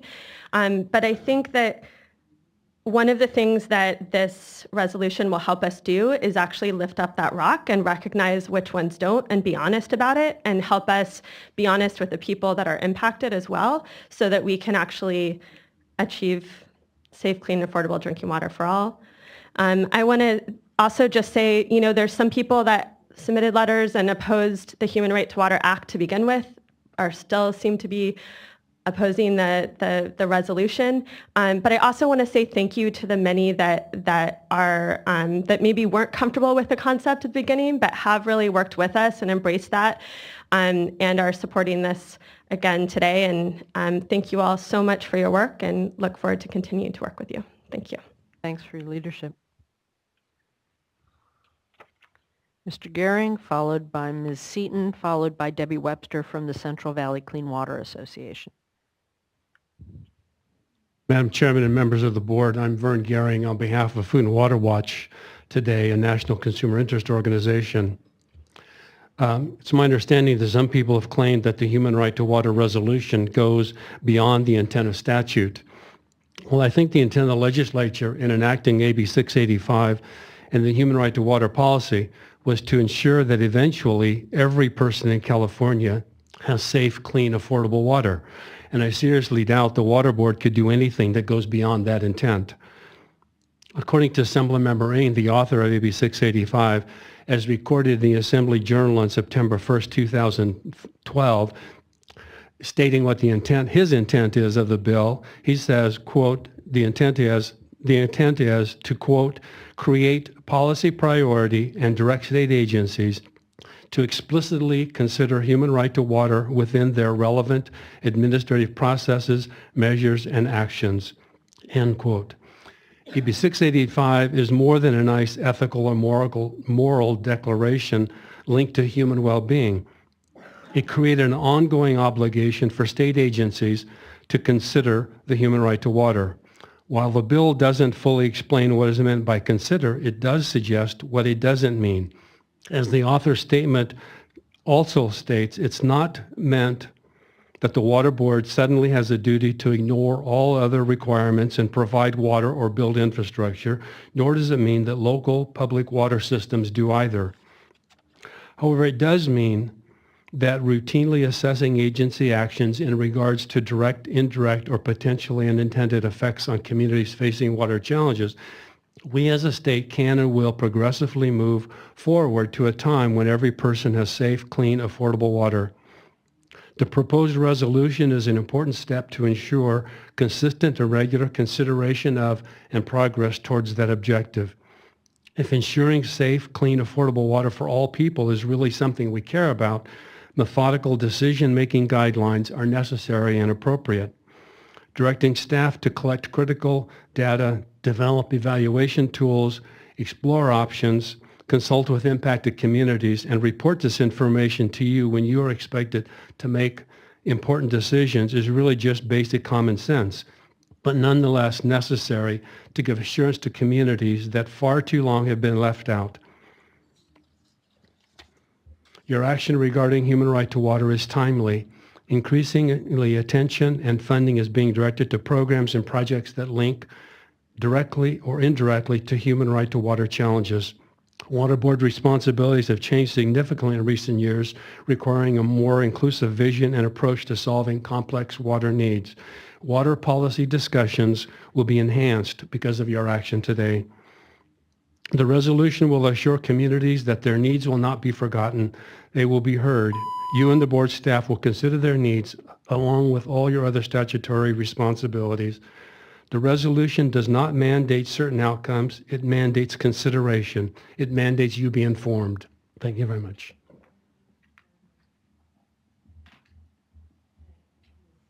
Followed by Ms. Webster, followed by Bill Alliode from the Environmental Working Group. Much, Phoebe Seaton. I echo my colleagues in strong support of the resolution. To add a bit, I think I cannot overstate how meaningful it is for us and our colleagues and the residents that we work with to see as a preamble to much of the work that the Water Board is doing now in furtherance of the human right to water, and just to establish that and continue to establish that is extraordinarily meaningful. And I think the packaging of this with all the other efforts that the board is doing, as I think Ms. Firestone says, really shows that housing it in this human right to water demonstrates that so much of the board's action is towards that goal. And that's it. Thank you so much. Webster, followed by Mr. Alliode, followed by Tess Dunham. Chair Marcus, Debbie Webster with the Central Valley Clean Water Association. And I want to start by saying thank you for incorporating some of the suggested changes that we had in our comment letter and helping to bring better understanding to what the board's goal with this resolution was. There's one thing that came up this morning, and we had a recommended change, and I want to highlight it because it didn't get incorporated. But it almost felt like maybe it was because it seemed redundant. But as you heard this morning, as we were talking about CV salts, the need for incentives to get things done better and quicker, and really take care of this problem needs to be out there. We have communities, I know that one of the goals is that communities would consolidate. But by providing communities that have a reliable source of drinking water, incentives to consolidate with other communities where it might cause them additional funds or indirect funds. By giving them an incentive, you then can do a project faster. And so we had recommended, and I will read it out to you, but recommended on page 2 on recital 6 to end with a following statement that says that the State Water Board further encourages the regional water boards to develop policies that will allow for and incentivize local and regional efforts for providing replacement water when long-term water quality solutions are being developed. We think that incentivizing is really important. Additionally, I would just want to say that we also support some of the edits that NACWA is requesting, and so I'll let them describe that. But thank you very much, and be happy to answer any questions if you have any. Mr. Aliod, followed by Tess Dunham. And then Mr. Cosmo, you said maybe 6. Where are you? There you are. Do you want to speak on this too? Okay.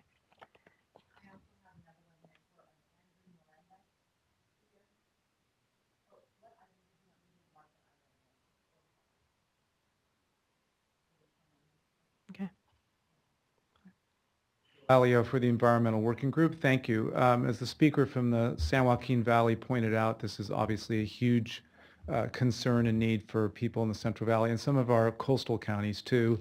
To save time, I just want to associate myself with the words that Vern Gehring of Food and Water Watch said. I think it said everything salient that I was going to say. Thank you.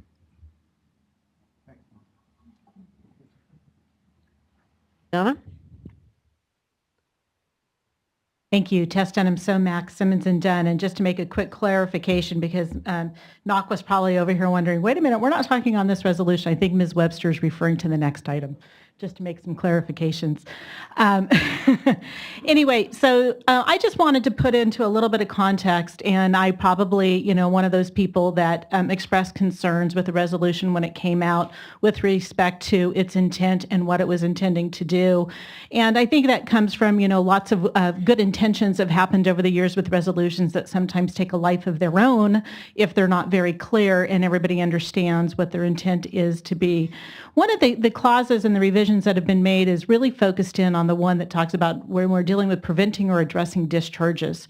And so a lot of the changes that we asked for, we felt were really important because we know that there are, especially if we want to talk in the agricultural context and we want to talk about nitrates, and this really builds upon the CV salts discussion that happened in this morning with respect to the presentation, that we need to continue to sustain agriculture in California. And to do that, we're going to have to think a little bit differently about our how we go forward with our policies. And I think the recommendation that Ms. Webster was suggesting is we need to have changes in these policies if we want to allow agriculture to continue and to protect drinking water. And that's really the emphasis of, if we have a clause that says we want to prevent or address, discharges to protect the human right to water, well, I'm afraid some staff will immediately jump to me, well, we need to prohibit that discharge, right? Because But you didn't hear anyone say that this morning, though.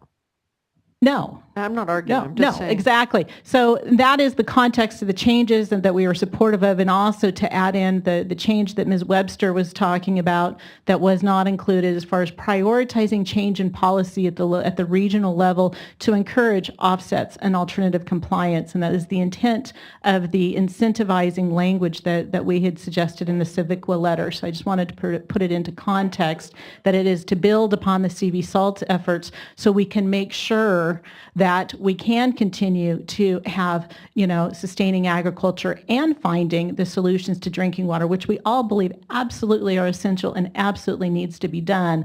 But it's not going to happen if the result is, well, we got to prohibit a discharge, which I know this doesn't say by any means, but we just want to be careful with interpretation.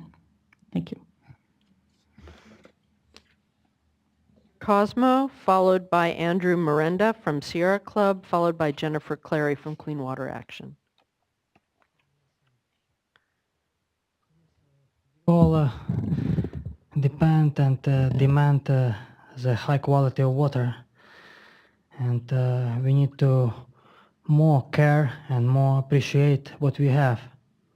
And I want to ask what community does for the water? Everyone, what community doing for the water? And when we want to drink quality water and have a right for that, we need to also be consciously aware who lives in the water and why we're still playing with inhabitants in the water. How that can go along. I want to ask everyone. You want to drink water and then you want to play with water. And then enforcement. Because water is a consciousness. And very important, enforcement. Those who waste water, they're killing water. It's period. Because water coming from the source, water department working to deliver water, and someone have a choose to waste water to the driveway or to waste water.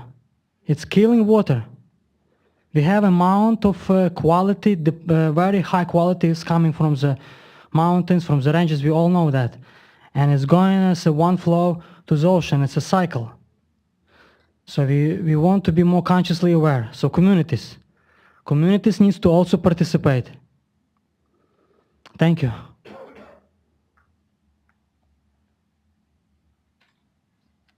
Rhonda?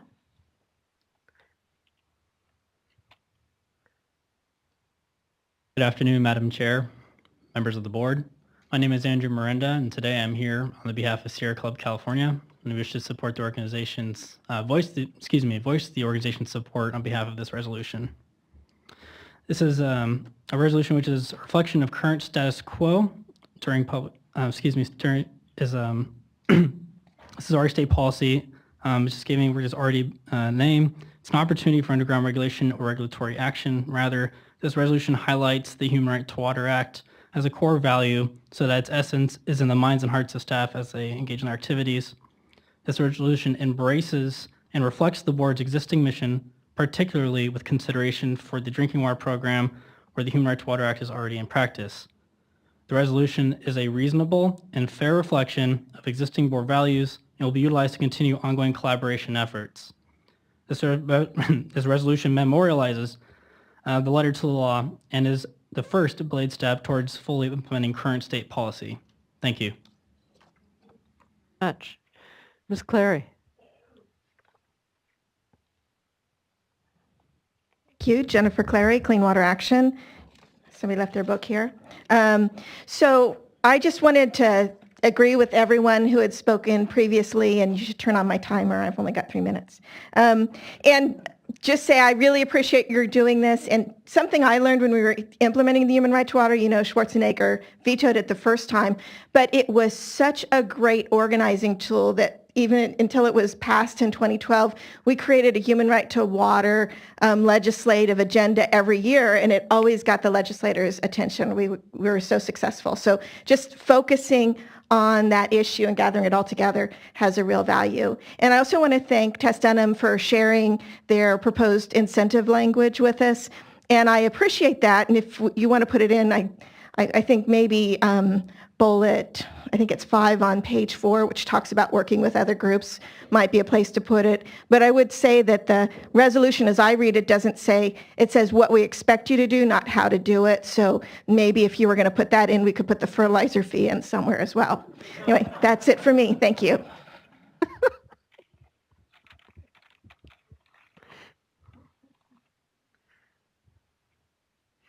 All right, that's the conclusion of our speaker cards. I want to turn to my colleagues for any comments. Tam, I want to start with you, given your leadership on this issue. Thank you. Well, thank you to all who have participated in this effort and who have provided their contributions and their comments. The resolution has come a long way, I think, from this time last year. Before I go on to thank staff, though, I would like to follow up on Ms. Webster's comment, which was then voiced by Ms. Dunham, then Ms. Clary, with respect to what was suggested as an addition to recital 6. I think because it encourages action, it's more appropriately place in the resolve. And I know that staff has looked at that language. At this time, I would request that we add a resolve to reflect what was recommended by those speakers. So this is Stacy Gillespie, counsel on this item, and the proposed language was not included in the change sheet, so it was not circulated for consideration, and as a result perhaps has not received full input that otherwise may have been enjoyed here today. You're correct, Tam. It would most appropriately go in the resolve section of the resolution because they're seeking direction in the form of encouraging regional boards to develop policies that incentivize interim solutions. And, I don't know in terms of the context or what is contemplated, I don't know what kind of policies would be developed, if it would be in the form of a basin plan amendment through the implementation provisions, for instance, or whether in fact there's just been enough discussion and consideration as to what those policies would actually encourage. And I do know that those policy considerations are actively engaged in currently by the State Water Board on a case-by-case basis. I think the recent draft ag order is a reflection of interim solutions that are actively considered in the interim while standards are not currently being met. So the request would call upon the board to make a conclusive direction that such policies be developed. And so that would be for the board to consider today if it were to consider including that language in the resolution. I don't take it that way. I take it that it would just encourage the development, not anything specific. Obviously, would have to go through the process similar to what we were briefed on today. Would still have to go through the regional board approval, and to the extent that there would be a basin plan amendment, it would eventually come to the board. So similar to what other stakeholders were saying about whether or not this changes anything, I don't view that language as actually changing anything. It would just encourage the development, which is what we've encouraged with respect to CV salts anyway. I'd want to see language before. I don't know that it's necessary because we do it. There's a lot that's not in here. I appreciate the kind words that people have had for this. It's sort of the human right to water statute means something. I mean, it wasn't sending a Hallmark card to communities who are out of clean, safe, and affordable water. It was supposed to give them hope.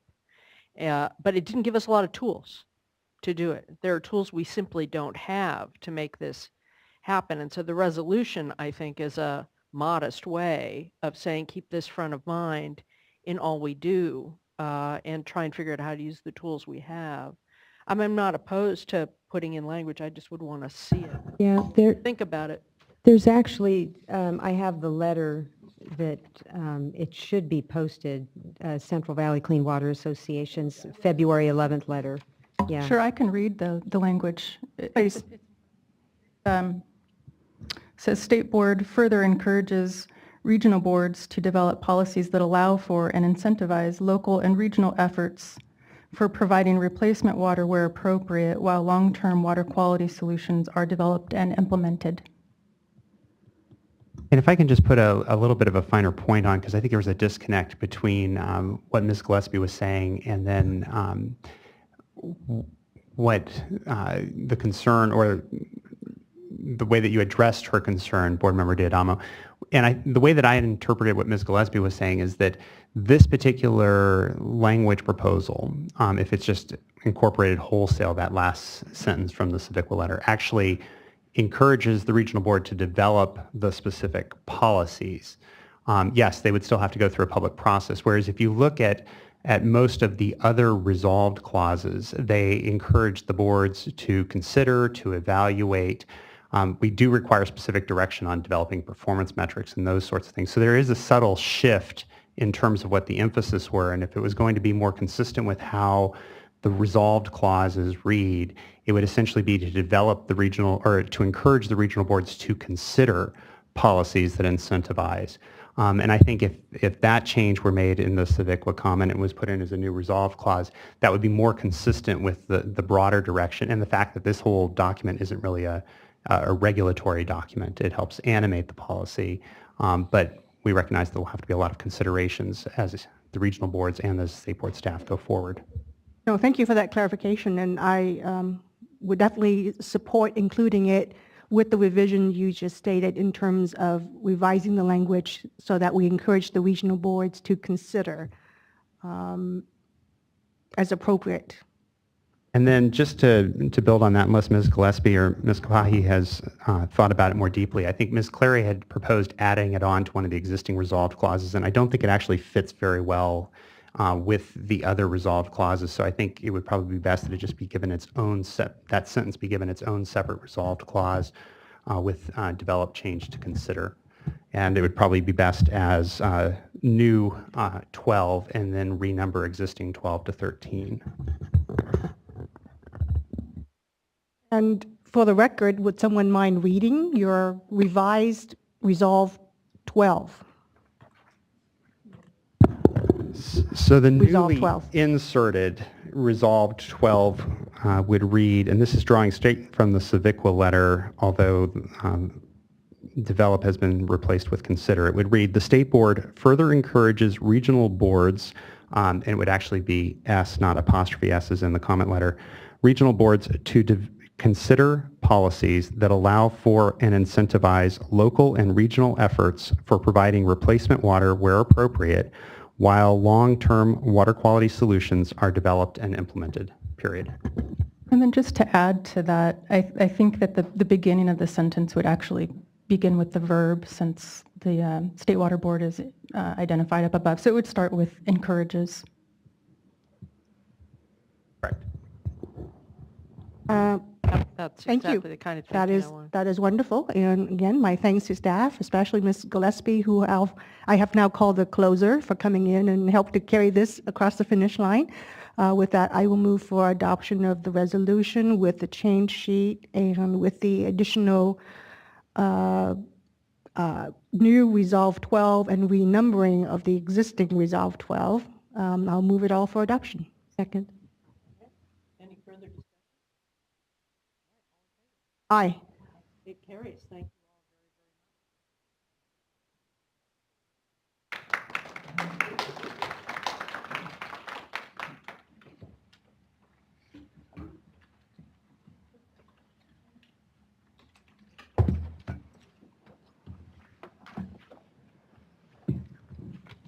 Okay. On to item number 7. Slightly changing cast of characters, but not considerable.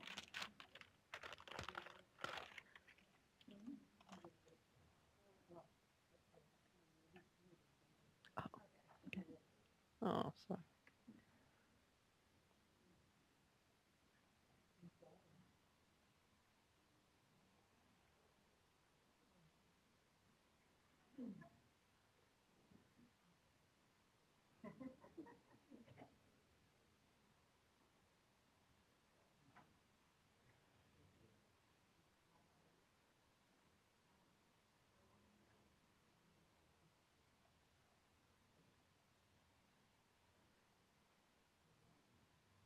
Shall I begin? Oh, sorry, I'm still writing notes on the last. That's okay. Oh, please go ahead. Okay. You'll be tired of me, I'm sure. Never. Oh. So the next item before you is a resolution on beneficial uses pertaining to tribal, traditional, and cultural tribal subsistence fishing and subsistence fishing. Again, I'm Gita Kapai, the Director of the Office of Public Participation, Environmental Justice Coordinator, and Tribal Liaison. With me today, I'm joined by Stacy Gillespie, Senior Staff Counsel in the Office of Chief Counsel, and Rick Rasmussen, Manager in the Water Quality Standards and Assessment Program. Today, I'll provide some background, highlight existing language in the North Coast region, talk about some of the correspondence and outreach that has occurred, I will have Rick discuss the Mercury Amendment, and then I will highlight the proposed resolution and some recent changes that were made as a result of comments received.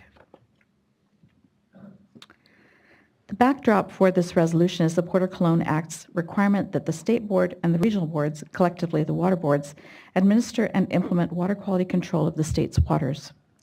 The water boards implement their water quality control authority by developing water quality control plans. The plans establish water quality standards, which include beneficial uses of water, objectives, and anti-degradation. Currently, only the North Coast Regional Board has established in its basin plan 2 beneficial use categories or definitions relating to 1, cultural and/or traditional rights of indigenous people, CUL, which includes subsistence fishing, and a separate subsistence fishing, fish. These were adopted in 2003 and subsequently approved by State Board in June of 2004. Subsequent to the establishment of those beneficial use categories, the North Coast Regional Board formally designated specific waters in its region where the cultural use was shown to be occurring. The Smith, the Klamath, Salmon River, Trinity, and the Hoopa sub-area, and Redwood Creek are among some of these. The use as set forth in the Basin Plan states, Native American culture, CUL, uses of water that support the cultural and/or traditional rights of indigenous people, such as subsistence fishing and shellfish gathering, basket weaving, and jewelry material collection, navigation to traditional ceremonial locations, and ceremonial uses. Note that this is not a ranking or prioritization of these uses over other existing uses. It is just used as an indicator and acknowledgement of uses to be protected. Subsistence fishing is not designated for any waters in any region.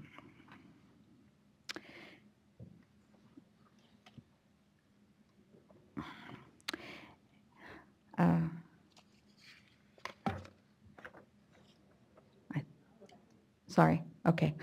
Oh, one more. Sorry, I went too fast.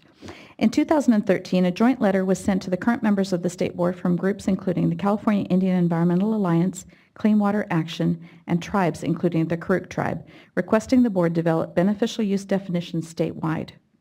In the letter, the groups request the board conduct outreach with tribes on definitions. Tribes assert that because tribal and cultural uses involve tribal cultural practices involve a myriad of uses, not all are currently protected by existing beneficial uses. They argue that the responsibility to address the water quality risks should not be on those that bear the risks. In late 2013, Chair Marcus, you acknowledged the importance of identifying tribal and cultural uses of water within plans. You requested input on this North Coast region's Native American culture definition, asserted a proposed resolution could be a first step measure to recognize the uses and set the foundation for future State Board actions. At the time, the letter stated that it was anticipated that the resolution would direct the regional boards to develop the categories. The first step toward the development of a beneficial use could be a proposed resolution by the State Water Board to direct staff to formally initiate development of a beneficial use or uses.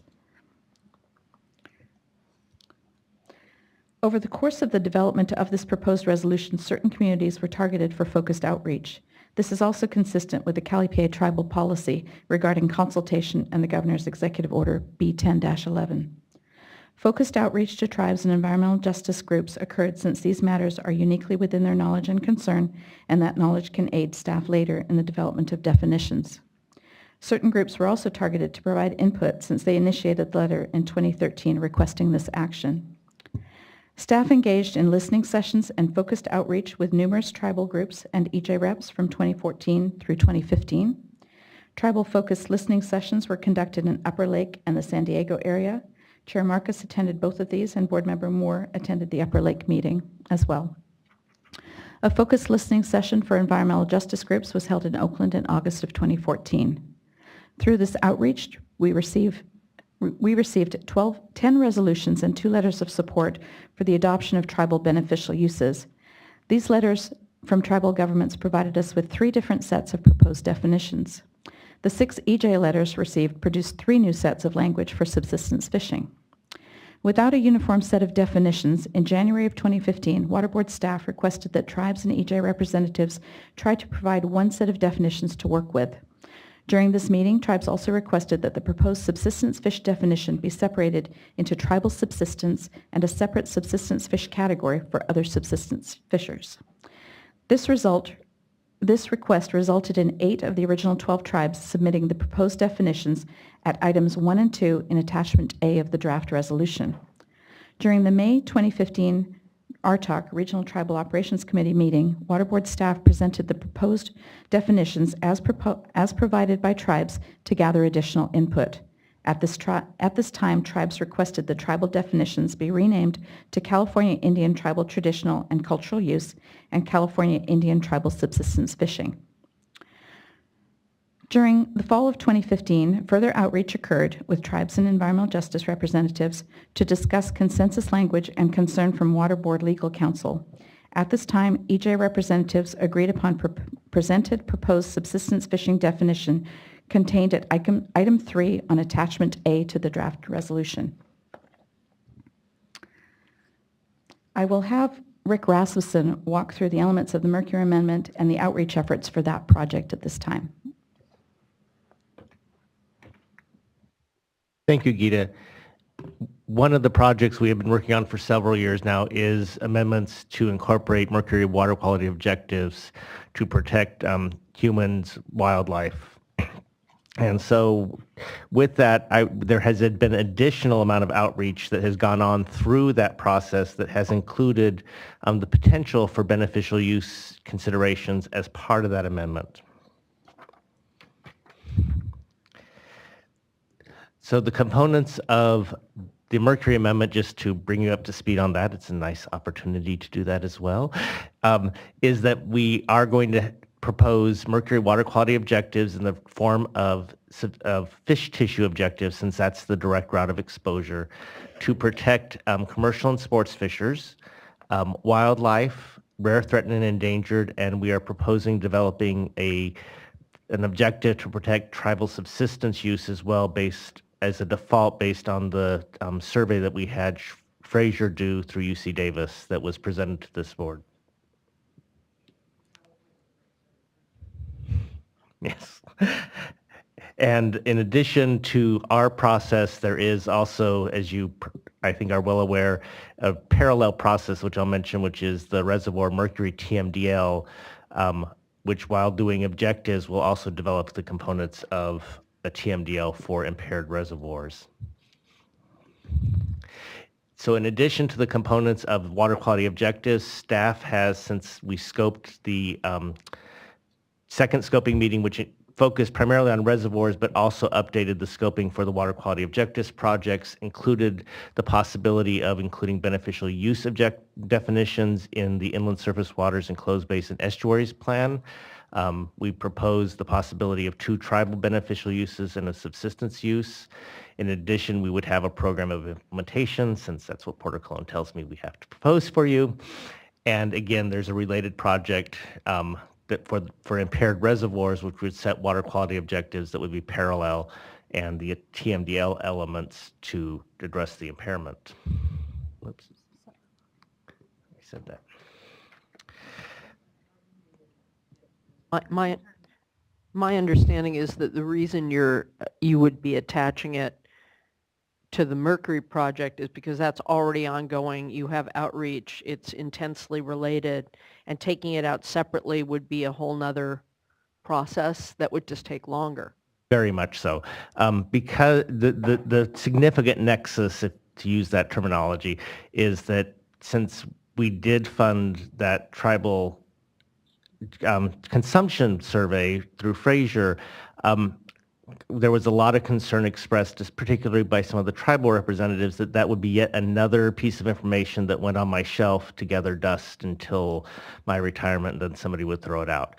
And so I was committed at that point, and I committed to them that I would bring forward through the full process, and admittedly we are not through the full process yet, a proposal to include the results of that study in something. And because consumption rates and mercury have a very direct nexus, I felt it was important to include that as a possibility. And so we have been doing outreach since that time to include the fact that, well, if my staff I don't want to use the royal we here too much.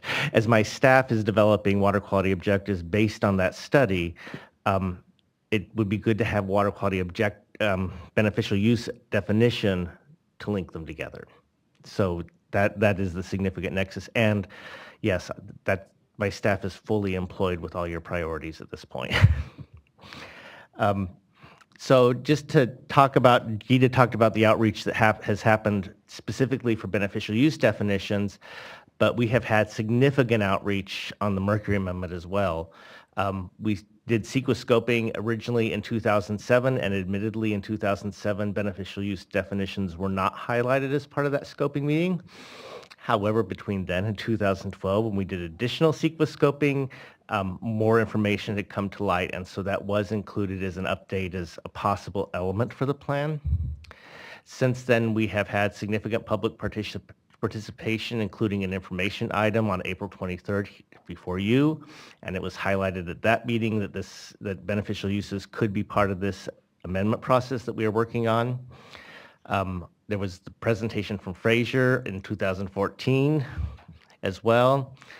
In addition, we did focus stakeholder meetings between February and October on this, hitting tribal groups, NGOs, the POTW community, Department of Public Health and county health officers, stormwater, land use managers, including mining and industrial dischargers.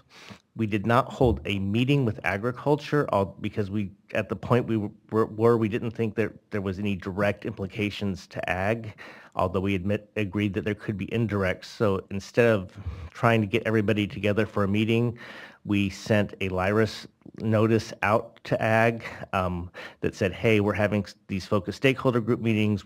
I'm paraphrasing, of course, here. We don't think that there's any direct impact on ag, although we acknowledge there could be indirect. Here's the information document that we're discussing, which included the possibility of beneficial use definitions, and let us know if you want to hold a meeting.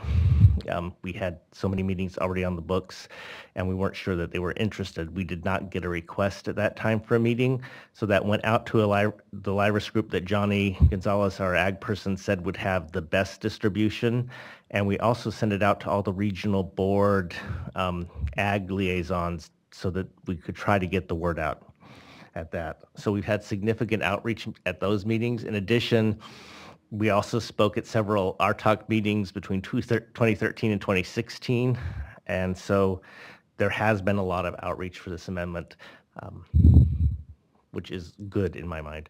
Oops. And as you can see, just a quick thing to remind me that yes, indeed, that this is a picture of the slide that I presented at the April 23rd, 2013 meeting, suggesting that beneficial use definitions could be part of this amendment. To give you an idea of the timeline, as I said earlier, we scoped in 2013, and we are planning on taking it to the board in 2017.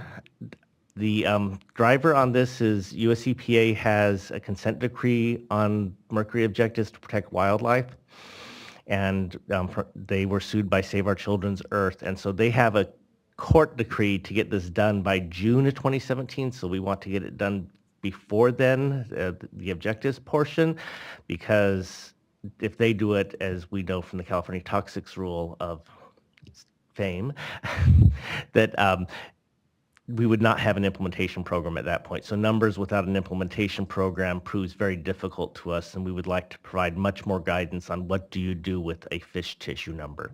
So at this point, we are sitting at this beneficial use resolution. You can see all the outreach we've had to date.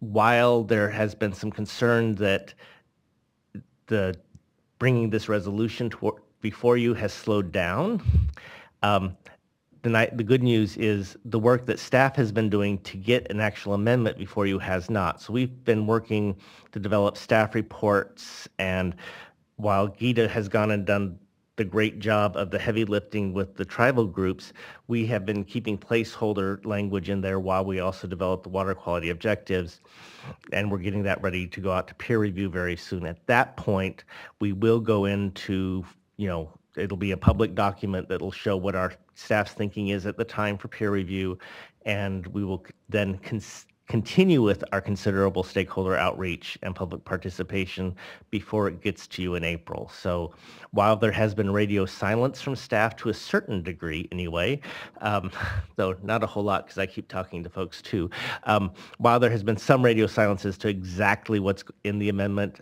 we do have to just put pen to paper at some point. And so we have been in that sort of radio silence portion to a certain degree, although I do go out and talk without my staff because we do just have to do the work. And at this point, I'll turn it back to Gita, who can discuss this resolution. So thank you, Rick. So this language that is contained in attachment A was presented to staff from a group of 8 tribes and a group of environmental justice representatives. Note that there are about 200 federally recognized and unrecognized tribes in California, so it's a very small subset. The proposed resolution, if adopted, the resolution would direct Water Board staff to develop beneficial use categories and definitions for tribal, traditional, and cultural uses, tribal subsistence fishing use, and subsistence fishing. It directs staff to consider definitions as proposed by tribes and environmental justice groups on attachment A.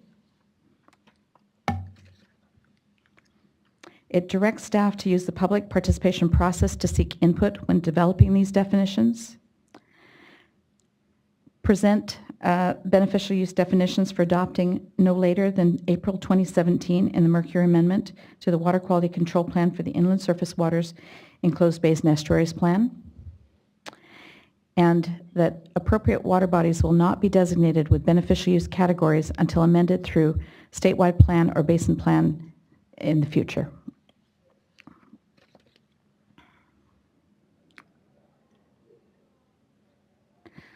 Comments from outreach.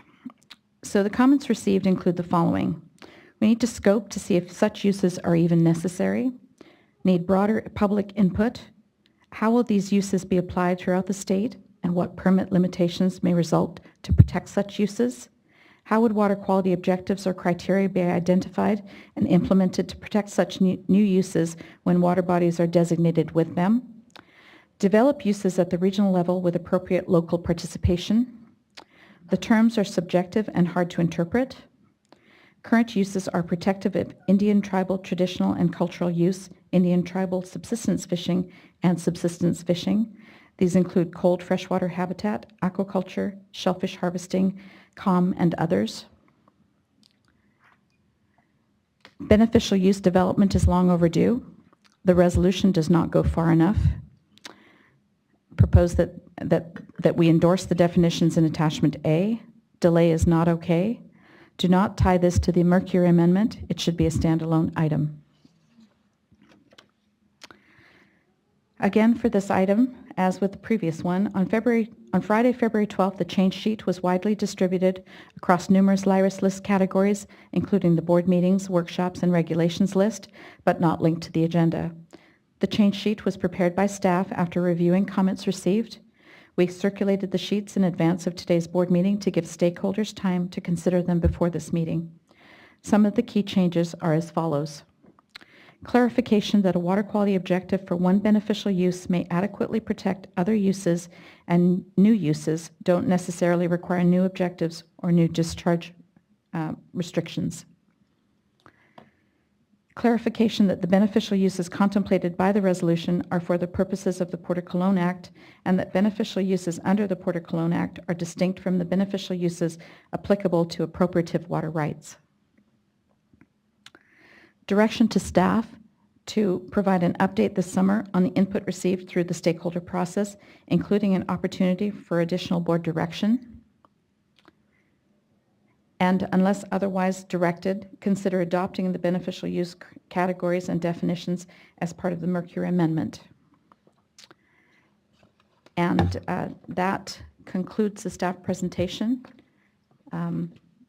And we recommend adoption with the changes proposed, but are happy to hear comments. Thank you. Questions from my colleagues? Great. I would just say this has taken a long time, and part of that is one piece missing was that we discussed it at the Tribal Summit, and committed to undertaking this work, and we were ready to go and just try and do the resolution right away, but our tribal colleagues reminded us of the need to consult rather than just do, and it has taken some time. Similarly, I think we've been clear that we can't just do it without also public participation from others, and therefore the interesting setting of doing a resolution which attaches language that then needs to be discussed with other people as well. And part of that has to do with the desire and the need to consult with our tribal colleagues, particularly on matters that affect them. Again, I would just say as one correction to something that was said, to say this is a new use is that it's a new beneficial use in our listing. It is an ancient use and very much reality-based, which is all we're trying to recognize in moving forward on this. I do understand the some concern that it's not a standalone. I also understand you're thinking that doing it this way is faster, which I think is also part of the objective. But let's hear from everybody and see where we end up. I thank you for all your hard work, and I want to thank a lot of the people out in the audience for all the time they've spent with us in trying to bring it to this point. Our first speaker is Sarah Ryan from the Big Valley Band of Pomo Indians, followed by Sherry Norris from the California Indian Environmental Alliance and the Scotts Valley Band of Pomo, followed by Emily Luscombe, the Environmental Director at Coyote Valley Band of Pomo Indians.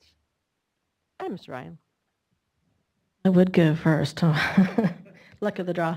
Good afternoon, Felicia and other board members. My name is Sarah Ryan, and I head the environmental programs at the Big Valley Band of Pomo Indians.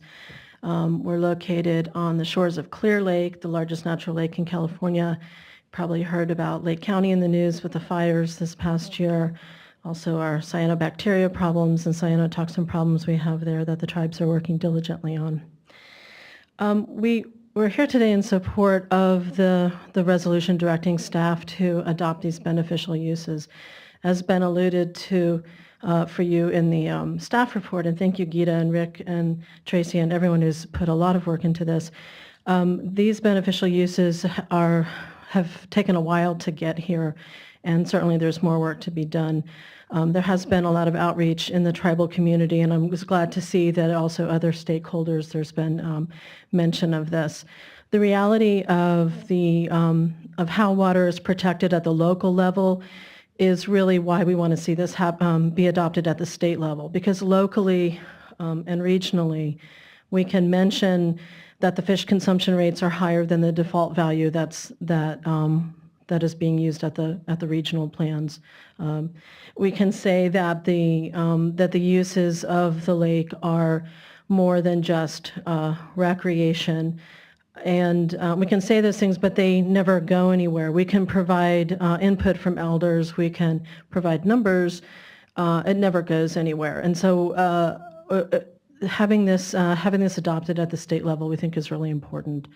The other thing is that if we waited for this to be adopted at the regional level, it would take probably many more years. Meanwhile, there are policies being implemented that aren't protective of tribal beneficial uses. We have currently Big Valley Rancheria has a Cal EPA environmental justice grant to research and cyanotoxin levels in Clear Lake that is there because tribal uses of the water means that people are needing to go into the water for ceremonial purposes or other reasons. They can't go to another water body. They can't spend the time traveling or maybe waiting for another week. Tribal beneficial uses are site-specific and time-specific, and adopting this at the state level means that we have a fighting chance at the regional level to protect water quality for tribal uses. The change sheet items, we have some difficulty with that because they were just submitted at the last moment. We weren't even allowed to submit comments after a certain time, so these came in even after comments were allowed to go in. So it's a little bit difficult to realize to understand why that's necessary. But all in all, we look forward to this Try and process. respond to comments that way if the staff thinks it's helpful. Sorry, Okay. I took that out of your time, so keep going. No, that's it. Thank you very much. Thank you for all the time that you've spent with us in particular.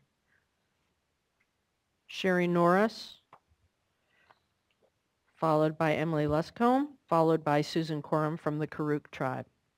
Hello, Ms. Norris. I'm sorry. I meant to call you before you even called me. I'm sorry I haven't. That's okay. We're all busy. So we're overly busy at this point. I'm actually here to read two statements. The first one is from the Irina Quiniquit, from Eastern Pomo, Environmental Director for Scotts Valley Band of Pomo Indians, and Mio Marufo, Eastern Pomo, Environmental Director for Giddyville Rancheria. Then afterwards, I'll read the SIA statement. They couldn't be here today, but I said I would help them out get this information to you, so thanks for taking the time today. They say beneficial uses form the cornerstone of water quality protection under regional basin plans. Uniquely, the state of California recognizes both property-based water rights and water rights not tied to land ownership. While over 100 federally recognized Indian tribes are located in California, by far more than any other state, the complexity of California water protection challenge is clear and apparent. While current water needs include agricultural production need and community water needs, tribal water needs are marginalized, yet they must be included in definition of beneficial use in order to ensure that tribes participate in and contribute to the state water plan. Tribes such as the Pomo of the Clear Lake Basin use the water and its resources as a daily part of life. Tribal cultural use of natural resources is not recreational use, but rather should be defined as intrinsic use and intrinsic need. The state of California must recognize that Indigenous people of California have a say in what beneficial use is. We use the water because we live in the water. We continue to gather our traditional foods from the water. We say our daily prayers at the shoreline's edge. We gather natural materials for use in our cultural expression, and we care for our water year after year.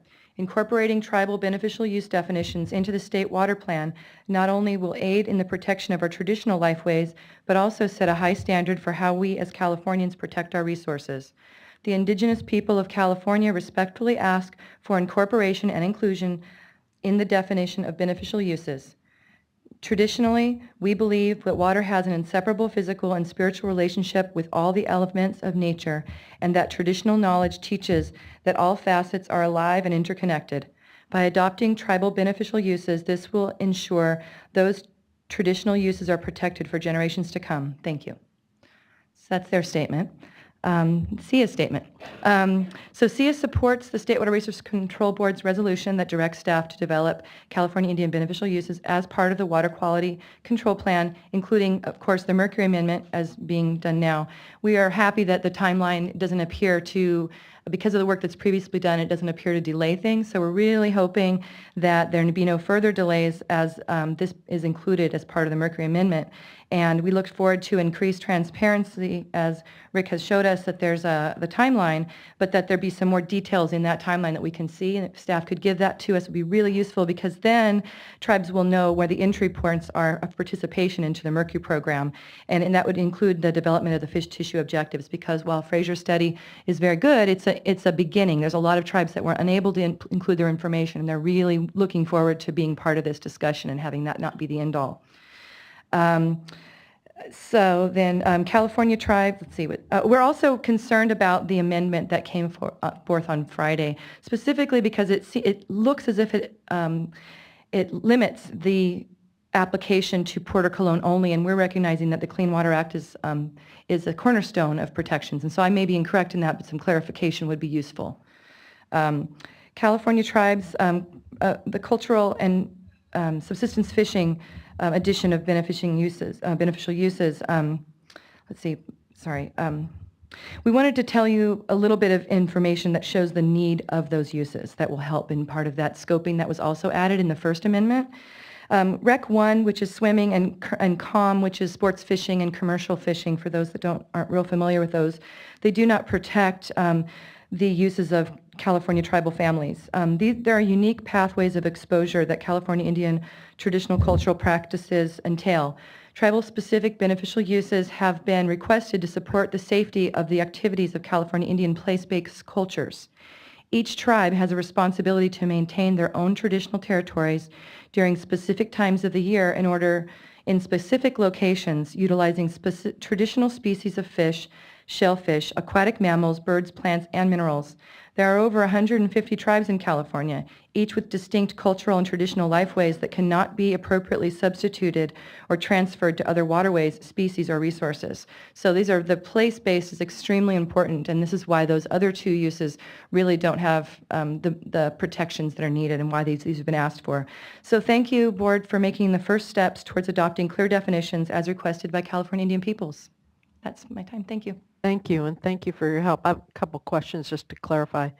The Porter Cologne statement is just the purpose of that was because people were confusing beneficial use under water rights law with beneficial use under clean water law.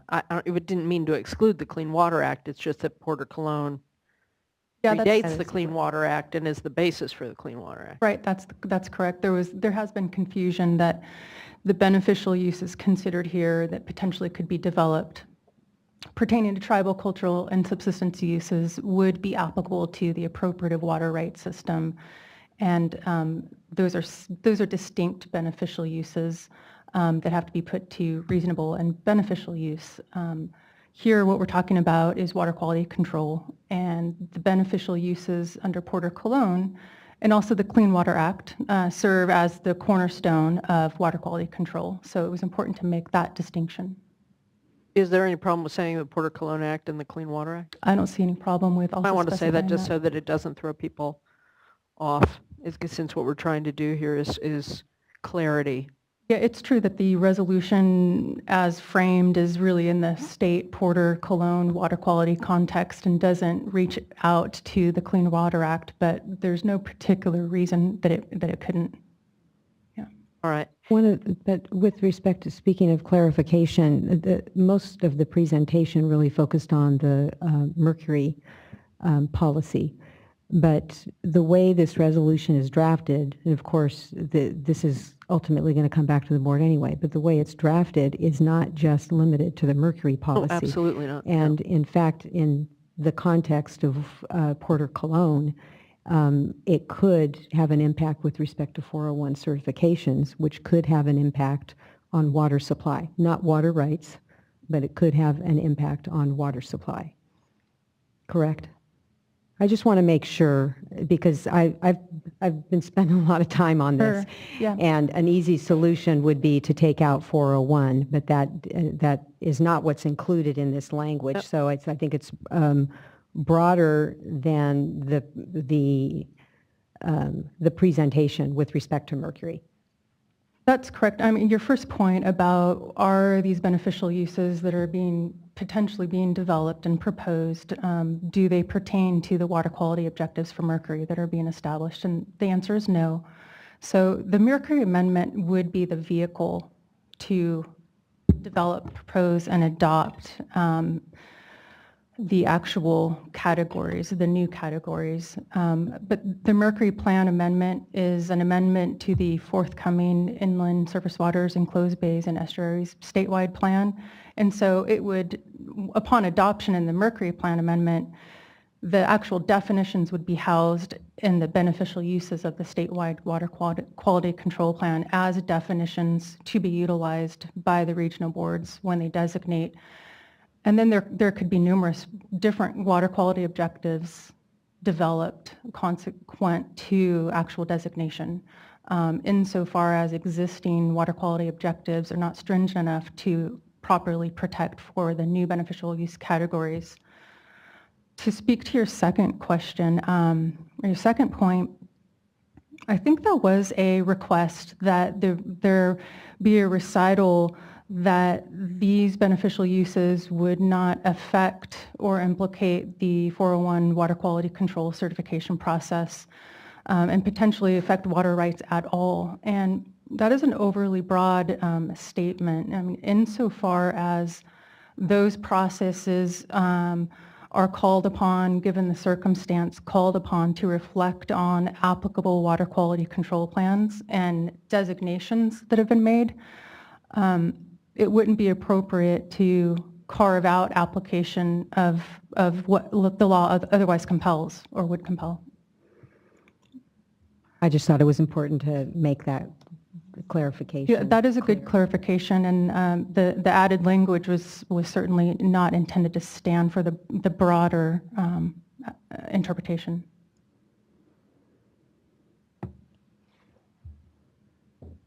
Got it. The item number 8, the first one, where it says water quality objective for one beneficial use may be sufficiently protective of other beneficial uses. Of course, it may not be, as Ms. Norris said. Is the reason for putting this clarifying language in the comments where people thought this automatically meant that everything would change, as opposed to you would look at what are the, I mean, you do it the way you would do anything else when you were taking action. You would look at what are the beneficial uses that in reality are taking place in a given area, and then you would develop plans or whatever to try and meet those objectives. We can't always meet them all, but it gets into that pot for trying to maximize all beneficial uses of water that are listed. So it puts it in the mix of things to be balanced and tried to achieve. So Right. I think that was the intent. And just like for many cases, protection of wildlife for some of the toxic chemicals are much more restrictive than protection for human health, for example. And so even though you have both beneficial uses in the water, you have the human right to water, which was just heard, but you also have fish swimming. And so generally when we take our actions, we look at all the beneficial use, we look at the beneficial uses and what water quality objectives protect those, and then generally the more stringent in the mix is what is the driving factor. The added language also contemplates, well, it follows recital 7 in the resolution that talks about that the State Water Board actually adopted a uniform list of beneficial uses in the 70s and then updated that in the 90s. And that list that is utilized by regional boards does not explicitly contain tribal and subsistence fishing uses. And so this next proposed additional language serves to strike the balance of some folks asserting that there's not a need to develop new categories because arguably those beneficial uses could be protected under existing categories. And at the same time, and acknowledge that that's the case, but also acknowledge, as the other recitals do, that the uses made by tribes are particularly unique. And we've heard very clearly that it's because of the myriad of different types of cultural uses, it's hard to have them protected when an individual can't point to an actual definition or category. So it makes their job a little bit more difficult when they want to advocate for uses that they insist are being made. right, and so my only comment on this language is it responds to some comments, but it raises other questions because it doesn't say sometimes it does, sometimes it doesn't. I know it's a balance between the fact that the whole rest of the resolution is saying consider them because there is an issue, but you might, I would appreciate if you looked at some language that just, sometimes it does, sometimes it doesn't, not those words, because the question as to why it's off there, you understand it if you've read all the comments, but if you haven't read all the comments, it's just sitting out there. I agree, and I think what the concern that I think some were raising, and I have this concern, is that in Resolved 1, it directs staff to develop, and if it directed staff to consider, and as part of that consideration, similar to the language that we changed in the other resolution, if it directed staff to consider, part of that analysis would include whether or not it's needed. No. As opposed to saying that it is definitely needed. And so I think that this was intended to get to that issue about analyzing whether or not an additional beneficial use is needed. But it's not as direct as changing the clause number 1 that directs staff to develop. But I understand that, there are those that think that we absolutely should develop as opposed to consider developing. So the question that I would have of staff is, how do you thread the needle so that as staff is directed to develop to ensure that as part of that process, there will be an analysis of existing uses and whether or not they are protective.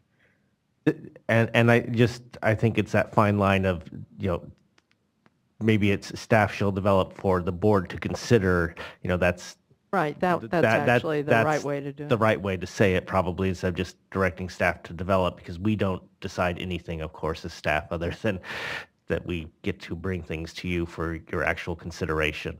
And absolutely, Dee Dee, that would be part of the write-up of the staff report. That would be, here are some of the reasons why the current beneficial uses definitions don't necessarily describe the types of activities that have a water quality nexus that we have heard thus far from some of the speakers and that staff have heard when we've done the outreach. So that would definitely be included.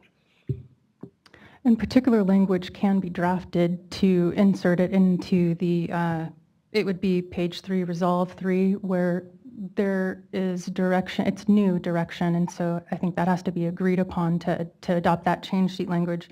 But it's the direction to staff to bring an informational item and an update this summer. So that we have an update on what you're, And we can say, and include an analysis of the need for those proposed beneficial uses. Although I can't guarantee that by this summer completely.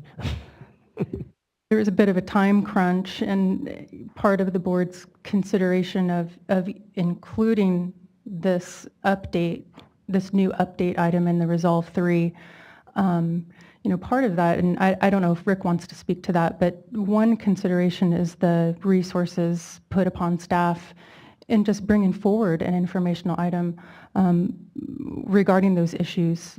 But, we have heard from folks frustration of not being a part of the process to date, and we thought that provision could provide at least an opportunity for the board to weigh in on the continued development of those proposed uses after more information is brought to you about the particular need, potential implications.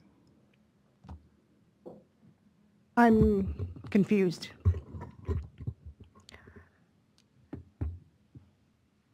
Where do I begin with my confusion? Uh-oh. I guess from my recollection, my understanding of how we've arrived to this point, there have been numerous discussion, public as well as in various stakeholders meeting, about developing this as a beneficial use. So moving forward, I appreciate that in developing this, staff needs to make certain consideration. But I, for one, don't want to revisit the issue of whether this needs to be developed as a beneficial use. I think part of the confusion, it's twofold, this sort of extra effort is that we went through consultation with tribes before even proposing, and we're putting the language that the tribes themselves came up with, and then we haven't talked to other stakeholders at all. So at a certain point, we need other stakeholders to weigh in. I won't say the presumption, but again, when we're talking about a beneficial use that's used by a certain category of people, I think heavy deference to their view is important. On the other hand, there are also other tribes out there. So it is an odd procedural feeling, but we're doing it in order to honor our conversations and consultation with the tribes, and we'll continue to consult with the tribes through the process, but we haven't actually talked to other people. I obviously think we should be developing them. I don't have the same concern because I know that it is a reality and a fact that there are people who eat a lot more and rely a lot more on water for different practices in tribal communities and in EJ communities than the existing beneficial uses. So I don't think that's a hard call. I think the harder thing is how you word them, and then later the hard work is in going through the work at the regional level to deal with our water quality control planning and make those tough decisions about how to deal with those beneficial uses. But it makes it more available and more of a imperative that folks consider something that is true. And Okay, Tam, I'm still confused. So is the direction, and I want to make sure we clarify whatever direction the board ends up providing to staff so that stakeholders also understand what we're doing. I appreciate from reading the comment letters and from several conversations I've had with stakeholders that not all stakeholders have been involved in the consultation process, has been involved in the stakeholder process to date. And I appreciate the need for the definitions that have been proposed to be shared, to be commented on, to be further refined as this process goes forward. And I am totally supportive of that and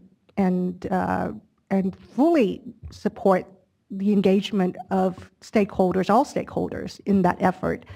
I guess my concern is it sounds like we are now going to be engaging stakeholders who have not been engaged to date on whether there is a need to develop a beneficial use.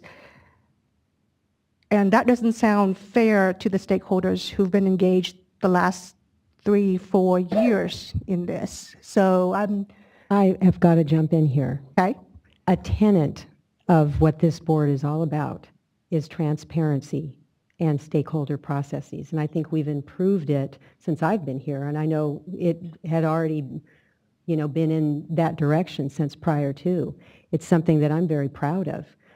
And I understand this is different because of the tribal consultation process, but to spend a lot of time with one certain group or groups and not others, and then to assume that this needs to be done, all I'm asking for is that as part of those stakeholder discussions going forward, that it be very clearly explained as to the need. Maybe it's going to be quite simple, but to jump ahead and say that we've already decided that there is a need, maybe some of us individually have or as part of the 3-year discussion, but there are others that are just now coming into this. And so I think in order, and it may not be a big deal in the end, but we are going to have to go through a full-blown process whereby we explain, or someone explains, why we think this is important and why we think existing beneficial uses are not protective enough. If they're not, it'll be readily apparent.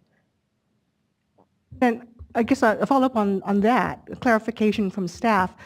While the discussion on beneficial use might have initiated through the tribal consultation process, my understanding is that the Mercury Amendment stakeholder process has been an open process to all stakeholders, not just the tribe. And the discussion of developing the cultural and subsistence fishing beneficial uses have been a part of that Mercury Amendment stakeholder process that is open to all. That is correct, Tam. So as a concept, I think I'll just further confuse you perhaps. As an item to be considered as part of the amendments, one of the many things about implementation, and it has been develop beneficial use definitions. The exact definitions have not been part of that process to date because we have been focused on working with the tribal and EJ folks to come up with suggested language for staff. So at this point, we have some language that has come to you. If you direct staff to consider that language going forward, that's what the language will go out, and it'll go out, as was mentioned, for full public comment process. So that's no different than any of our outreach to date, because most of our outreach at this point, we haven't had the exact numbers, or we've more been option driven, correct? So it's like we could protect commercial and sports fishing at a level of 0.2 or 0.3, depending on policy decisions. We could protect, so it's been more of an option driven menu base to get input on what we should consider as we develop the final amendment. So one of the things we've gone out to stakeholders and said, one of the things, given the input we've had, again, on tribal consumption rates, is that we should develop a water quality objective that would be a default protective objective, again, recognizing that there are all kinds of site-specific considerations for that. And with that, we also see the potential need to develop new beneficial use definitions for our board to consider. So that's the level of stakeholder discussion we've had is, here's what we think. And that information is on the web and the comment matrix is out there. But the exact words is correct. We have not had any broader outreach than what Gita has done at this point. Or to flag that it could have implications far beyond the mercury policy. Right. So you'd have to broaden your outreach to do this. It wouldn't all be just through the mercury policy. Right. To add to what Mr. Rasmussen just said, the outreach that has occurred on the Mercury Plan Amendment, which has been pretty extensive, it is at the focus group early outreach level. So that is to say that we have not advanced particular proposed definitions that folks could mull over. The concept that we anticipated their development as a part of the scope of the Mercury Plan Amendment was discussed. It's important to realize that at this juncture, the Mercury Plan Amendment is not live in terms of the regulatory language has not been finalized in draft form yet. It has not been submitted to peer review. The staff report has also not been fully developed into a draft form. And so moving forward is when the real public participation happens. And all the discussion that has happened to date is really, as far as I know, a bit of a sea change in terms of water board practice to get early input from stakeholders on matters uniquely within their particular interest. And that's not to say that we exhausted the interest of all folks, but that participation will happen in the coming months. And so what's in front of the board by way of Resolve 2 and the consideration and the discussion that, Tam, you're raising is the ability for the public to give feedback on the need of the uses is something that the public and stakeholders are able to do as it moves forward in the Mercury Plan Amendment. As that goes forward with public participation, that'll undergo a workshop, potentially a hearing and a board adoption meeting. And the issue of a need is perfectly within the scope of comments in that forum and as that vehicle. Alternatively, if this board would appreciate that the issue of the need and implications be teased out in advance of the amendment being proposed and considered, that would be the value of Resolve 3 to allow for that door to open this probably the close of the summer, several months before the actual Mercury Amendment would be proposed. It would allow the board to appreciate if there currently is a lack of appreciation of indeed the need, and then potentially provide further direction. So to be clear, the need can be discussed whether or not there's an informational item update this summer. Right. It's not the item, actually, and it can be raised. Right. It's implicit that it would be. Mm-hmm. It's also required by the Administrative Procedures Act that I show necessity. There you go. Okay. Well, great. Thank you. I'm sorry. You've had to stand there the whole time, Ms. Norris. I'm sorry. It's a good. It's been nice to have the company, really. That was great. But let's move on to more of the Before you hearing. move on, though, because Go I think ahead. this is an important issue, I appreciate the clarification from Ms. Gillespie. And I am comfortable with her explanation that the issue of need is integral to the development of the beneficial use, that it does not have to be, that we do not have to slow the development further by taking a time out to address the need. It could be integral, and it is integral and integrated as part of that process. It's useful. So don't confuse me further. Let's stop right there. Done. Yeah. I'm sure there'll be more confusion as the afternoon progresses. Well, actually, to add to your confusion a little bit, are you then suggesting that number 3 is not necessary? No, I'm fine with number 3. I regard number 3 as a check-in with the board, given how long this effort has taken and all the tremendous time that our staff as well as the various stakeholders have committed to it. I think a check-in that is presented through Resolve 3 is quite appropriate. Okay, then my question to Rick is, if you were, will you be far enough along on the Mercury outreach to be able to respond appropriately as described in Resolve 3? Given Stacy's caveat, it's probably the end of the summer, and as long as I can chain her to her desk to make sure she reviews everything my staff gets done, because it'll be a lot of work for all of us. But yes, I think we'll have to be, to peer review and be public with all the elements by this summer. Otherwise, we won't make next summer's commitment, or next spring's commitment to do this. I mean, it won't be a polished, here's the final presentation to the board, because that's coming up in April, but an update with the results of additional stakeholder outreach and a little more about why staff consider it necessary to include this as one of the actions that we propose to the board. By the end of the summer, we should be able to have an item for you.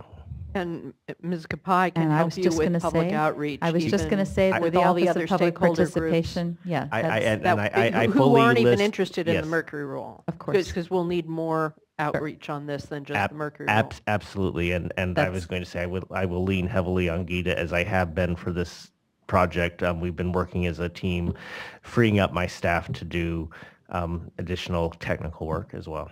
Well, that makes me feel less confused, because what I worry about is that we will have a theoretical conversation this summer, not connected to anything that's real, whereas the Mercury is quite real and quite Mercury, engaged. I agree. Yeah. I mean, the necessity. Part of the day, Mercury is quite real. Yeah, Mercury is quite real, and that will obviously be part, I think, tied into the need as one of the initial needs, although through some of the stakeholder outreach and the conversations we've had with tribal groups, I think we'll have a lot more examples that we can provide you as to why the Rec 1 contact recreation use, for example, may not be protective, or may not, and it's not necessarily even in my mind protection is the issue, but may not be an appropriate descriptor and may in fact be an insulting descriptor. You don't want me on that soapbox right now. So the tribes have heard it.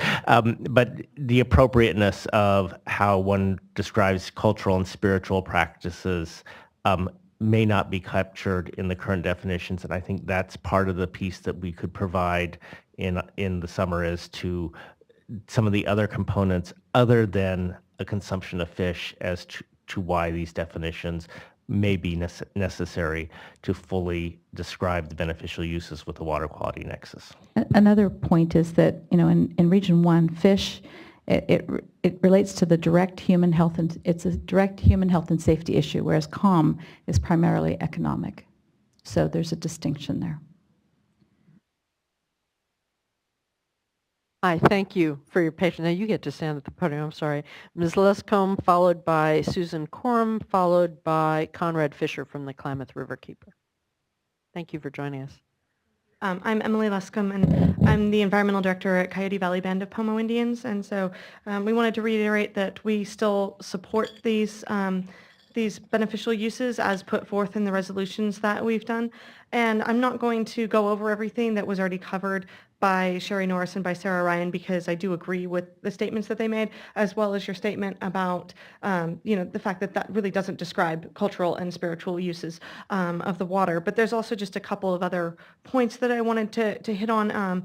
And one of them is, you were saying that this is a very small subset of the tribes, but I think that one thing to consider is that not all tribes are as water-based as others. So these definitions don't apply across the board as much, so some tribes are not as interested in participating in that.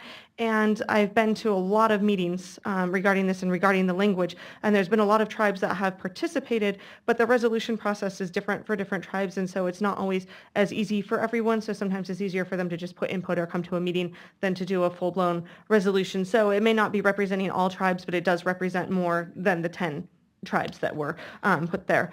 And another thing is that as we've seen with this process taking several years, all of the back and forth and the fact that we're still working on language and what it took to get all of those resolutions to the same language, I think that it makes it extremely important to have this at a statewide level, because we know that water does not know political boundaries. Watersheds don't know political boundaries. There are watersheds, waterways, and tribes that cross into multiple regions. And so to say that we just leave it to each region, well, each region is going to decide what they're going to put into their basin plan and what waterways are used for which uses. But I think that if each region is also coming up with their own definitions, that there's going to be a lot of confusion if the same tribe is trying to go by 3 or 4 different definitions, because I know that there's at least one tribe that's in 3 different regions. And so trying to put that into all of those different regions and say, okay, well, in this area, you're in this definition, but if you go 10 feet up the river, okay, now you're in this definition, that's going to be extremely confusing. And so I think that there is a need to have that at the statewide level, and that there are a lot of differences in terms of the uses that are not covered by the existing uses. I'm not going to cover the ones that were already covered, but when you're talking about recreational uses of water, when you look at where people enter the water and the areas that they are, there are generally areas that have a path, that they're cleared, they're very safe. And when you're out collecting things for basket making, or you're collecting clays and things like that, a lot of times you're going to lesser used areas. And so you might be cutting yourself on sedge, on blackberries. So your exposure level in the water is very different to that of somebody who is just swimming and playing by the shore in the water, as well as the higher amount of use that you do for that than someone who's just entering occasionally for recreation or eating occasional fish for consumption as opposed to subsistence. So, thank you. Thank you. That's helpful. Ms. Quorum, followed by Mr. Fisher, followed by Alan Lilly with the Northern California Water Agency and Yuba County Water Agency.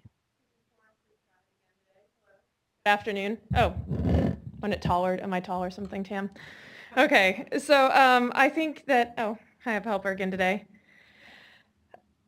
This is something, again, that we've been, say hi to Dee Dee. Hello, Dee Dee. This is something that we've, again, been working on since, I don't know, we started working this in the regional board, North Coast Region 2004, 2005. We established why we needed to have these things. For the tribes, there's not a choice not to be in the water at certain times for their ceremonial use. It's, when we deal with the toxic algae in the river, or when we were dealing with Pacificor with the algicides that they wanted to put into the reservoirs above, and they wanted to do it during world renewal ceremonies, you can't tell the tribal members that they can't go into the water then. They don't have another water body they can go into, whereas with recreators, they can go choose to swim somewhere else. Okay, thank you. Don't touch the mic. Okay, with recreators, they can choose to go swim somewhere else. With fishermen, they can go choose to go fish somewhere else. But when you're talking about people's ceremonies and the water that it is attached to, they don't have a choice to go anywhere else, and they can't go at a different time when the water isn't as impacted or it's not as toxic or whatever the use is or whatever's happening. So that's why this cultural beneficial use is so important. And we fought for it really hard in the North Coast region. And I'm here today because the tribe wanted me to come tell you guys that this is important for all of California. All the tribes need to have this right as well. They need their beneficial uses protected just as much as we have ours. Well, and even on the Scott and the Shasta River, they don't have any cultural beneficial uses designated there either, just on the Mid-Klamath and the Salmon, and I think the Trinity. So I think that if this is what your staff is telling us is the quickest way to get this through, we've been, again, working on it with the state since 2009, I think, then let's do it. One of my fears is that it could get pulled out by one of the board members or something along the process before the consent decree next spring. I really hate to see that happen and have to have us start all over again. But if this is the best way to do it, let's do it. We'll keep working on it. We'll be right here at the meetings helping you guys get it done. And then I would love for us to adopt this. However, I know we just had a whole discussion about water quality, water quantity, and tying that up, but I'd just like to strike number 16 that got added on, like 6 p.m. on Friday before a 3-day weekend.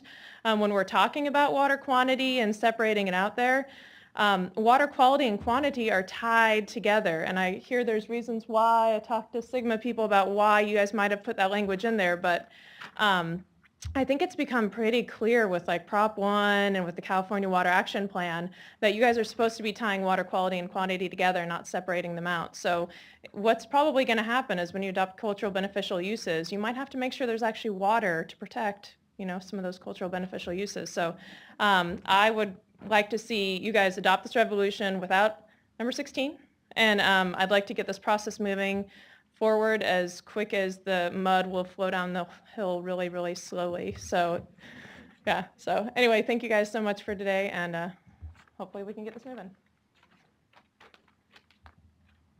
Fisher, followed by Mr. Lilly, followed by Andrea Ventura from Clean Water Action.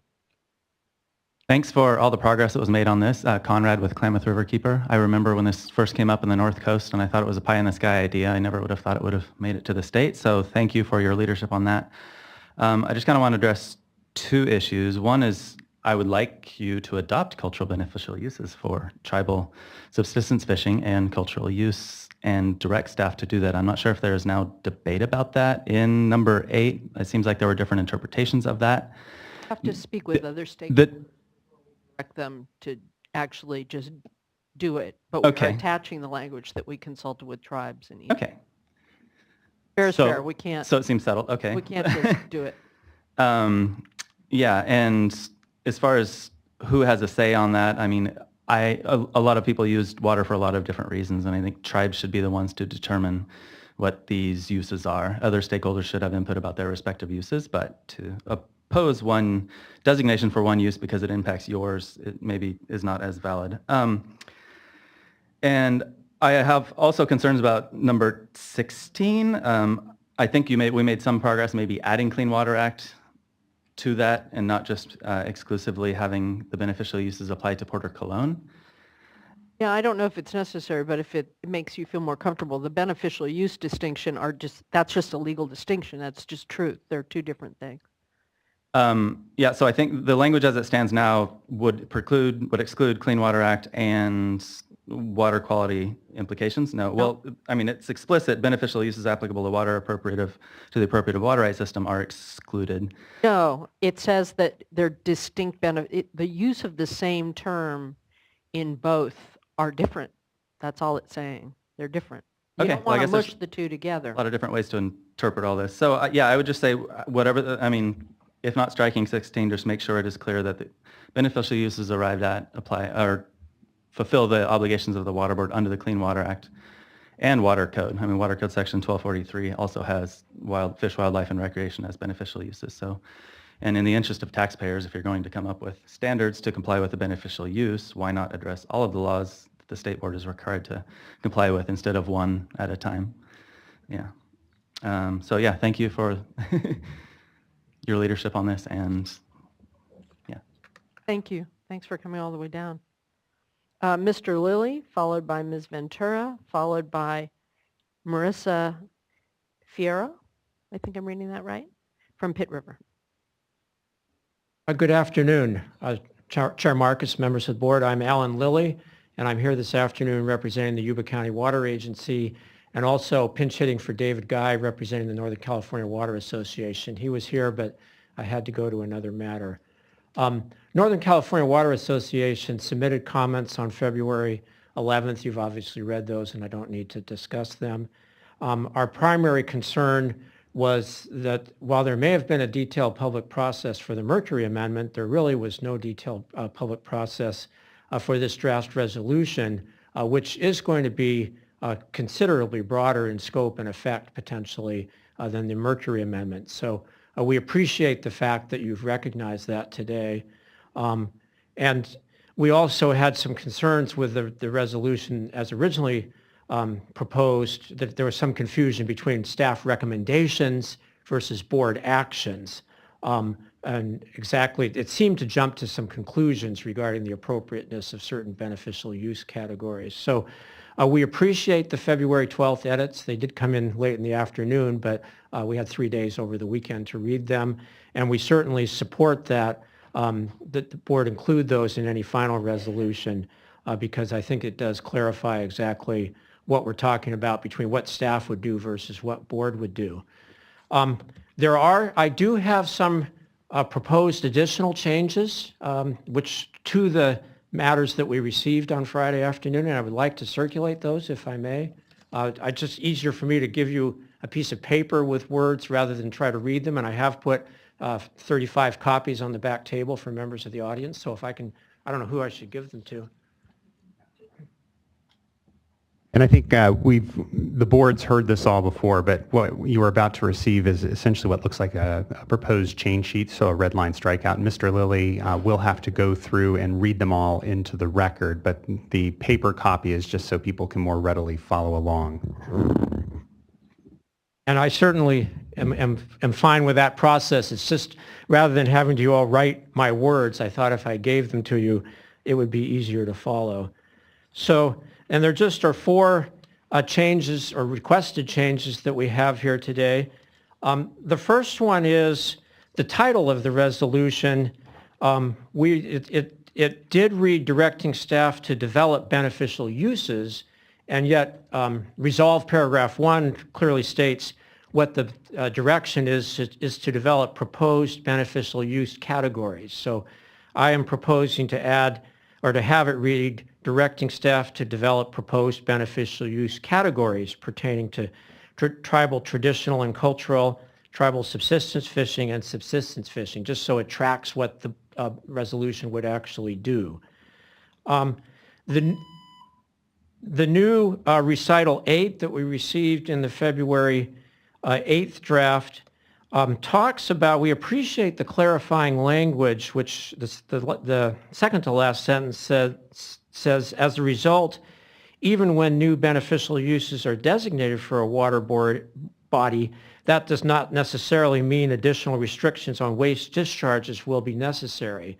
Well, obviously, beneficial uses lead to more things than just restrictions on waste discharges. Most importantly, they lead to what potentially can lead to new water quality objectives, and they can also lead to other actions, particularly in the Clean Water Act Section 401 certification. So we propose that second to last sentence be amended to read, as a result, even when new beneficial uses are designated for a water body, that does not necessarily mean that additional insert water quality objectives, comma, and then as it reads now, restrictions on waste discharges, and then insert or new or different actions, and then it goes on, will be necessary. So we think that just clarifies the intent of the new language.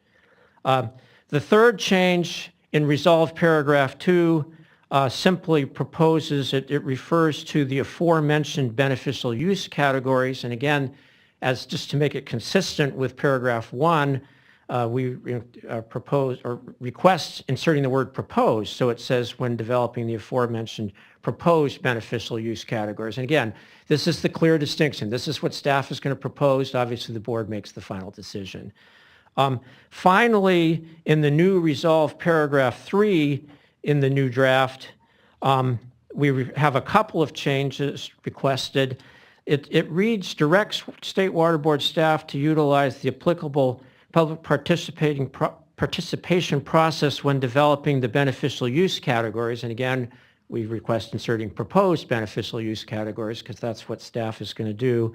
And then I put in, and to seek input. It just kind of gets to be a little confusing without that to added there, from representatives of tribes, environmental justice organizations, the regulated community, and all other interested entities and individuals.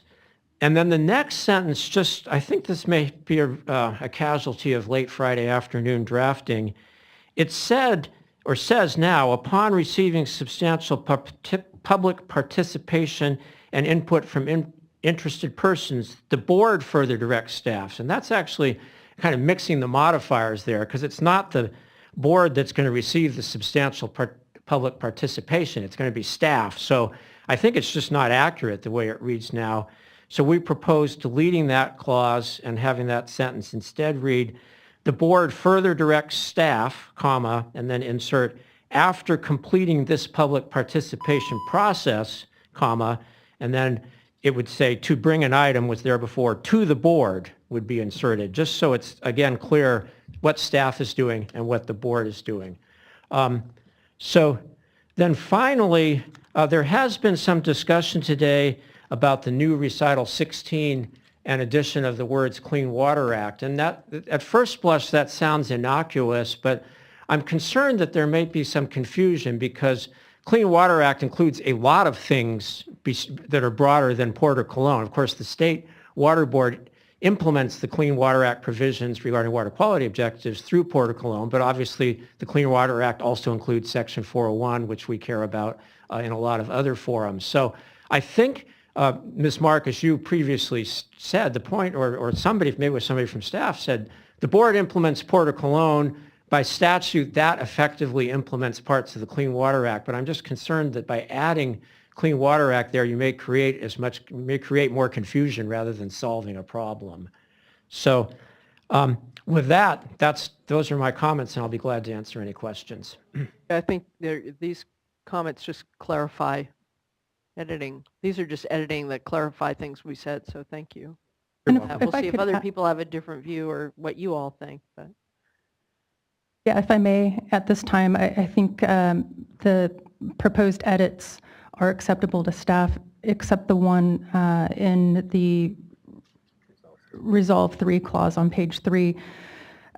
It would be necessary and appropriate to maintain the language upon receiving substantial public participation and input on the Mercury Plan Amendment, because if in fact staff waited until the public participation on that item was completed, it would be April 2017, not this summer. So that's why the language there is kind of a squishy, substantial public participation, but by no means later than the end of summer 2016. Right. So could you just put that clause in the order that Mr. Lilly? Correct. Yeah. I was the going to say problem with the modifier too. That's right. So that's I get it, because we're asking for an update, not the not the okay, completion. Got it. Okay. Thank you. It's helpful. Thank you. All right, Ms. Ventura, followed by Ms. I'm sorry if I'm not reading it right. Fierro, followed by Tess Dunham. Hi. My name is Andrea Ventura. I'm here with Clean Water Action. And I hope I'm coherent because I came into this room planning to say one thing, and after the presentation, I'm forced to say something else. And this is actually very difficult for me. First, I want to start out by saying that we have, as an organization, always stood by the tribes of California. We absolutely approve that they should have a process to define their own beneficial uses. We agreed that they could separate out their subsistence fishing as well as their cultural use, and that language is theirs. And we support them on that. We will always support them on that. But we also participated many years ago, because there has been a lot of radio silence on the Mercury Plan in terms of other populations, and specifically the populations that we witnessed when we worked on TMDLs. I have been working on TMDLs for bioaccumulative contaminants since 2003. And we had been told years ago and throughout this whole number of years that the Fish Mercury project, whether it be the fish tissue target or the reservoir TMDL, would include the concerns and the needs of subsistence fishing. And by that I mean African Americans, Asian Americans, Latinos, Russians, and anybody else out there that either fishes for cultural reasons or out of economic need. And I will say as an aside, that's where my advocacy for this came in. Watching people in North Richmond in the Bay Area and Bayview Hunters Point fishing under signs that said contaminated water, African Americans who did not have jobs and needed to put food on the table. Not one of the TMDLs I have ever worked on answered the needs to those people. We got one meal a week. That was the cleanup goal. Unacceptable. So while I do support this resolution moving forward to establish these beneficial uses, and I'm delighted it's finally here, to put them into a document to determine a fish tissue target, and then see sports fishing, commercial fishing, and tribal subsistence fishing, and not see all these other populations that are fishing where I live and eating every day sometimes fish out of contaminated waters, puts us in the very difficult position of coming back next year when this thing comes up for approval and having to oppose the mercury fish tissue target. That's not the position we want to be in, and that's not where we believed we were going to be in. What people eat, and the excuse we heard was, we've got Fraser's study. We don't have studies for all these other groups. Well, one of the reasons we don't have studies for all these groups, and there is some data out there, but the reason we don't have it is because we don't have beneficial uses. 20 years ago. What's that? I funded some data on that 20 years ago. There has is been, data. yeah. But it's less, how do you do every single person in the state that's fishing? It is a hard uphill battle, but we have to be addressing this by ensuring that the kinds of fish that other people are eating, sometimes the highest trophic levels that did not show up in Fraser's study, and may not even be protecting our tribal friends, are certainly not protecting our Asian Americans, our African Americans, and other ethnic groups. So I want to bring this up out of a deep concern because we want this to move forward. We're delighted that you have been supportive of this concept, but that is a fatal flaw for us. I just want to add one more thing, if I may.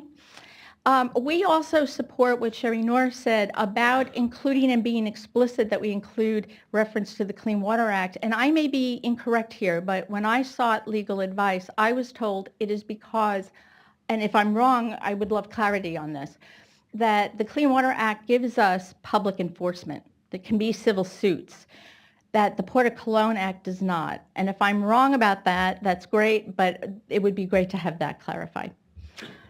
So thank you. Thank you. Can you guys clarify both of those things? Because I didn't understand that the other, you were talking about developing this use, but is it not being taken into account in your mercury? So at this point, the best data we have is for tribal subsistence. There are other fish studies out there, but frankly, there isn't all that much on subsistence fishers of other populations. We've compiled it, we've looked at it. So at this point, staff does not feel we have a good data set to go forward at this point with actual water quality objectives, although we are proposing again with this resolution to include a definition, which would be a first step, and to encourage additional data gathering. We just, at this point, don't have the data that's, frankly, that we can take to peer review to get that out there. I would love to have the data to be able to do that. So I'm going to want a follow-up meeting on that to understand that. Yeah, you can. We have literally scoured the bushes for studies to look at things. The unfortunate thing is most of the studies we found do not focus on EJAG populations. So we have some general things. We do have some in different areas. They show different things. I can have Amanda happily set up a briefing with you because we have compiled all those and they will be in the staff report. And I want to know, what do we need to get it if not? True, and that's a good point. Got the Fraser study, and I'm a little dumbfounded you haven't gotten other studies done. Again, it's a lot of populations. It's a lot of populations. It's a lot of site-specific nature. And I had a small pot of EPA money that I was able to do a whole lot with under the Fraser study. Well, let's talk about it, because the only way you get more money is if you talk to people like us. Yes. So thank you. And we will follow up, and I'll ask staff to set up a briefing with you so that we can show you what we have.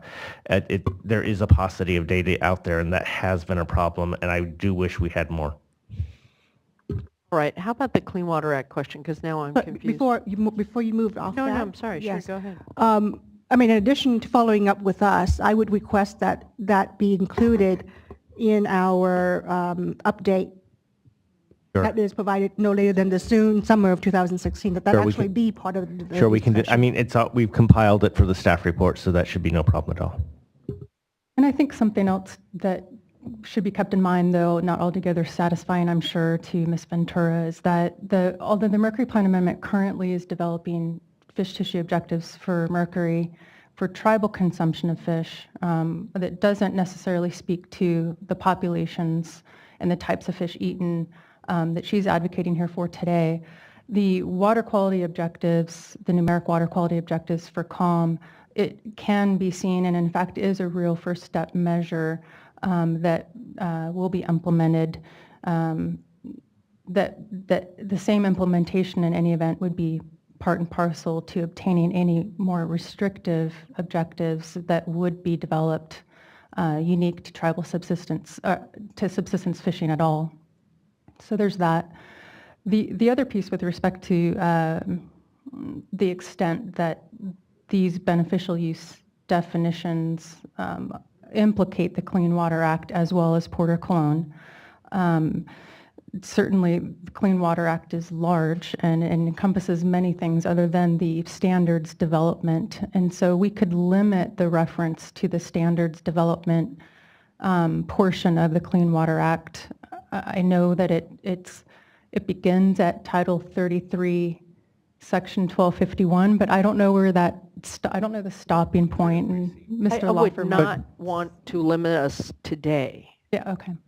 That is not the point of directing you to work on it and talk to everybody. I mean, just limiting the reference as to what are the beneficial uses pertain to, and it's water quality control, not appropriative water rights. Right. Yeah, let me just kind of tee off this because it's something that people keep coming back to. The way that the existing recital from the change sheet is written in referencing Port Cologne is wholly adequate and embraces the Clean Water Act concerns that a number of people are articulating. I mean, the courts are clear, the Federal Clean Water Act is clear. If the state, using its state authority, and that's how we operate under the Clean Water Act, we don't exercise federal law, we exercise state law to develop standards. We call them beneficial uses in California. And if they affect a water of the United States, that then needs to be submitted to US EPA to serve as a designated use under the Federal Clean Water Act. So it is legally correct as written right now on the change sheet. If the board wants to add language to it, acknowledging that it has a Clean Water Act function, we can certainly do that. It would be surplusage, but it would be very simple to add, and it would just be language that it would be added to the end of the first sentence of recital 16, that it would continue, comma, and may also serve as designated uses under the Federal Clean Water Act, period. And that's really the only way that beneficials, and the reason it's may is because, keep in mind, Port Cologne is much broader than the Federal Clean Water Act. It reaches waters that are not navigable, and although it hasn't been a focus of conversation here, you could very well have circumstances where you have non-waters of the United States that our beneficial uses would be protecting. So not everything that's going to be designated as a beneficial use will serve as a designated use under the Federal Clean Water Act. And then just in terms of the enforcement issue, again, I think there's a little bit of a misnomer there. Both acts can be enforced in different ways, but when you hear about private suits, what people are referring to are the citizen suit provisions of the act. And really the only way that those are implicated is if the beneficial uses are ultimately adopted by the board and they are incorporated into a federal NPDES permit or into a water quality certification. And so the fact that the Clean Water Act may not be referenced in the existing recital doesn't foreclose enforcement under the Federal Clean Water Act if one of those federal authorities is implicated. Right. Thank you. All right. Ms. Vieira? Vieira, tell me if I got that right. I may be reading it totally wrong. Followed by Ms. Dunham, followed by Michelle La Pena from Dry Creek Rancheria. Good afternoon, that was correct. Thank you. My name is Marissa Fierro, and I'm the Environmental Director for the Pitt River Tribe. And I wanted to thank the board for their consideration today. The Pitt River Tribe was one of the 8 California tribes that submitted the supporting resolutions for state water board consideration and development of beneficial uses pertaining to tribal, traditional, cultural, tribal subsistence fishing. We recommend that the board consider new cultural and subsistence beneficial uses in all programs where beneficial uses apply, including new state groundwater policy, SGMA. And also the tribe was a participant in Fraser's study, and we would definitely like to see that research expanded. There was a small window of opportunity for tribes to participate in that study, and so there definitely needs to be more outreach and research that applies to those study areas. And also, I would like to see more clarification. I appreciate the dialogue that's gone on today about the Clean Water Act and its relevance to this new addition in the resolution, and also how it applies to the Porter Cologne Act. So I look forward to getting more information on that. Thank you very much. Thank you very much. Ms. Dunham, followed by Ms. La Peña, followed by Debbie Webster from the Central Valley Clean Water Association. Thank you, Tess Dunham, Max Simmons and Dunn. And I just wanted to provide a couple of comments today of, I guess, concern and hope that these are concerns that we can have further discussion within the public participation process. In that, the development of beneficial uses is big, and that does have practical implications to, especially talking on the water quality side, onto dischargers. Once the beneficial use is established, then we're talking about, well, which water bodies or types of water bodies does it apply to, and is it going to be designated to? And I personally don't know, but if that conversation has already occurred, I think it's good to have that conversation as part of the public participation so we have an understanding of the scope of where these types of beneficial uses could potentially apply and where regional boards would be looking to designate them. Because we all know once you designate that water body, there are real implications with respect to it. In PDS permits, you have to protect beneficial uses. You have to interpret that you have to interpret it with whatever criteria that might exist. To me, cultural and spiritual is very subjective. How do we interpret a cultural and spiritual beneficial use to determine what is the objective? And then, of course, it gets has to be implemented as an effluent limit into an NPDS permit if there's reasonable, if you have reasonable potential to violate it. Same with our ag programs. We have discharge limitations based upon water quality objectives, which are set forth to protect beneficial uses. We've run into significant problems over the years with well-meaning designations of beneficial uses on a widespread basis. We have MUN that applies to ag drains, right? And we have aquatic beneficial uses that apply to ag drains because of well-intended actions that have now resulted in the creation of application of objectives that are not reasonably to be met there. But once it applies, we don't have options for not meeting it. For NPDS permits, you only have 10 years. There is some flexibility in other types of permits, but there's still no flexibility for not meeting an objective to protect a beneficial use once they are all established. And I just want to make sure we're looking at the full picture as we talk about creating new beneficial uses, what type of water bodies they get designated to, how do we interpret them, what type of criteria are then used to interpret them, and what are those practical implications? Thank you. Could staff comment on that? Because that gets back to the concerns that I've had with the focus being the Mercury Amendment and not having, of course, that's why we're going to go through a process, but I'm anxious to understand what the impact could be. So how do you see gleaning that information so that folks that could be impacted would know to even come in and comment? Right. So again, we will cast a net broadly. We have cast a net broadly, even for the Mercury. I want to be very clear, there has been a very broad net cast as far as public participation on that, even for early public participation. However, we have, I think, learned the lesson of overly broad statements where we broadly perhaps designate beneficial uses. I heard that in the human right to water discussion today. So we are not suggesting that the staff would come to you with a broad application of the beneficial uses to, blanket it. So we, like Sources of Drinking Water did basically a blanket designation unless exceptions were met. We're not proposing. The way you did Muni, right? Right, the way Mune was done in 1968. But a fair 1988, for example. So we have been very clear through our outreach. I think Stacy's taken great pains to make sure that people understand that although a uniform definition may be incorporated into the water quality control plan, its designation would have to happen with input from those that would be impacted by that specific water body, because then the designations would need to happen on a water body by water body basis. The application would have to happen on a water body by water body basis. So that would have to include both the tribal folks coming to the table and letting us know, or letting the more appropriately letting the regional boards know. We anticipate that primarily designations of the beneficial use definitions would be through the regional board basin planning process. Again, full public process that then comes to you for approval as well. But geographically appropriate. But geographically, yes. Right, and I realize that, but if you're busy working on whatever it is you're working on and you're not focused on this because you don't see what could happen into the future, I understand what you're saying. It's a multi-stage process before someone that has a use, and I appreciate what, shoot, I forgot your name.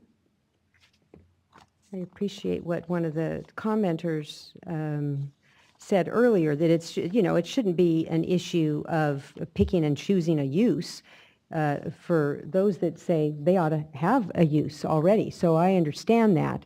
But what I'm looking for is some commitment as part of the stakeholder process to describe it in such a way, not just that people understand, oh, well, there's multiple processes before you might be impacted, but let's think of theoretically what could happen early on so that they know to engage now, rather than wait until it comes to their water body, and by then, maybe there would have been an opportunity for dialogue with respect to the adoption of the definition.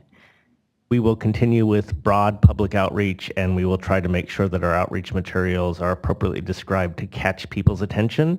That is always a problem I run into, is finding the catchy way to get people's attention when I wish they would get their attention instead of, further down the line. But we will continue to make that commitment with Gita's help and with all of your help, because you guys are a big part of my outreach, because you talk to people too, we will continue to make that commitment to have a broad public outreach that captures as many groups as is feasibly possible, recognizing that we don't do mass mailings to every household, and if I got one, I'd probably throw it away because it would be a mass mailing. But targeted outreach and ways to connect, that is something that I think we're doing a much better job at than we have in the dark ages when I started with the board, which wasn't really the dark ages per se, but I mean, the public participation we do now is so much broader than it was 20 years ago. It's unbelievable. So we will continue to do broad public outreach, and targeted as well. So, and if there are people who you hear from who say they're not hearing from me, let me know, because we will definitely reach out to them. As I tell my staff, if anybody calls me and asks for a meeting, I say yes, whether my staff likes it or not, because it does distract sometimes from what they think they need to be doing.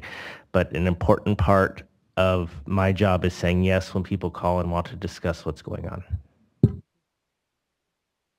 Ms. LaPena, followed by Ms. Webster, followed by Colin Bailey from the Environmental Justice Coalition for Water. Good afternoon. My name is Michelle LaPena. I'm an attorney. I represent Dry Creek Rancheria, among other tribes. I am also a member of the Pitt River Tribe. I'm here today because Dry Creek was a participant with the Tribal Water Plan for a number of years, and then just for different reasons has backed away and sort of stepped away from everything. And this caught our attention to this resolution, and the fact that the beneficial use issue was finally coming to become something real.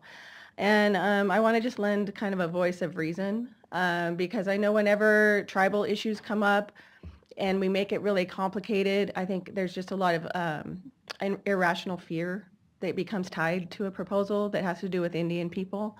I don't know, for some reason when Native issues arise, I don't know if it's because of fear or shame or guilt or whatever it is we carry as humans, but I think it becomes a little bit sidetracked with emotion, and when we lose sight of what the really basic issue is here, and which is, I think the chair, I appreciated what you said at the beginning, that this is a use that predates all of the other uses, and it's unfortunate that now we're having to insert it in and to give it some legitimacy among all the sporting and recreation and ag and all of these other uses which came much later. California's not that old of a state. So those are very recent uses. But specifically with Dry Creek Rancheria, Dry Creek has been designated with status of treated as a state for purposes of 303 and 401 Clean Water Act programs, and are applying for 2 more programs where they are under an obligation to develop tribal water quality standards and to monitor water quality. And one of the reasons why I talked about fear in my previous statement here is that tribes are also regulators. We are dischargers. We have NPDES permits. So if anyone can really come here and fairly balance these questions and these issues and understand all of the issues that can arise from it, tribes are certainly in the best position to be able to see those issues and be able to understand the concerns of, other parties that have those concerns. Dry Creek Rancheria has task certification authority. They are developing their water quality standards. And I appreciated council. I don't know your name over here, but someone pointed out how the beneficial uses and the designated uses they're connected, and I appreciated that explanation, because I think sometimes when we, as I said, get too complicated, we miss the point.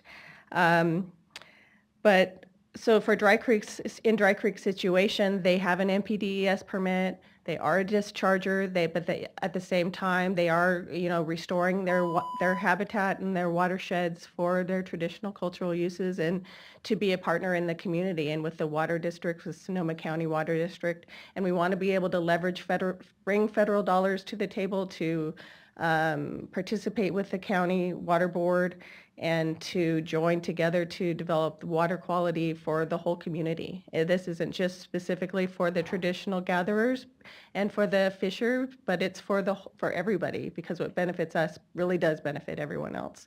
And I'd like to point that out, that we have a lot in common, and when we look at the differences, it really gets in the way. So Dry Creek does support the idea of this resolution. The tribe did not officially, formally review it. We did not participate with the resolutions. I'm not authorized to say whether they oppose it or support it, but I know that we encourage the board to move forward.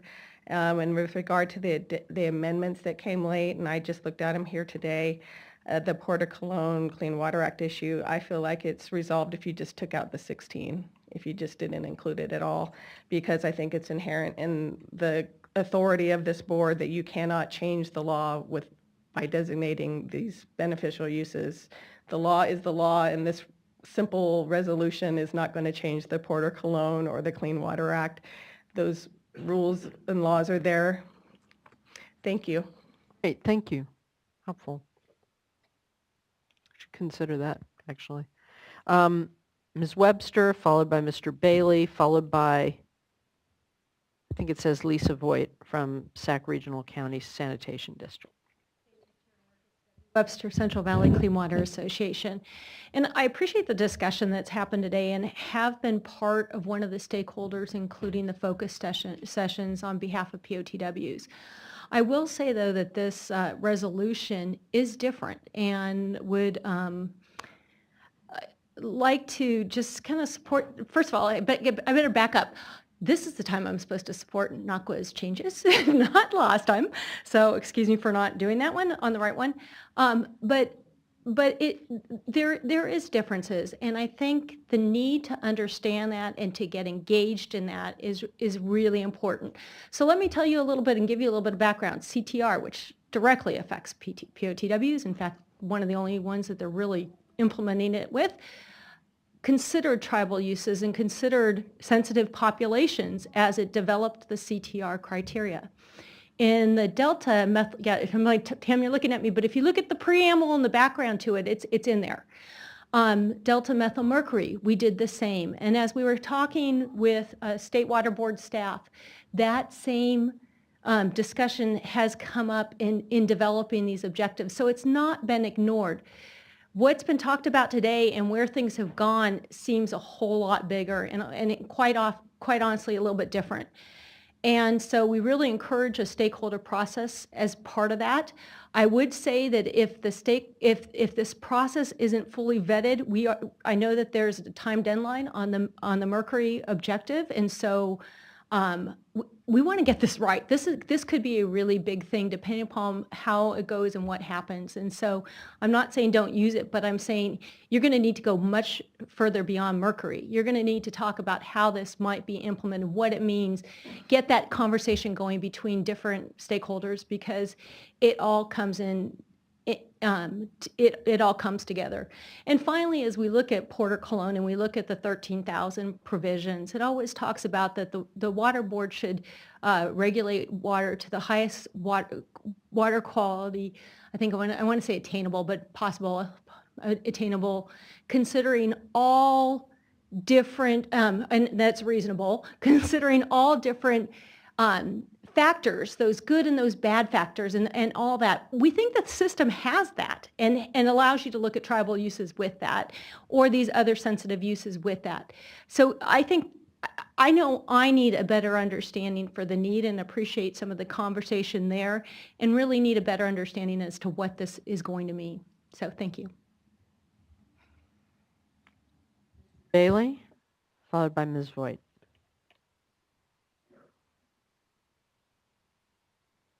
Again, I don't know if it was a coincidence that the Human Right to Water resolution and the subsistence fishing occurred on the same day, but it is in fact a fitting coincidence. When we were championing the human right to water, those ideas were in fact paired together. And for reasons that I'll not go into now, they ultimately did not end up in the final Human Right to Water bill. But some will know Chief Colleen Sisk from the Winnemem-Wintu, who has championed that idea, including incorporating the United Nations Declaration on the Rights of Indigenous Peoples and some of its provisions which speak to the rights of Indigenous peoples to water. It's not a big leap from drinking water to the fish that live in it. Moving on, I'll say, to echo a lot of the comments of my colleagues, including Andrea Ventura, I just want to make sure that we're clear that the mercury standard should be based on all beneficial users, including non-tribal subsistence fishers, as the uses of the consumption rates and the actual fish selection do differ. And I'm actually recalling your statement from earlier that I think Dr. Schilling, in fact, did a study for EJCW at least 13 years ago on this subject, which I'll actually have to go dig out and see to what it speaks, and certainly we'll forward that on. But a feature of poverty is, in fact, that people eat far more of this fish, and that is something to be accounted for. And we shouldn't adopt, I don't think I've heard this today necessarily, but we want to make sure that we don't adopt the attitude of no data means no problem going forward, which in my mind, the most health protective measure would be to use the most contaminated fish, which is not what I've heard proposed. In fact, the TMDL, as I recall, incorporates the assumption of one meal per week, which is decidedly not the experience of many of the people with whom we work. And there may be gasps in the room when I mention this, but I would actually argue that the beneficial use should attach to all statutory, common law, and appropriative water rights contexts, including SGMA, to really get at the connection between water quality and quantity, because there are some arguments to be made in a different context on that subject. I'll not go into great detail. But we'll leave it there and say that EJCW is very much generally in support of the resolution. Thanks.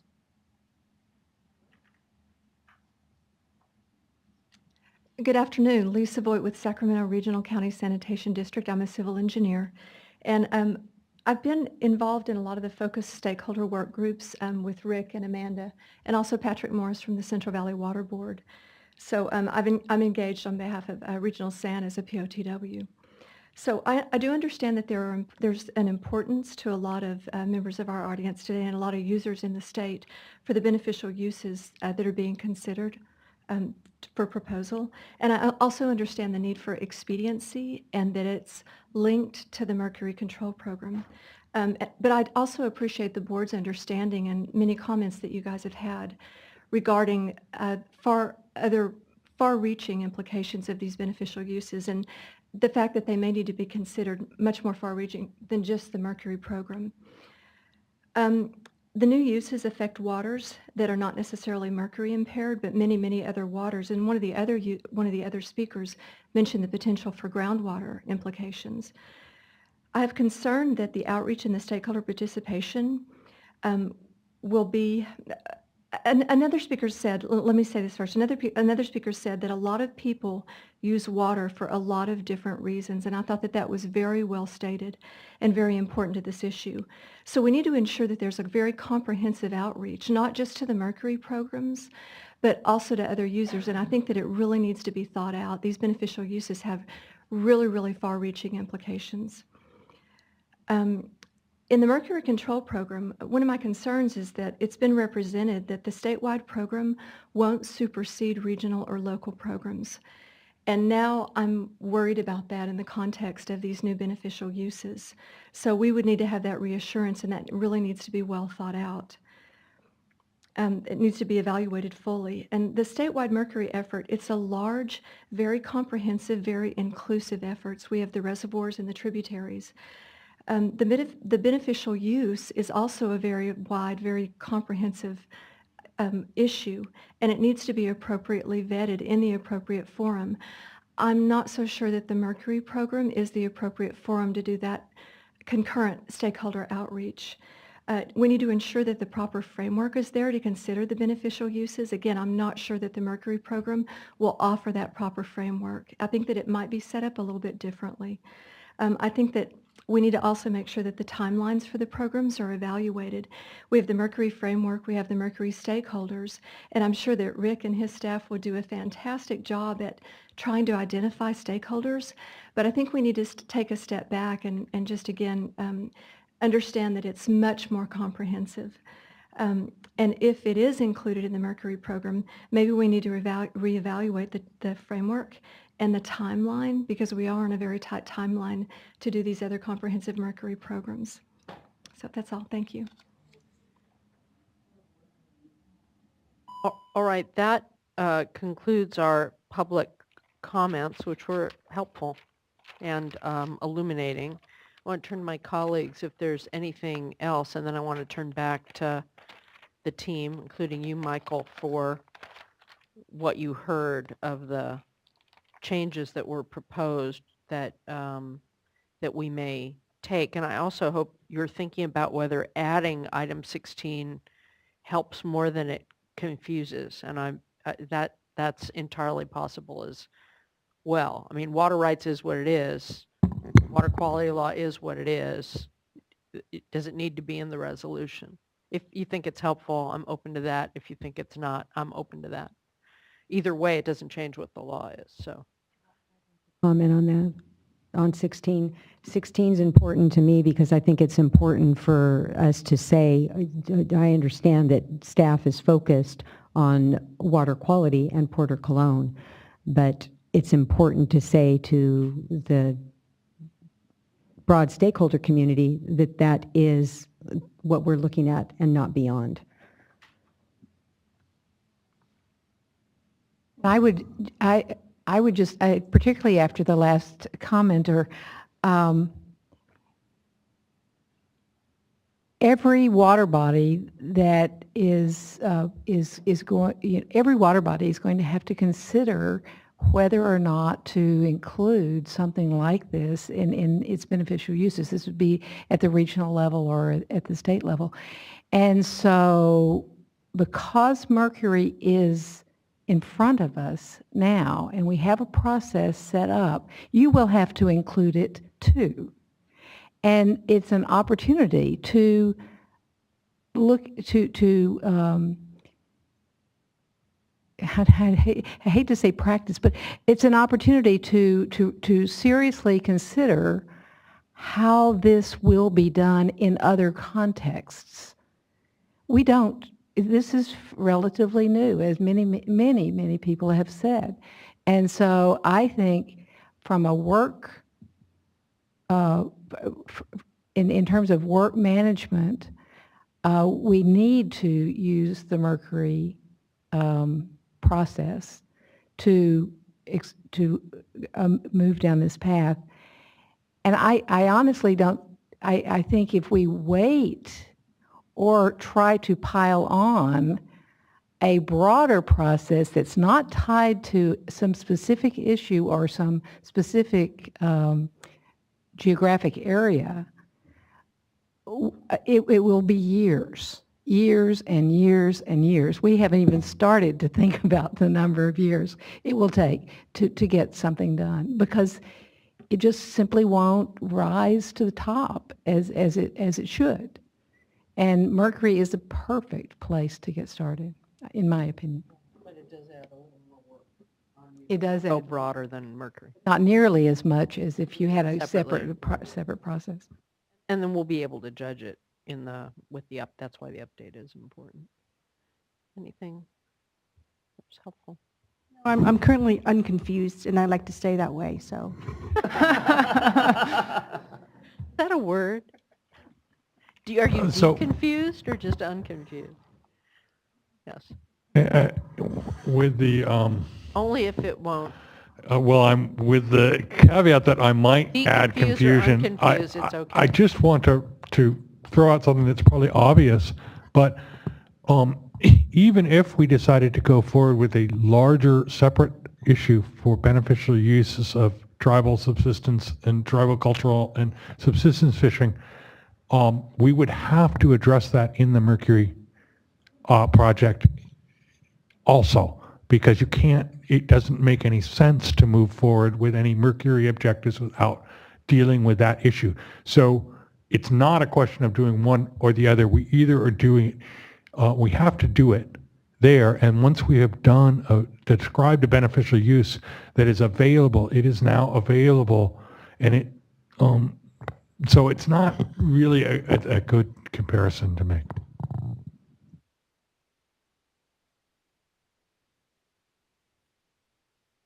I just want to, because the issue of recital 16 keeps coming up, frankly, I remain very comfortable with the language as proposed in the change sheet. I do think because of some of the confusion, which I think is in large part animated by discussions that have been going on in the legislature over the last couple of years about groundwater recharge in the appropriative water rights context, where it is not a recognized beneficial use under the beneficial use, reasonable and beneficial use doctrine, but it is a beneficial use in every one of our basin plans. I think it's important to continue to provide that contrast. I provided language earlier that I could read back into the record about how it works with respect to the Clean Water Act, and while I don't think it's necessary, I think it might provide some help for folks.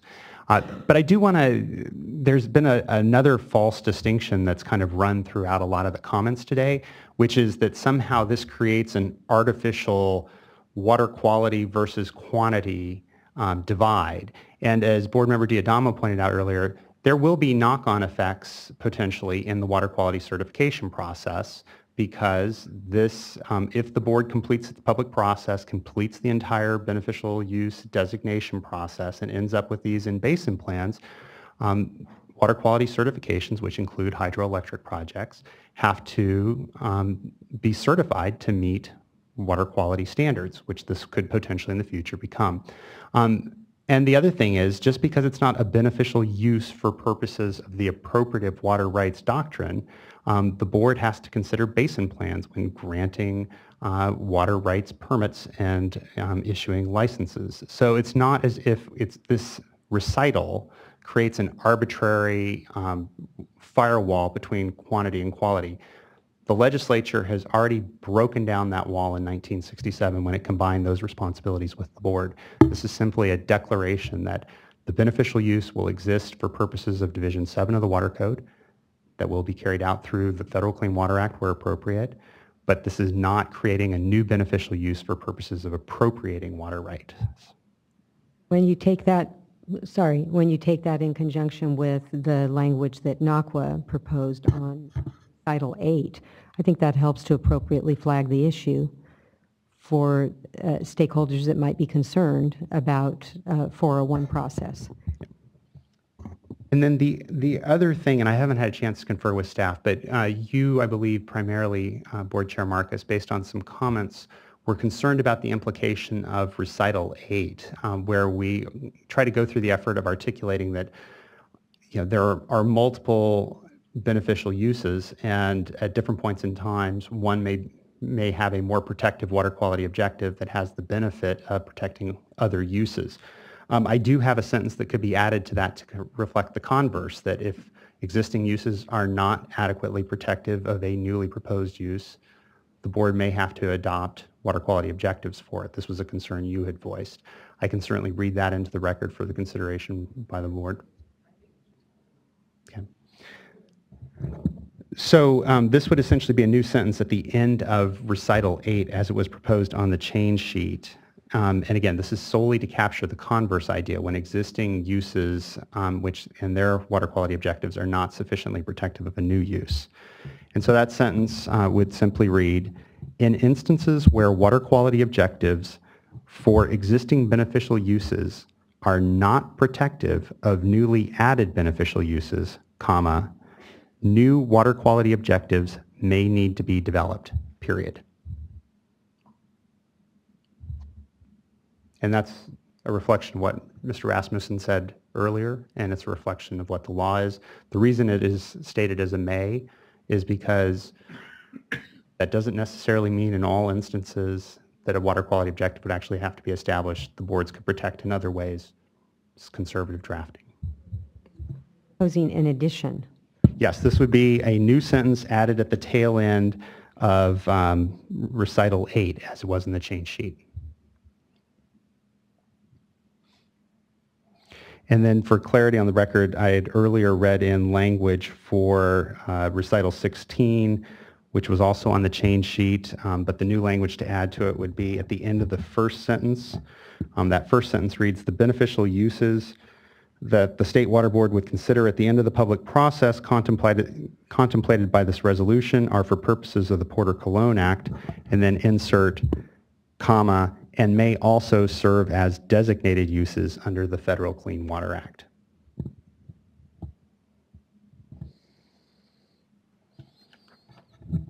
Right, and then Mr. Lilly's, with the exception of the change or the change back but different location of your clause. That's correct. It's All three. after the word after, insert substantially. The sentence reads a little funky, but it's acceptable to staff so long as substantially is in there. What, so wait, so say what it would say. So it would say, so that there would be a strikeout in this second sentence. So upon receiving substantial public participation and input from interested persons, that would be stricken. It would begin with the board further directs staff, comma, after substantially completing this public participation process, Okay. comma. Just so that you don't have to wait to, okay. Great. Thank you. All right, do I have a motion?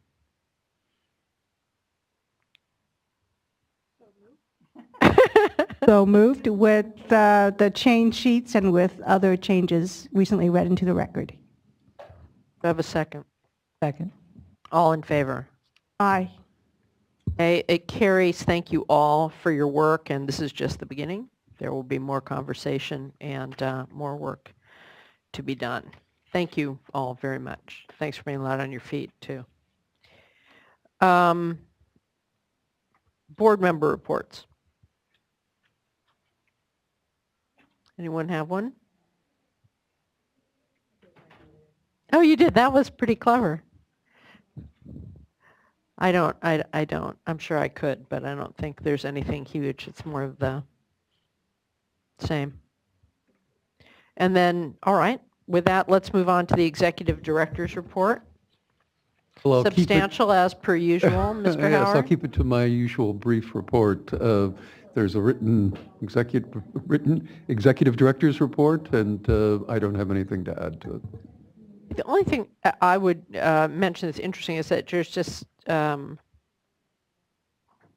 fine. It's just uneven. There's a lot on some things and a little on others, and that's fine because you're just compiling things that you've gotten from folks. But Well, yeah, and actually, I talked with John about that, who's the one who's been helping to collate this and get it together, and that I think over time, it's become sort of, routine background, and I think we need to reinvigorate it a little bit. There are areas that don't report at all, like ORP, Division of Drinking Water, very minimal, and I mean, we're going to talk with the division chiefs and the office chiefs at our next meeting, and try to address that very issue. Yeah, just if you can find the right level of where, I mean, you can read the charts, which are amazing in terms of how much work is happening, but it's not to say, it's interesting to hear all the detail in the ones that submit a lot of detail, but I'm not saying it always has to be that much detail from everyone, but there's some, without folks having to rewrite a thing and fit into a matrix, there's stuff that wasn't in there, and then there was stuff, there was a lot in there, and I was just curious about. I have been. So I think of it as it's time to zero-base budget the executive director's report and strip it apart and add to it. And every once in a while, it will become routine again, and we need it to do that kind of thing. But I've noticed that some of the programs that are important show up only in the policy and permit tables, as opposed to progress on them should be reported in the front when there's a significant progress, but people forget to do that. And so we're getting uneven, and we will work on it. And one thing that if I had given my report, I went to visit 2 drinking water offices.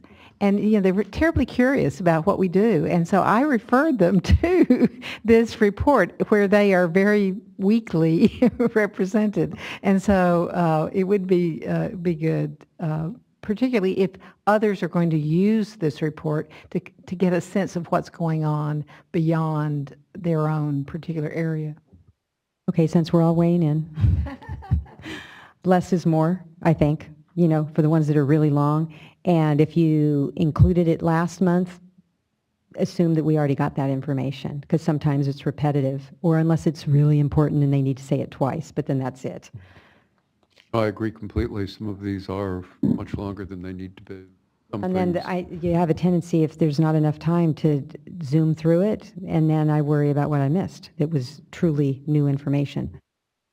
I agree, and if you are going to reboot it, I would start off with the now monthly priorities table that you have provided to us as far as priorities for this year. That would be the first thing I would go to, especially if things are going to fall behind, like in a certain area, like the water quality control plan for the Delta. So that would be like my skeleton, I guess, of where you might want to start if you're going to reboot the executive director's report.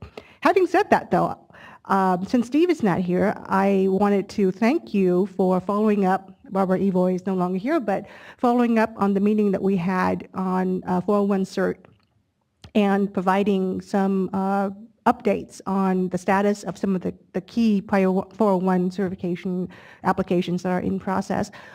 One thing that Steve and I forgot to mention, and we reported on it last time, was that the hydropower whatever group, whose name I can't remember now, actually in that meeting asked for that to be included in the executive director's report, since we've made now additional commitments in terms of timelines for the 5 or so water quality certifications that they have highlighted as being their priorities. And now that we've made some commitments with respect to timing on moving on those, that we would be including that, because they actually brought up your executive director's report and say, why aren't they in here? Hydropower Reform Network, I think. Yeah, okay, we'll have a upcoming FERC whatever section and add that to the water rights area. Was raised as they're out there in Washington, D.C. fighting for our water quality certification authority, and it will be helpful if we actually help them fight for us by including those timelines, tracking those timelines, and holding ourselves accountable for those timelines.